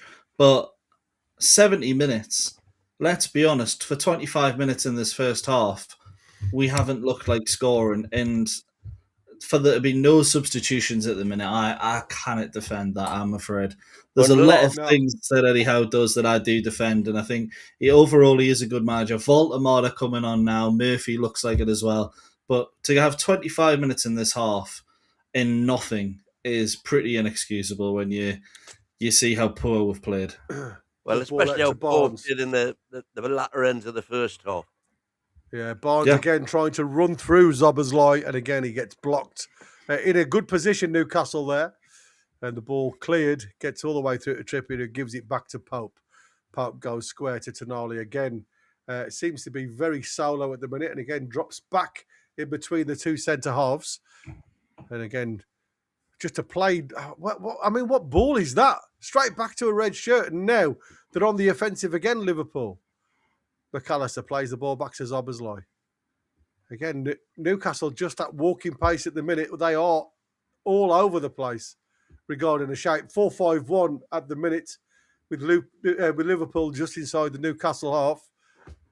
We're 3-1 down, boys, with 19 minutes to go. Come on, let's get going. Let's get some urgency into them legs. Salah into Ekitike, but again, it's taken off him from Dan Burn. Willock now deep in his own half, again being tugged at and checked by Ekitike to free kick to Newcastle. And here we go. The first changes are a night. Wissa, Murphy's coming on. And Voltemade, I believe. Yeah, Baltimore are coming all up. three presumably all three front runners. Yeah, you'd expect the front three all to Harvey come Barnes off. is off. Other than Gordon's goal, none of them have really have done anything. So it's the right change, but it realistically should have come 10, 15 minutes ago. Wissa on Ilanga off. 4-3, anybody? Yeah. Well, let's see if he's got a bit of kahunas.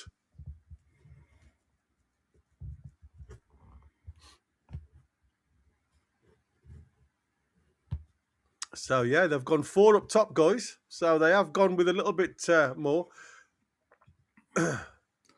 They're saying it's an interesting setup from Eddie Howe. As much as I do agree to a degree.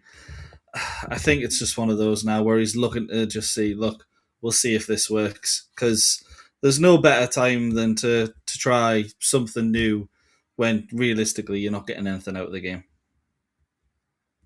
No, we just need to, like I say, build a relationship, put a ball into the box, but it's headed cleared again by Konate. We need to be winning the second balls, if I'm honest with you. We've not done enough. Not done that at all. No, and everything, I mean, again, you can class it as lady luck if you like, but you do make your own luck. Ball comes back to Malik Chow, square now to Dan Burn. Dan Burn, again, got a bit of grass to run into if he wants to do it. Again, no red shirts, but it's a poor pass from Dan Burn again. And the clearance goes straight to Ekitike. And now we've got a lot of red shirts going forward. Gakpo Dow, the left-hand side, just on the edge of the penalty area, onto his right foot, pulls it back to Wirtz. Wirtz gets it back onto his left foot, but again, it's not going anywhere. And Wirtz just pushes Tonali over, and it's a free kick to Newcastle. Told you this is rubbish. This is the thing. I think tactically to begin with, I think we did get it right. I thought first half, we were unlucky to be down, but as soon as Liverpool go 2-1 ahead, you've got to bring a striker on. Like, you can't not have a striker on the pitch when you're losing a game. No, you're just asking, like I say, for trouble, aren't you? I mean, this is what drives me insane. It's just poor. It's poor passing, and then like when the deflections, because you're trying so hard to get on top of the game, the ball just gets deflected off several players, and then it falls to a red shirt or for a throw in to the Reds. You're just getting no luck whatsoever. No, not at all. And as I say, it's not one of those. I'm not going to overreact and say, Eddie out based off this or based off this season so far. But it is one of those now where you are kind of sitting there and going, he's got the day wrong. Birch is going through everybody here, plays the ball a little bit heavy out to Salah. But again, he walked past several black and white shirts there as if they weren't even there. Again, just plays the ball out to Szoboszlai, who tries to get the ball to the back stick. And again, it's Newcastle who come away. But again, Wiss is tackled by Konate, and the ball goes straight back to Wirtz, who goes back to Van Dijk. Again, he's just happy to keep hold of the ball, Liverpool, and try and drag this clock further and further towards the 90 minutes. McAllister. Again, just Van Dijk, Wirtz, McAllister. It's just a bit too easy for Liverpool without any pressure on. Again, Newcastle just seem void of any idea. Non-existent now. They've given up on the Ekitike again got 4 white shirts around him, gives it back to Szoboszlai. Szoboszlai again looking for a little dink over to the back stick, but gives it back to McAllister. Van Dijk, Kirkes, again Wirtz, McAllister again. That's poor from McAllister, and again it's so poor from Murphy, who gives them straight back. And again, Gravenberch trying to get Mo Salah. It's given to Ekitike, who again is trying to play a crazy ball, if I'm honest with you, to Gravenberch, and Ramsey picks that ball up. Voltemada again under a lot of pressure from McAllister. Wirtz drills the ball into Salah. Again, it's just dink back towards Pope, who straight away, he's got to get this ball moving. Murphy now with the ball, driving towards the halfway line. Trippier on the outside of him. Trippier now looks up. He's got nobody down the line. They've all gone narrow. Murphy then decides to go and take Kirkes with him. but we've come backwards now with Tonali. Gone square again to Byrne. Byrne now looks up, gives it to Hall. Hall again out to Gordon. Gordon's got Whistler on the inside of him. But again, does he go to the line? Brings it back onto his right foot. Fires it into Lewis Hall. Back out to Gordon. Gordon again, just trying to move players around. Hall gets the ball into the box, but it's not a really good one. And Konate can just hammer it out for a throw into Newcastle. It feels like one of those at the minute. You're kind of just waiting for the final whistle, aren't you? And you should never feel like that in a game, particularly at the 78th minute. But it's just one of those. I think both teams would probably be content to just end it now. Yeah, Chow now plays the ball in towards Anthony Gordon, gets it out of his feet. Oh, no. Anthony Gordon with a shot, but it's wide of the target, well wide of the target, to be fair. It was a good opportunity. The ball comes up from Malik Chow. Anthony Gordon gets it under control. He's central of goal, just outside the D, but he snatches across the ball and it goes well wide of the target. Trying to force the issue, and it's never going to go your way when you're trying to force it. Nah. But at least he's doing something. It's one of those where we've seen too many players. I mean, we say we don't shoot from outside the box. I'm more than happy for a player to have a go in a situation like that. Yeah, and we need to have more of that, don't we? Absolutely. Ball in to Byrne to Hall, who again now has got inside. Tonali sitting in between the two centre-halves to Chow. Chow to Trippier, back to Chow now, and again, just using Pope as that extra player. Dan Byrne puts his ball out to Anthony Gordon on this left-hand side. Anthony Gordon decides to come inside, even though Lewis Hall was on the outside, drilled up the middle towards Voltemada. Voltemada on the turn, sees Hall on the outside, past the outstretched legs. It's a good ball in, but again, Konate gets it out for a throw into Newcastle. Yeah, nice little bit of play there actually on the left-hand side. Maybe, just maybe, we haven't completely given up. I mean, Dan Byrne's going up there. 4-4-2 is sort of implemented. Yeah, again, it's Gordon back to Hall. Hall now sees Tonali free. Tonali with a blaster, but again, doesn't really beat the first man. And it's over the top of the bar for the corner. That'll do me. As I said, it's something we haven't seen us do at all, you know, and them deflections can go anywhere, can't they? Yeah, I mean, they can go anywhere, but I said there I'll take a shot from outside the box. I think there, unless it's, you know, perfect, there's no chance of Tonali scoring from that range. But, you know, people have said they want to take more shots from outside the box. I guess that's what comes with it. Oh, corner to the back post, straight onto Alisson's head, and of course he catches it. Yeah, just too much of a Galactico there. He's trying to do the Olympico, the same as Bruno. Our Bruno did, yeah, and he obviously didn't get anywhere near that. And it certainly looked like yet another game without Bruno that we haven't won. Yeah, that is bad, isn't it? It's crazy to think that. But we have been lacking in the midfield today, I must admit. Just not had enough quality in that midfield to do any damage. Dan Byrne there with a header forward, and Ramsey picks the ball up. It's headed up towards Gordon, who's running back towards Pope. Plays it into Pope, who then just gets his boot through it. Up towards Voltemada, but again, Konate gets underneath this. The ball falls back to Tonali, and everybody gets up and says, "Come on, urgency, man!" Dan Byrne from Gordon, square to Chow, out you know, to Trippier. Now Trippier it goes to Trips, and Dan Byrne could have passed it straight to Trips. Trips to Tonali. I mean, if the ball breaks down in the midfield now, all of our players are out on that right-hand side. Then the lads up top drop into the middle because they're out of shape. Then we lose the momentum up top. Anthony Gordon sees a gap to try and force Whistler on that left-hand side. Gets the ball driven against Szoboszlai, who, to be fair, even though he's not playing in his right position, has done well at right back for Liverpool. Yeah, absolutely. He's had a good game, but I think he was right back the last time as well, and he had a good game. Yeah, headed cleared again from that. Come on, straight back in. Trippier into the woods, the box. But again, there's 3 red shirts there. Somebody's gone down. Oh, here we go. Of course. Ekitike's down. I think that was from his own player, to be fair. Yeah, then Van Dijk leads with the elbow. If anything, it's a disgusting challenge. Leads with the elbow on his own man. Realistically, should be off. Get him off. Disgraceful. We need some. Curtis Jones looks like he's coming on. Might be I mean, Burns got a hold of him. All ends up. It's a Liverpool sandwich, really. No Newcastle player anywhere near it. I think it was Zoboszlai who actually come in with the elbow. I thought it was Van Dijk. Van Dijk was behind him, but Zoboszlai comes in from the angle and leading by his arm. It looks like he catches him on the chin rather than the eye. But I mean, who knows?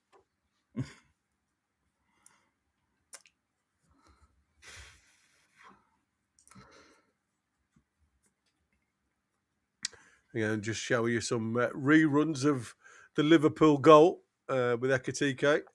Again, he just drops his shoulder. That acceleration gets him away from Malik Chow, to be fair. Gives him a yard.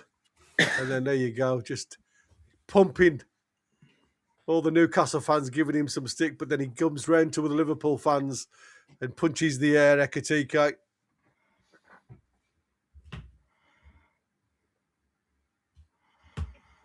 He has had a good game, to be fair to him today. Like, I know we can sit here and say, look, second half, Asula coming on for Newcastle as well.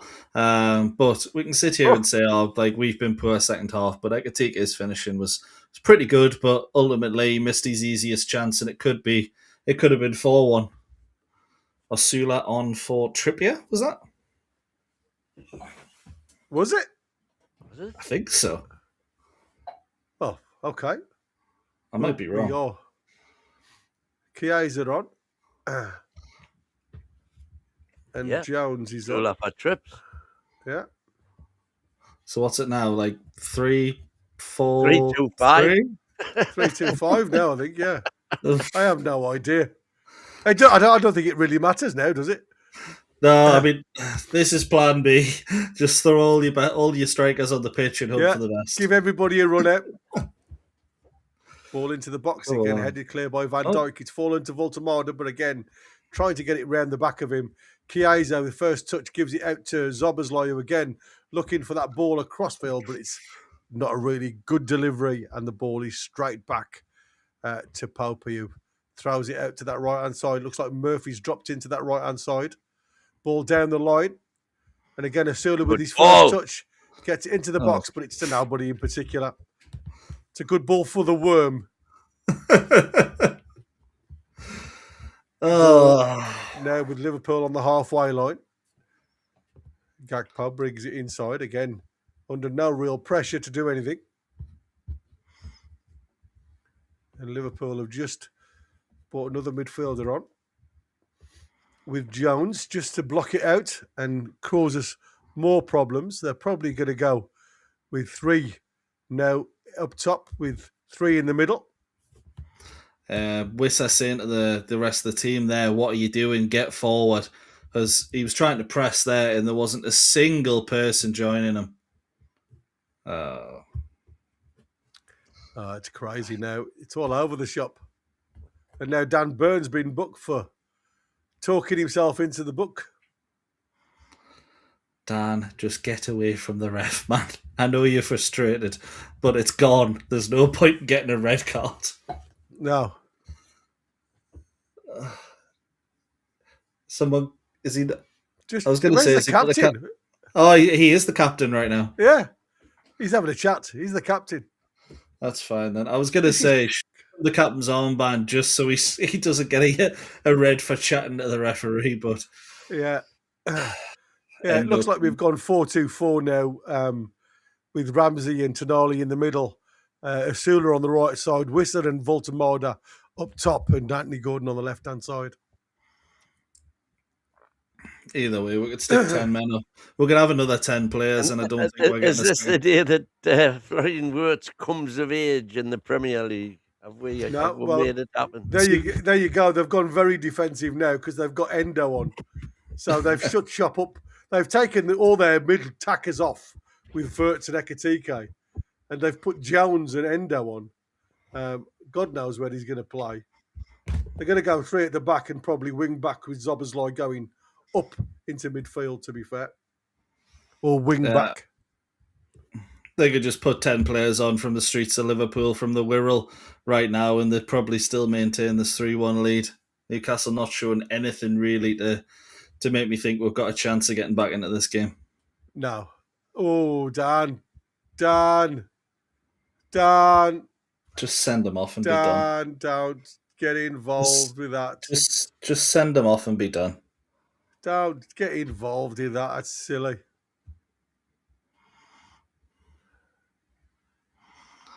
The ball was there to play. Why did he tackle? That's what I mean.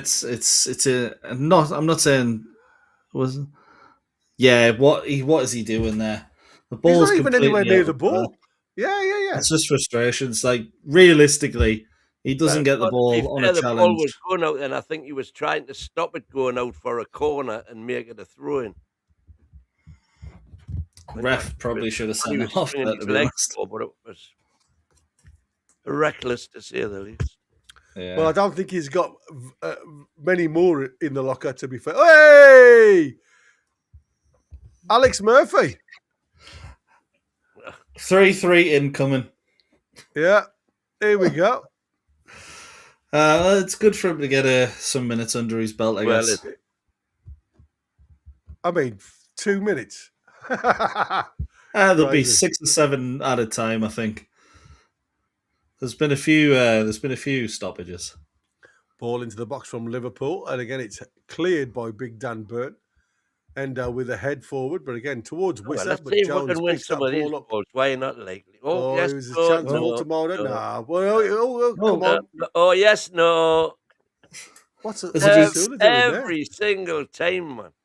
What was Asula doing there? Because he was like, he could have actually got that, but he was like, I want to go, I want to run, I don't want to come for the ball, I want the ball there. It's mad. Feels like everyone wants to be the player running in behind, and no one wants to be the one actually. And nobody wants to take. Yeah, exactly. Take a little bit of that guilt and say, "Come on, I'll do it for you. Let's drive from that middle." But we've been awful in the middle of the park. To be fair, look at that. Yeah. I mean, Gravenberch just brings the ball. I mean, through 2 players. It's Gagpo now on that left-hand side. Gagpo towards the back stick, but there's nobody there, and Murphy can just head it out. Well, he didn't. Young Alex Murphy. Oh dear!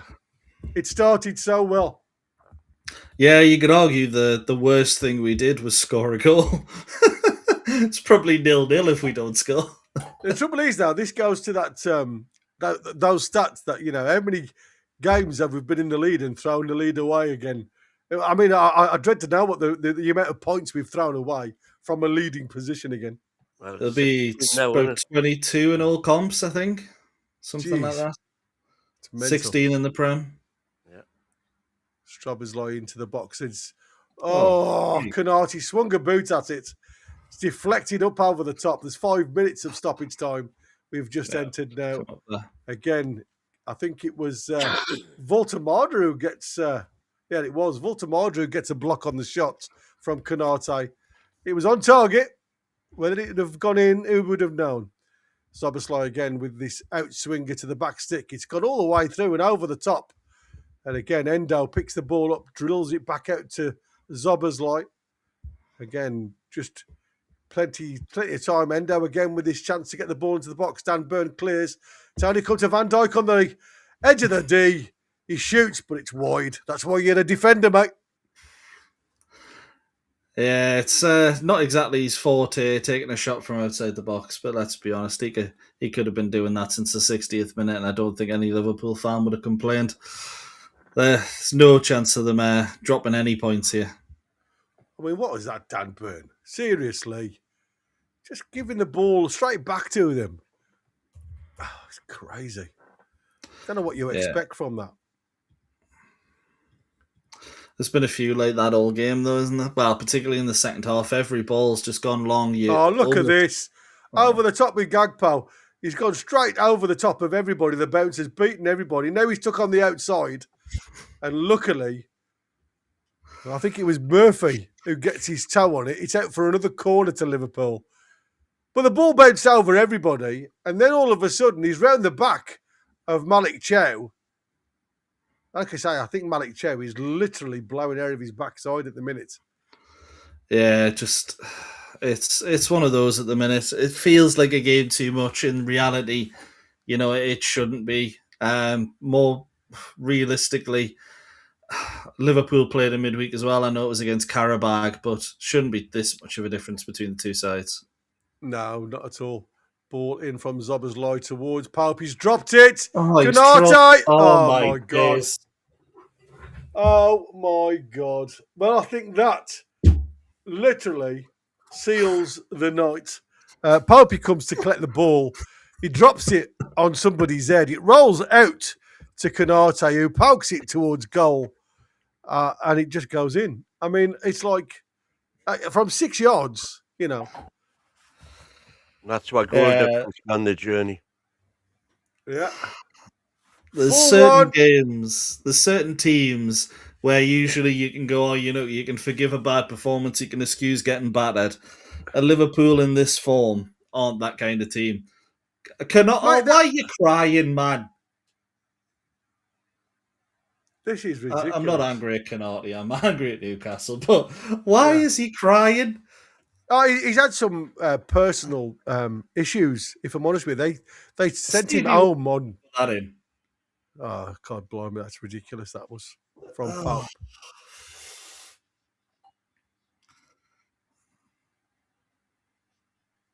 Crazy. Yeah, I don't know whether he's lost a parent or something like that, but he's been out on compassionate leave. He's not been, he's not been around. So, oh well, I look horrible now. Yeah, I don't know what it is. But I do apologise. Massive. All they said he was away on personal issues. So again, I don't know what that is. Something to do with his missus or what. Ball over the top for Voltemada into the box of Jesus. Pen. And then, but again, you're not going to get anything from Anfield for falling over, Volty. No. The curse continues, indeed, Gavin. Foxy, expected result, Champions League performances, papering over the cracks. Consistency is everything in the game, and we don't have it. But that's the thing, isn't it? Where are the two teams? It's massive beyond belief between, weren't there? Yeah, absolutely crazy. I mean, I look at the Liverpool team now. Gravenberch, McAllister, and Jones in the middle, with Chiesa out on the right-hand side, well, coming towards the centre here. And look, you've still got two players on that left-hand side. That's what I said. Newcastle, you very rarely see Anthony Gordon and Harvey Barnes together on a side of play, to put some pressure on an overload. These haven't got a centre-forward on the field of play at all. And they still do it. Crazy. Voltemada wins the ball, gives it inside to Tonali, goes on the outside to Asula. But again, it's not a great ball from Tonali, and it's straight out of play. Just what I had there, I've just seen it in the chat there. Canati's lost his father, apparently. That's ignorance on my behalf. So much apologies. Yeah, cry however much you want. I can only imagine how that feels. At least he got a goal at 4-1 and not the 1-1 for the equaliser. But yeah, all the best to him. There you go. Family, stuff like that. Very, very poor second half, if I'm honest with you. Newcastle just didn't show up. That they left everything that they... I mean, again, I can only assume they give everything in that first half. Didn't get the goals that they needed to try and pin these guys back. And, if they'd have gone 2-1 up, it potentially could have been a totally different situation by drawing them on and doing what they did to us. Because all they did is hit the ball over the top, and we looked lost at the best of times.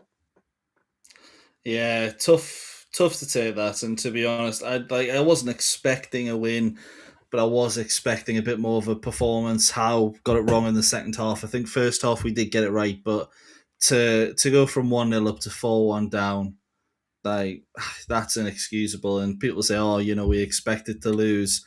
Didn't expect to lose like that. Yeah. I mean, literally, totally like I say, gutless performance in the second half, and that's what hurts.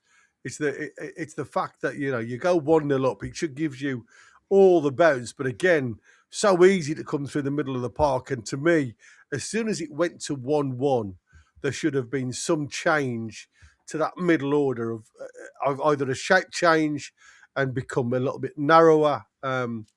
We just didn't seem to have anything in the middle of the park. Shaped up as a 4-4-2, but I don't know where the two were most of the time because I hardly saw Ramsey in the first half.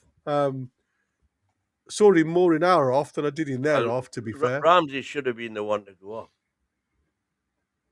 It'll be interesting to see what people say. It should have maybe, well, it should definitely been at half time. And this has been a constant criticism of Eddie, which I agree with, which is game management and substitution are absolutely non-existent.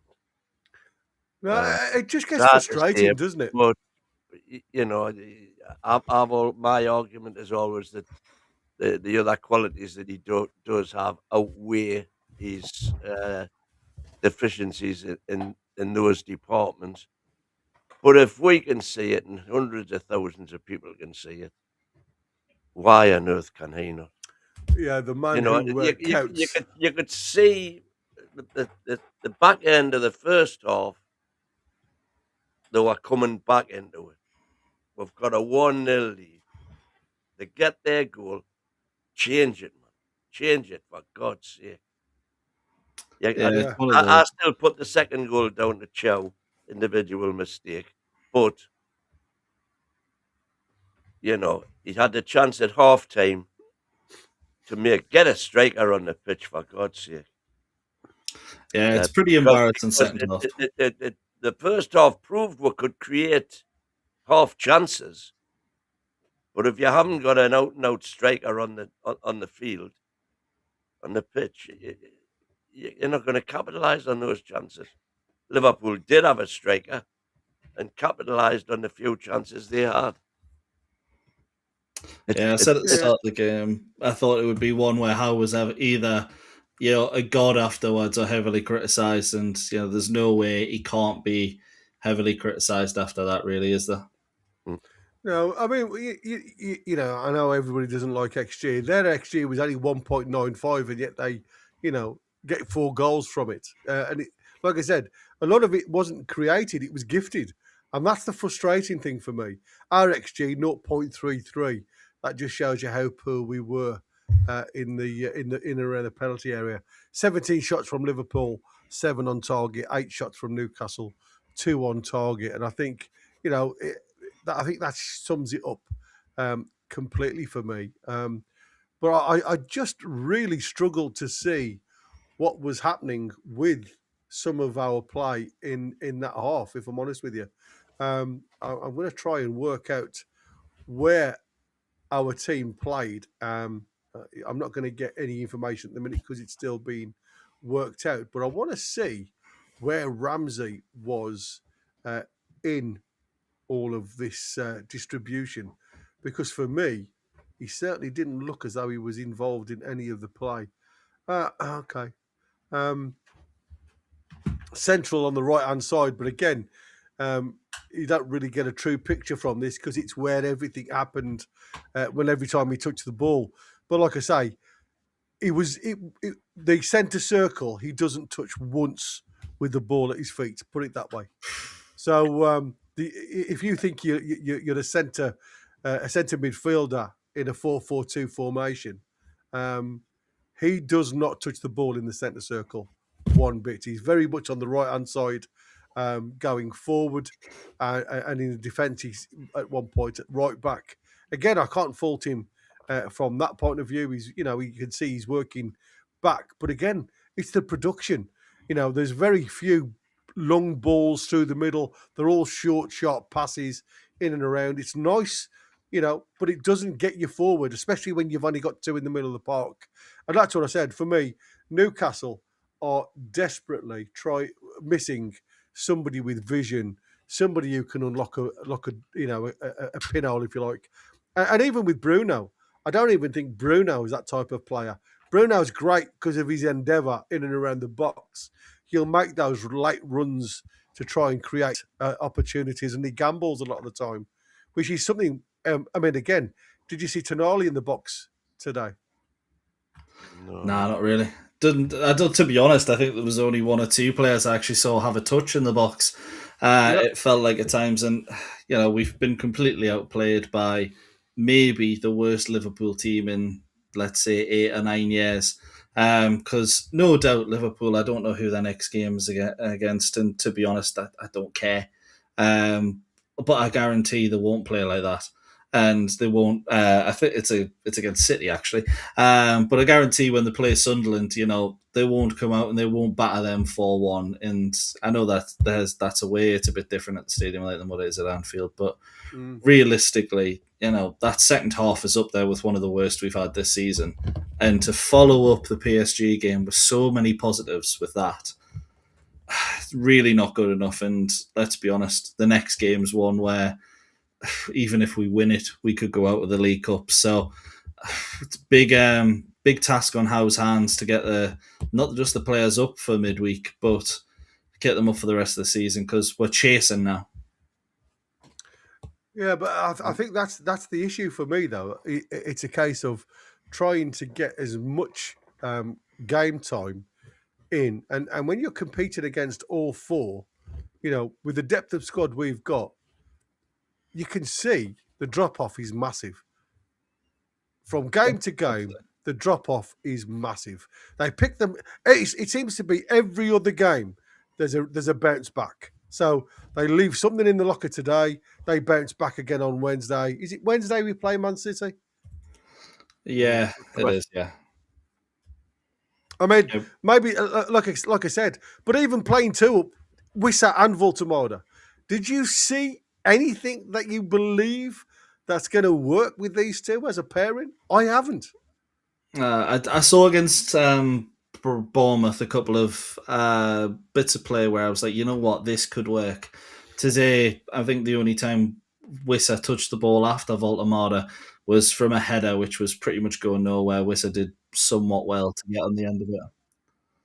Oh, the action. Yeah, we're going to go. Thank you ever so much, everybody. The lads are going to come on straight away and do the reaction with you guys. So don't forget, they'll be rediverted from here. Thanks for watching. Thanks to everybody that's given the gifts out to everybody. Random Access, Gav House, Top Grumps has got the membership. Tony, thank you ever so much for yours. Irish and Darren, thank you ever so much, guys, for your gifts. Like I say, stay on board for the lads to do the after show. I'm sure it's going to be an interesting one.